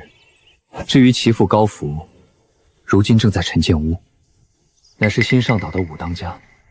便宜他了。方才你让我出手对付的那人，可是陈建屋之人？不错，正是陈建屋大当家段霄，数月前叩开化境，如今应是初期修为。你为何要对付他？白家劫掠之童炼制人丹，陈建悟暗中助纣为虐。日后白擎苍前往广武府，段霄密入白府坐镇。哼，那倒真是巧了。左某平生最恨这等邪魔外道，此番既能手刃仇敌报我家仇，又能顺道替天行道除此大害，便是拼着受伤走这一遭，也值得了。左兄，你……哈哈哈哈！我便知晓你这小兄弟是个有心人，断不会让我孤身一人去闯那龙潭虎穴。走走走，你我兄弟这便并肩杀过去，路上也好有个照应。听我把话说完。此番我亦会一同前去东一岛，让你对上那段霄，并非要杀他，只需拖住即可。因为我要登岛一探。那高福呢？我自有法子让他出来。届时是擒是杀，都由左兄你决定。但唯有一点，此等动静大概率会惊动段霄，他若察觉，定会出岛。而后我需要左兄将他拖在岛外，为我争取时间。我没问题，倒是你有几成把握引出高府？10成。你尽管放手施为，左某作保。在你为全身而退前，那段霄永远回不了东夷岛半步。好，左兄痛快。那咱们何时动身？今日天色已晚，你且安心休整一番，咱们便定在明日。哥哥，默默，今日在私塾可听话，又识得几个字了？今日先生教了3个字，默默总共已经学会27个大字了呢。先生夸我学得快，还赏了我一块甜甜的芝麻糖，蝈蝈吃。我不吃，这是先生给默默，所以默默吃。咦，好漂亮的大蝈蝈！沈兄弟，这是舍妹沈默默。小默默，可想习武？想，默默要认字，然后跟梅师傅练武，等长大了要帮蝈蝈打坏蛋。甚好，有志气。此丹唤作清源玄色助体丹，乃是洗精伐髓、调理先天根骨的大药。初次见面，便赠与你做个见面礼了。谢谢漂亮蝈蝈。沈兄弟，我突然不想明日再去了，你现在便与我走一遭，如何？去找娘亲。默默，快过来，跟娘亲去厨房。漂亮蝈蝈再见。既然左兄已拿定主意，我自当舍命陪君子。那便走。从出了我家院门，他便一言不发。这等化境大宗师，情绪收放自如，此刻却难掩落寞，定是默默触动了他的心事。左兄，方才赠予舍妹的那瓶丹药，不碍事。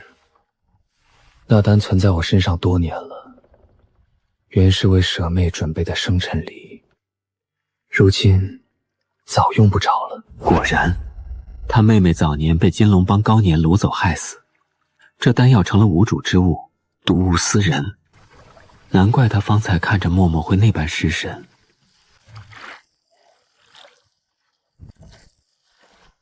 两位客人到地方了，寻个浅湾泊船，按约等候。小的，小的。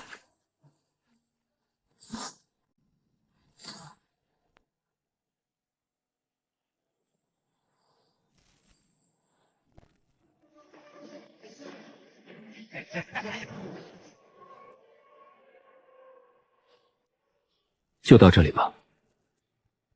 这里距岛上尚远，你打算在此地引人，可有把握？够了，隔着数里之遥，无遮无挡。想要将藏在岛腹中的段霄引出来，即便是我，也须得闹出极大的动静。他一个暗境武者，究竟有何等神通手段？江湖调。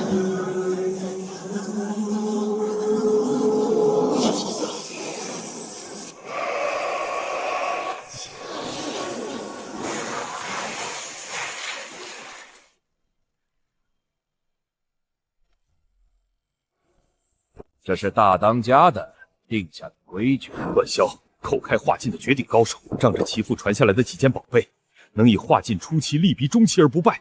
这等杀神的规矩，我岂敢多嘴半个字？好，好，好，那弟弟我便等着了。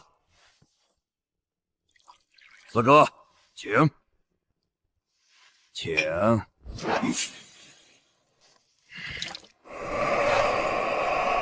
这种感觉，不是声音，不是气味，是机缘。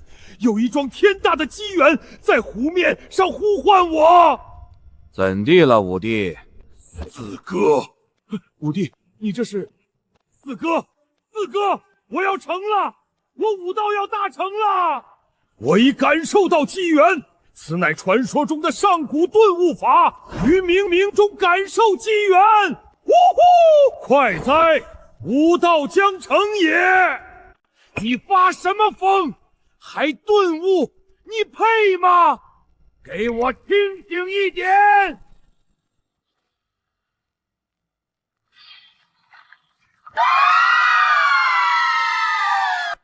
唤你一声四哥，你却好要挡老子盗土，那便好。从今日起，你我一刀两断，各走一方。成了，要成了！爷爷，我武道要大成了！快去通报大当家，高父中邪了，他疯了！来了。进了，进了！滚开！休要挡你爷爷盗土！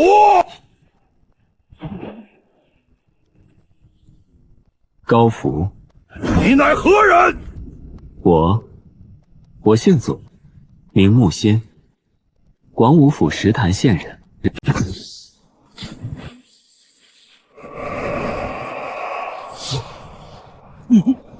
左木仙。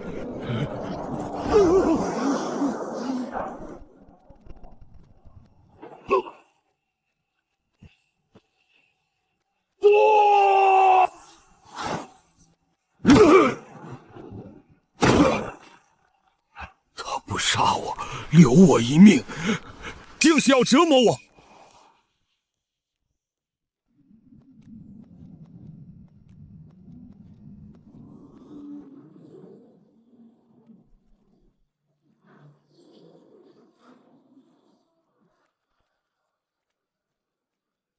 阁下不请自来，废我兄弟，毁我颜面，不觉得太放肆了些吗？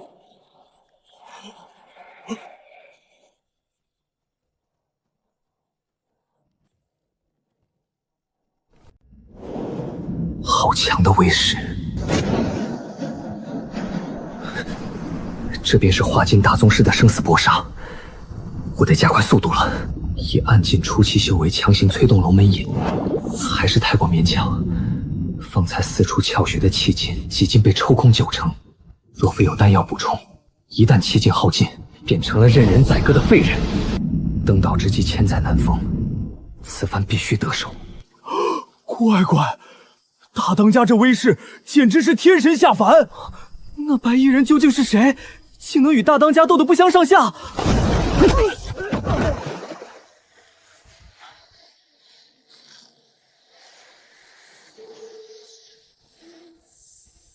大当家威武，弄死他！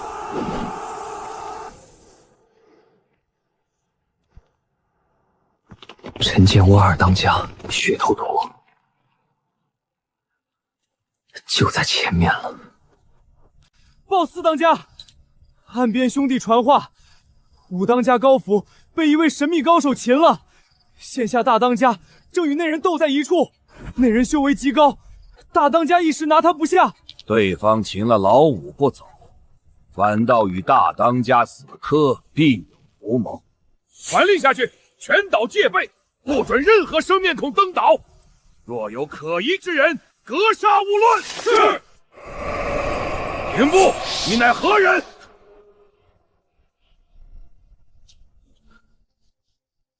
四当家，小的是凉营管事，这会儿受唐晋大人之命，去后头负责照看粮草。唐晋，可有身份令牌？有。不错，唐晋虽下了交椅，这心思倒是考虑的周全。去吧。是。等等，不对！唐晋断了右臂，被大当家当众撤下交椅，贬去凉营。凉营里全是大当家和老三的心腹，平日里连个喽啰都使唤不动，怎会有管事这般恭敬的听他吩咐跑腿？方才那人有问题，气味断了。此子绝非我陈建屋之人，他冒死登岛，不四处查探，却一头扎进这死水潭里，必有图谋。且慢！前些年，大当家段霄几乎每年都会组织人手，在这岛上挖地3尺，像是在寻找什么东西。这水潭当年也有人潜下去探过，潭底除了几条通向云水湖的小水洞，什么都没有。如今想来，大当家找的，莫非就在这水潭之下？老子倒要看看究竟是何等宝贝！只得出动一位画境在湖面造势，还遣派精锐潜入这死水潭。奇怪，系统光点标注的传承位置，明明就在这墙壁之上，可放眼望去，除了淤泥碎石，什么也没有。隔着水，听不清墙后是否有空洞。反眼看不破，那便只能……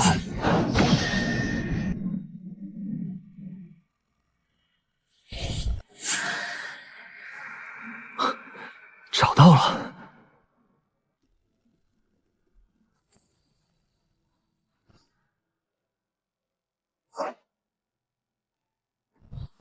空间阵法，似石非石，似玉非玉。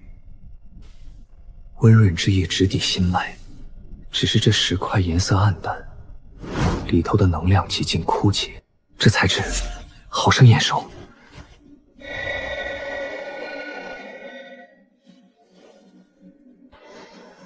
这是原石。当初情报言明，此物对刚劲武者有大用，如今看来，效用远不止于此。这面石片赫然是一处阵盘，其效用是一座可藏身、掩形、遮蔽气机的迷踪阵。难怪这么多年此地一直无人找到。本就在潭底隐秘之处，又有阵法遮掩气息，若非我有情报指引，又开了莫须眼，恐怕这辈子也别想摸到此处。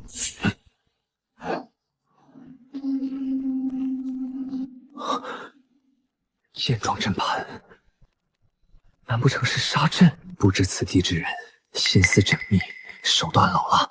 若非这杀阵原石早已耗尽能量，方才我触碰到石片的那一刻，迎来的恐怕就是凌冽杀招。此处凶险，须得步步小心。这些脚印边缘的沙土早已半截，皆是陈年旧痕，不知是多少年前留下的。看来当年那人便是顺着这条道走进了深处。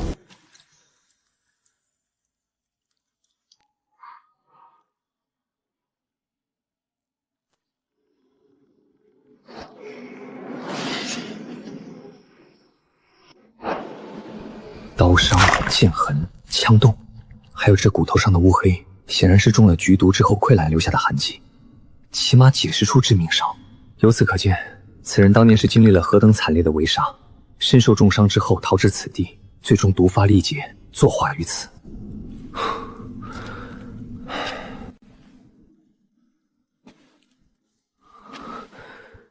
历经漫长岁月而不腐，这定是那高人临终前留下的传承秘籍。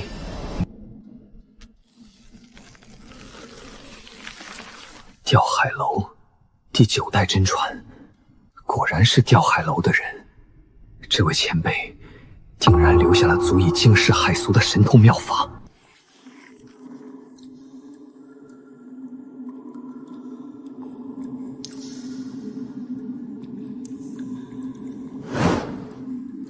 这写的是什么玩意儿？周记？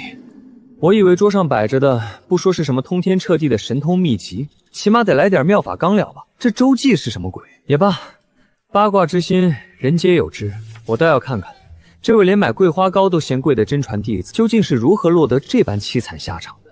字迹变了，闭关南破画剑，于湖心垂钓，一中年男子叩首拜师，资质平平，赠其通臂全谱一节善缘。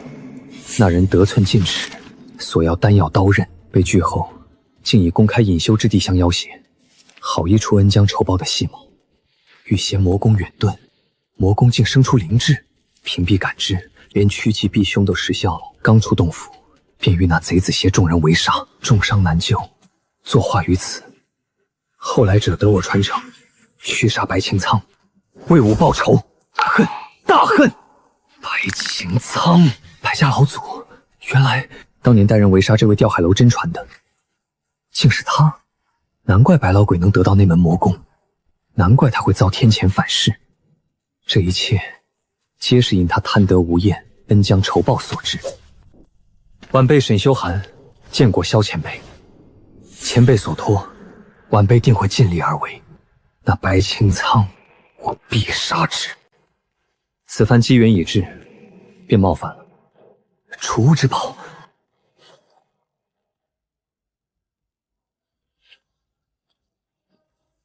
阵法典籍，犹如看天书，暂且用不上。拳、掌、指、身法、断体，门类齐全，足足近10门，且皆是直指刚劲的上乘功法。冰破烟雨剑，罗千策所修的怒海派绝学，分明唤作烟雨刀，怎地在这吊海楼真传的遗物里，变成剑法了？刀变剑，这怒海派的传承，怕是被人强行篡改过。此法玄奥，日后推演一番，定有大用。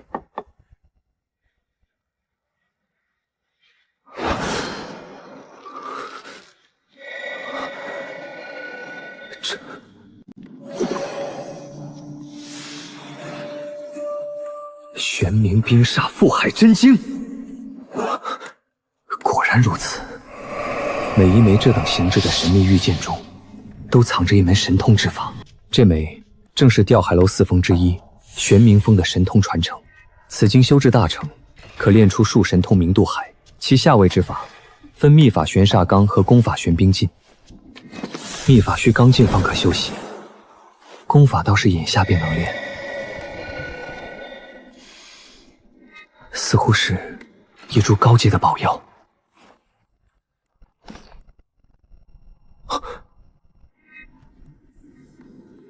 这形状怎能如此眼熟？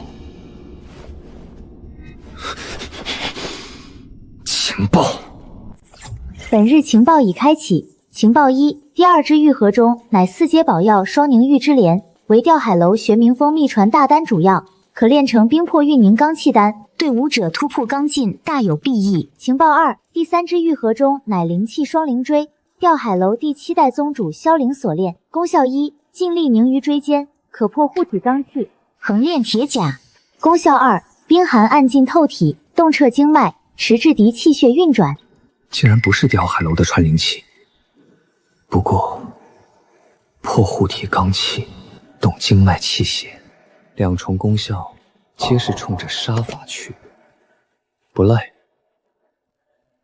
情报3：枯骨旁散落的断剑名为月桂剑，乃是一柄灵劈，其内含有紫纹玄金、庚金髓等稀有宝矿，熔炼后可用于剑气晋升。哦，寒林虽利，但终究只是中品宝器。若将这些金矿融入其中，提一提品阶，战力必能大幅提升。情报4：陈建窝4当家贾平修已对你身份起疑，追踪你至水潭边，他猜你秘密上岛是为寻宝而来，此刻正躲在暗处，准备伺机偷袭夺宝。贾平修是方才在院门口盘问的那个胖子，看来那块令牌终究是没有骗过此人。段霄正与左木仙交手，无力管顾岛内，但这里是陈建物负心，护棱环绕，一旦动手闹出大动静，引来血头陀等人，我便插翅难逃。所以必须尽快了结他，速战速决，快速脱身。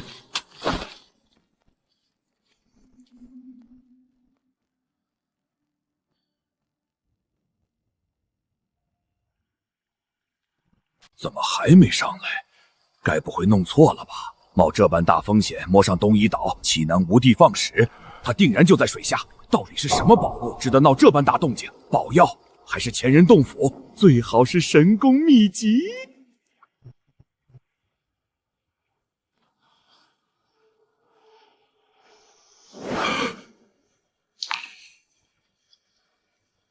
怎么变了张脸？不过那是布袋。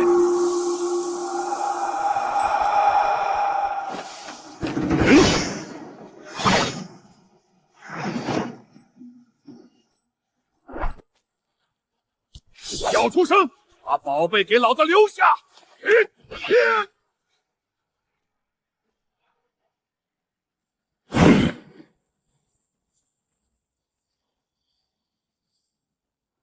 等你好久了。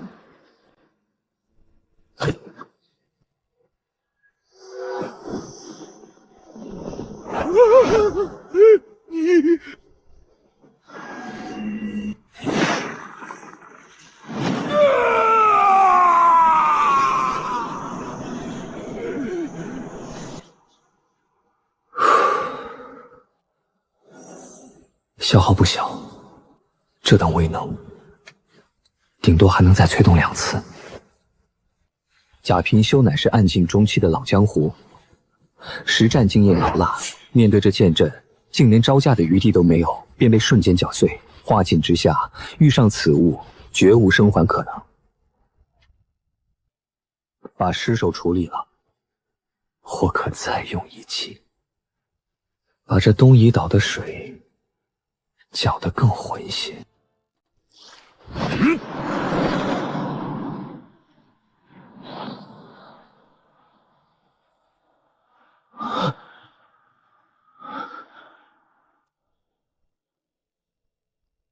阁下可是摘星门内哪一院的高祖？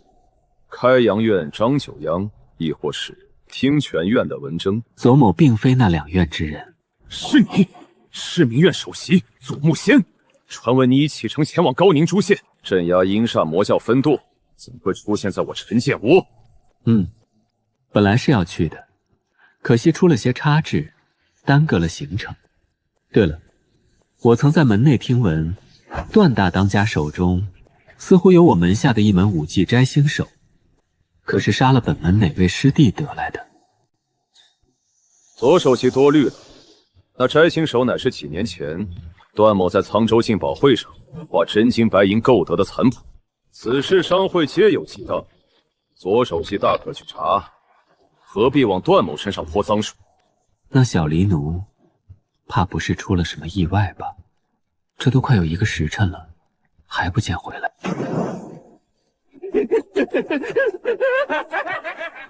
老四，段大当家，那姓高的左某便收下了。今夜到此为止，你若敢追出这片水域半步，左某将不会再留手。炼神，化境3炼，炼气，炼精，炼神。此人竟已踏入化境后期之境，幸好他只为高府而来，若真动起手来，结局难料。高府也就罢了，可贾平修为何突然反水？他在岛上苦心经营7、8载，定是生了怨毒，被那左木仙以化境之法为饵策反。不过走了一条不安分的恶犬，有郡城和血头婆镇着，东夷岛乱了，我也能安心去办正事。希望白宝可莫有失意。待他并入阴煞派，那门源于古代的魔功便该落入我手了。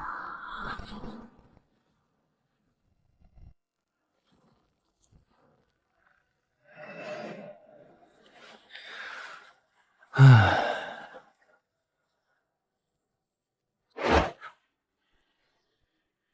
左兄，此番多谢了。谈什么谢？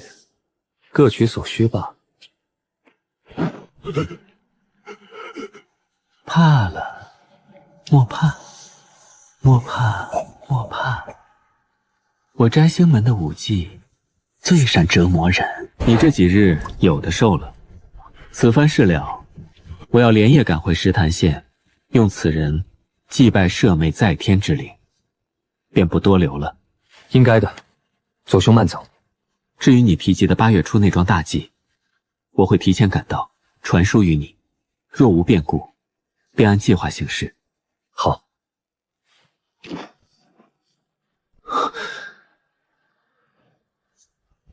带着200斤的活人，一跃数10丈，落脚数百步，这等爆发力，杀人取首。不过在呼吸之间，这便是化境期强者的手段吗？归家蛰伏这3日，晨起炼妆，午后指点弟子，日夜苦修，加上宝丹辅助，距离避开第5处窍穴会阴窍已然不远。情报点终于再次突破30大关。功法入了化境，消耗的情报成倍激增。到了刚劲，恐怕更是天文数字。先推演神通下围之法，玄冰镜。推演，检测到可推演武学玄冰镜，是否推演？是。你枯坐冰原5年，引寒气入体，经脉日夜受寒毒侵蚀，你强忍痛楚，一次次将寒气与血气相融，终于凝练出一缕玄冰。功法步入小成。第10年，你游历极北冰原，在风雪中悟玄冰真意，你的经脉在长年累月的冰冻中完成重塑。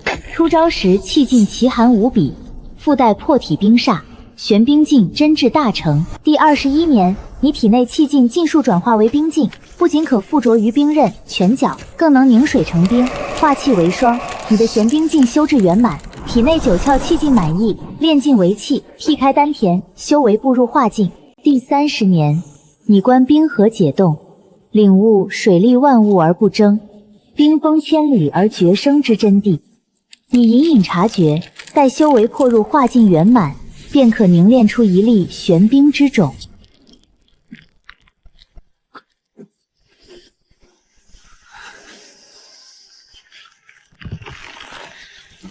给我战！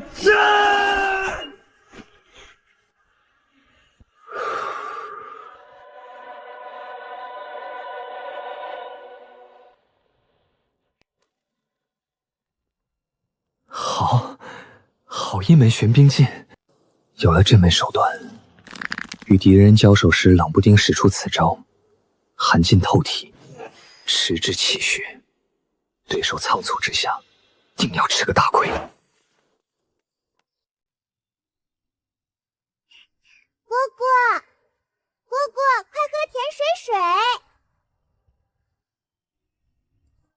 娘给你买的，先前让你少食甜糖，你整日去我师傅那儿偷糖吃，再这么吃下去，牙都要坏了。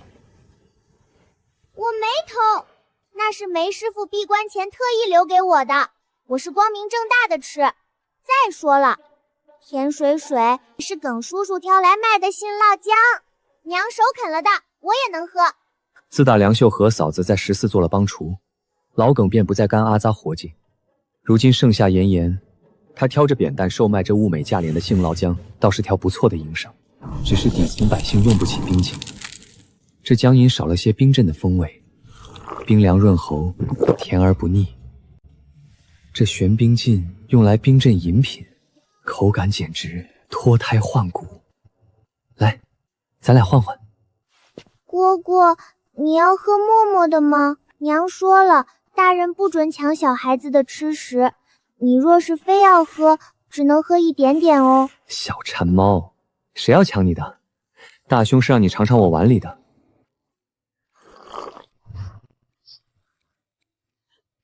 哦，好凉爽，好好喝！蝈蝈的水水会变戏法。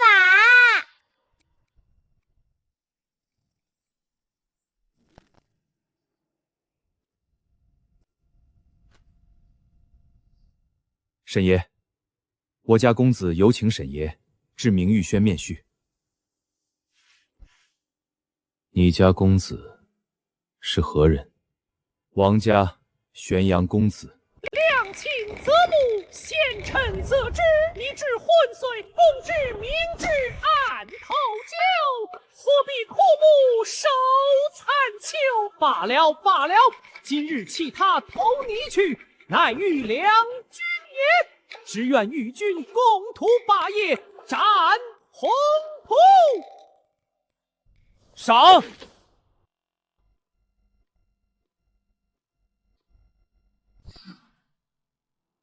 暗劲圆满，这妇人绝非寻常护卫，王家地位尊贵，底蕴果然深厚。沈兄快请坐。今日冒昧相邀，未曾提前递拜帖，还望莫怪。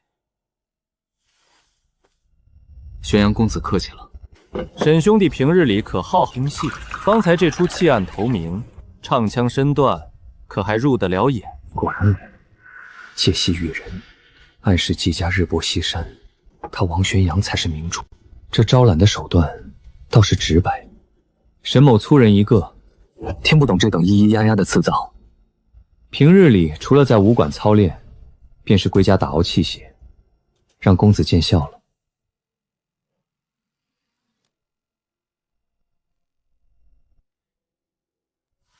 沈兄弟，咱们也算有一面之缘。我欣赏你的天赋，也看好你的为人。本公子便不绕弯子了。今日请你过来，便是代表王家邀请你挂职。我王家客卿分作3等，其中1等客卿，唯有暗进中后期的顶尖强者方可担任，享有调动家族护卫之权。如今偌大的王家，也不过仅有2位。沈兄弟若肯点头，王家便以1等客卿之礼相待，资粮、宝药、真金白银，沈兄弟开口便是。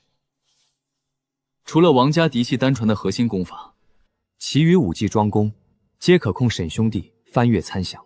1等客卿，这等手笔，放眼整个长云县，足以让9成9的武道散徒签下卖身契。王家这是笃定我无法拒绝。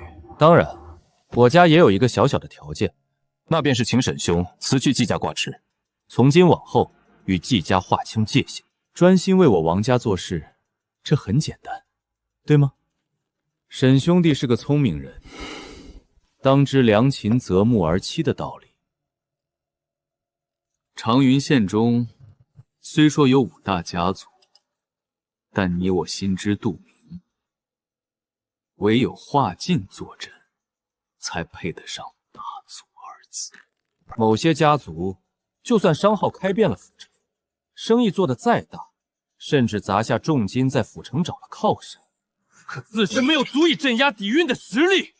那便如水月镜花，皆是浮云。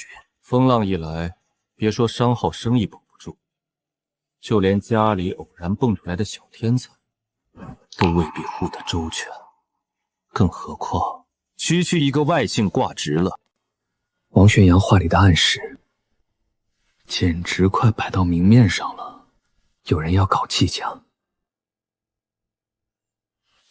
而其身份正是长云3大华晋家族之一的罗家。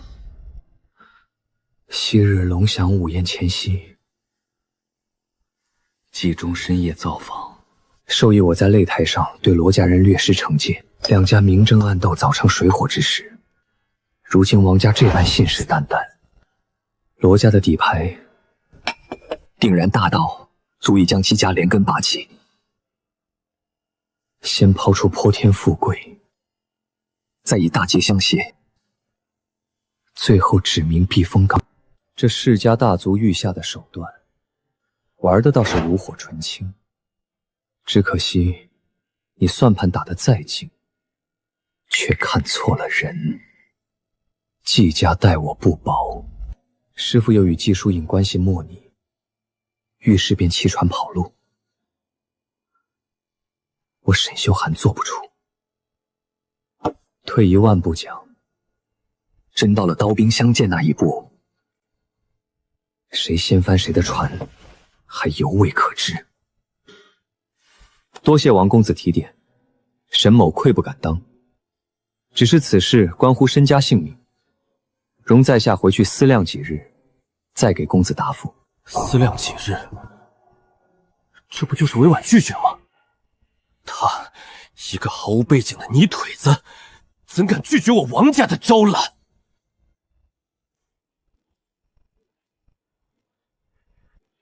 沈兄弟重诺，令人敬佩。只是这长云的天阴晴不定，沈兄弟莫要等到大雨倾盆之时，再想寻个避雨屋檐，可就迟了。阿九，送沈兄弟。不必劳烦了，多谢王兄款待，告辞。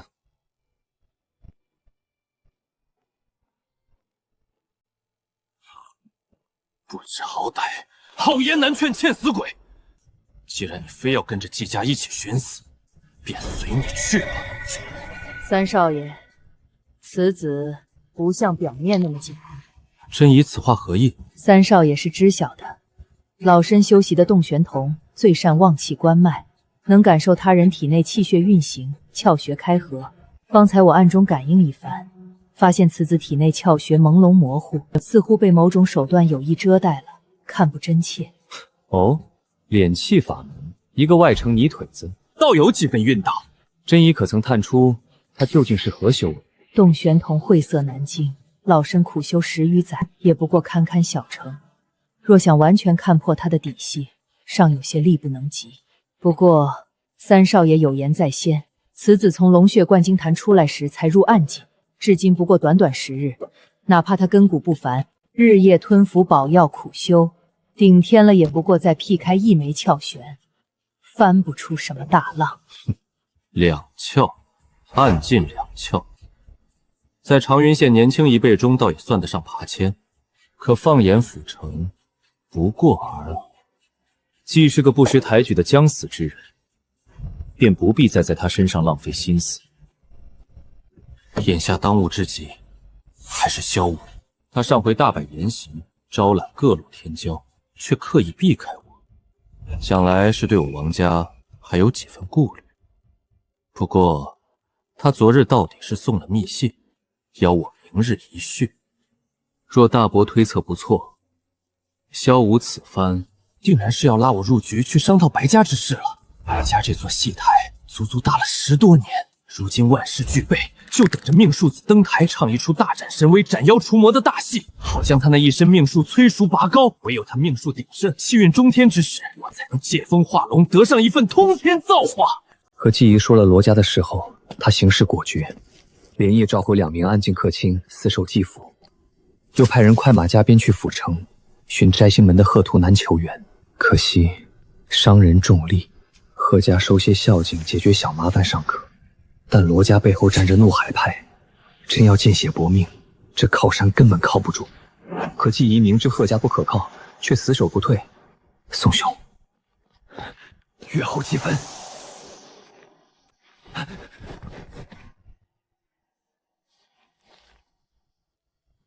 老鬼已离府，2日后此时准时动手。笑。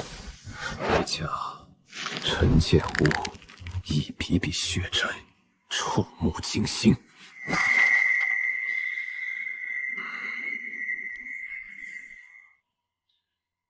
你这小东西倒是没心没肺，这等要命的关头，还睡得这般踏实。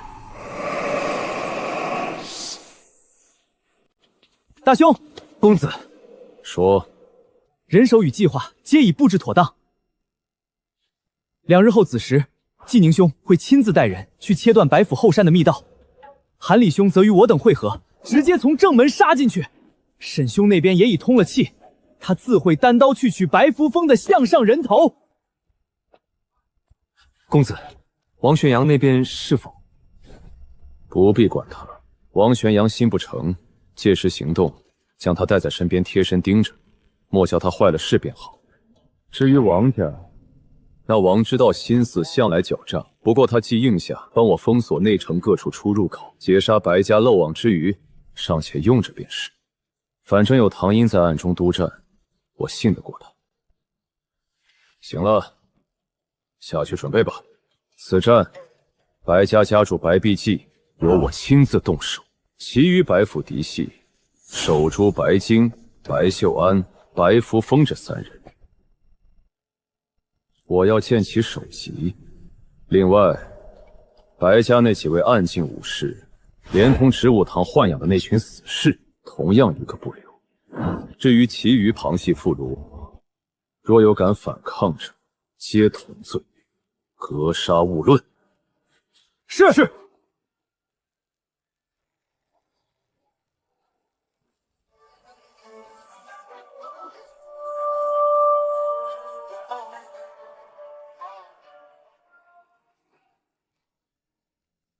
三弟，恭喜了，为兄敬你一杯。二兄，近1月的闭关苦熬总算没白费。如今我已叩开太冲大窍，往后我白氏3绝皆入暗境关。那长云所有人，在我等眼中，不过是一群土鸡瓦狗之辈。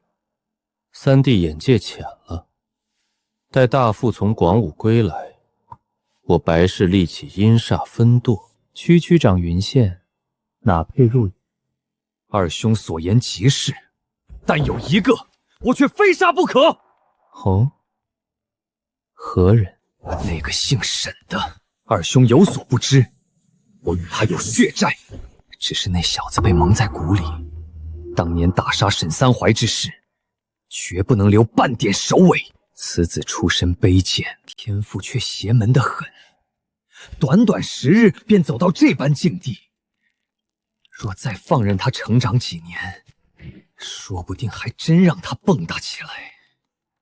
也好，霍霍尽早掐死在摇篮里最为稳妥。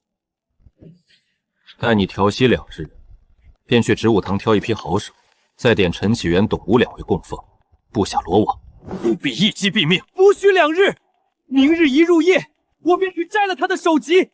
二哥，你吩咐好快班心腹，锁死最近的街巷路口，莫要让梅院的人听到风声赶来坏事。此子气血醇厚，是个上佳药引，我要亲手将他扔进药鼎里，熬成一炉人丹，尽数吞服。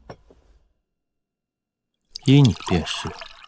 姓沈的不足为患，眼下要紧的还是拔掉王家这根肉中刺。二哥，真要对王家动刀，那位镇东将军必须动手。王知道那老匹夫仗着拿捏了大父当年的一桩隐秘，这些年何曾将我白氏放在眼里？此番大父会同阴煞派高手一同南下，届时便是除此妖的绝佳时机。若错失良机，下回不知要等到猴年马月。可是，我听闻那王志藩修为已入内罡之境，万一引来他的报复。三弟啊，三弟，你还看不透吗？那老匹夫常年驻扎在边关，10几年不踏足长云半步，更不敢回京都。你真当他是不思乡，不想回？二哥的意思是，他不是不想回，而是没法。大齐5军除天父军拱卫京畿，余下4军主帅皆是天罡境强者，唯独他这龙湘军是个例外。王志藩当年靠冯颖讨来主帅之位，早被京都门阀世家视为肥肉，那些权贵岂能咽下这口恶气？他这10几年看似风光无限，实则如履薄冰，半点差池都不敢有。终日龟缩在边关大营，连将军府都不敢回，所以他远没有王家吹嘘的那般风光。原来如此，这般看来，倒果真是个千载难逢的好机会。你闭关时，父亲已同我与大兄推演数回，定下了万全计策，只等大父归来，便立刻收网。好，那便先拿姓沈的祭刀，阻击王家满门。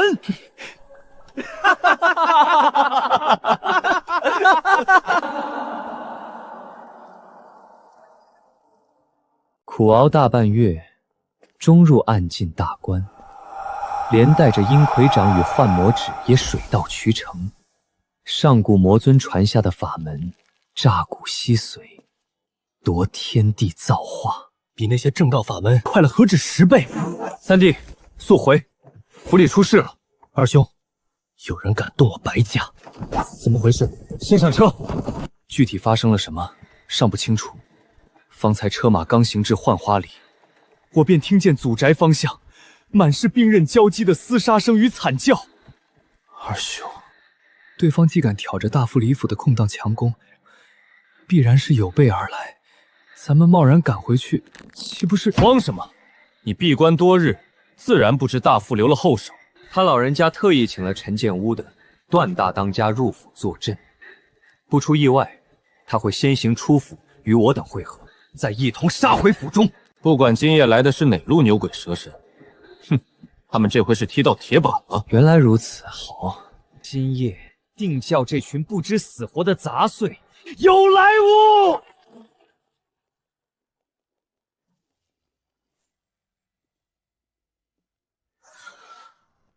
敌袭，退！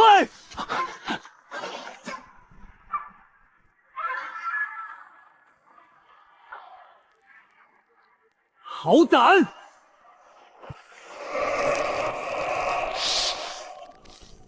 给我死来！